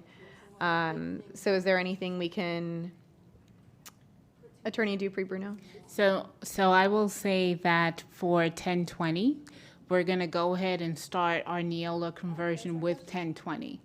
The thing is, though, because of how the Administrative Procedure Act requires it to be done, our policies are supposed to be much shorter. So you're going to have more policies that you're actually going to be reviewing. That is all part of 1020. So if you want to start on the 16th, that's what I was going to do, is just let's get it going. I guess to Mr. Sullivan or Mr. Hill, can we move like the attendance update? Is the food and nutrition update an urgent? I don't see Dr. Wanza. I don't know if it has anything to do with how we're gonna potentially do CAP next year. Yeah, so if you, Madam Chair and Board, if you give us the opportunity to bring this back, probably discuss it tomorrow with Cabinet and see what we can move. And Okay. And Mr. Sullivan, his team can update the board via email. Awesome, thank you. Attorney Dupree Bruno. And the only other thing that I would request is when we are doing policies, let's call it a Neola workshop, have it by itself, because it is going to be a year-long process, and I want the public to understand this is your opportunity to come speak on the Neola policies. I think I'll get with you then, General Counsel, to come up with probably some kind of communication plan so that's well known to the public. Thank you, excellent. At this time, do any of my colleagues have anything to bring to future workshops or student successes to share? Ms. Bowman. Thank you, Chair. Hold on, I got to get this back. I have the pleasure of announcing that the Information Systems Division, the ISD, Wizard Award recipient for the month of May is Courtney Walker, a member of our service desk and the Technology Support Services Department. The Wizard Award is for ISD's high performers and those operating in a composite manner, not just functionally centered, as recognized by peers and leadership. So I'm very proud of Courtney. I don't know exactly what that means, but it sounds like he's really crushing it. Thank you, Ms. Bowman. Ms. Hickson? Yes, I have a couple. Daniel Jatari from Indian Ridge Middle School placed first, which is the second year in a row that he placed first in the junior division for physics and astronomy at the State Science and Engineering Fair. So that was pretty exciting for him. And again, second year in a row. Congratulations to Ms. Jody Berman. She was named the Environmental Science Teacher of the Year at the P3 Eco Challenge Awards ceremony. Valentina Ravito from South Plantation received the P3 Eco Challenge Award for students. And from South Broward High School, Miss Baracino, who is retiring this year, won the Florida Restaurant and Lodging Association Broward Chapter Culinary Teacher of the Year. Whispering Pines Education Center for the second year in a row won the Mario Kart 8 World Championship, and that's out of 500 students from 70 organizations in 10 countries. And finally, we have two National Merit Motorola Solution Scholarship winners, Alyssa Rapps from MSD and Zhu from Cypress Bay. Congratulations to everybody. Excellent. The scheduled order of business for the school board workshop of the school board of Broward County, Florida has been completed. Seeing no objections, I will now adjourn the school board workshop.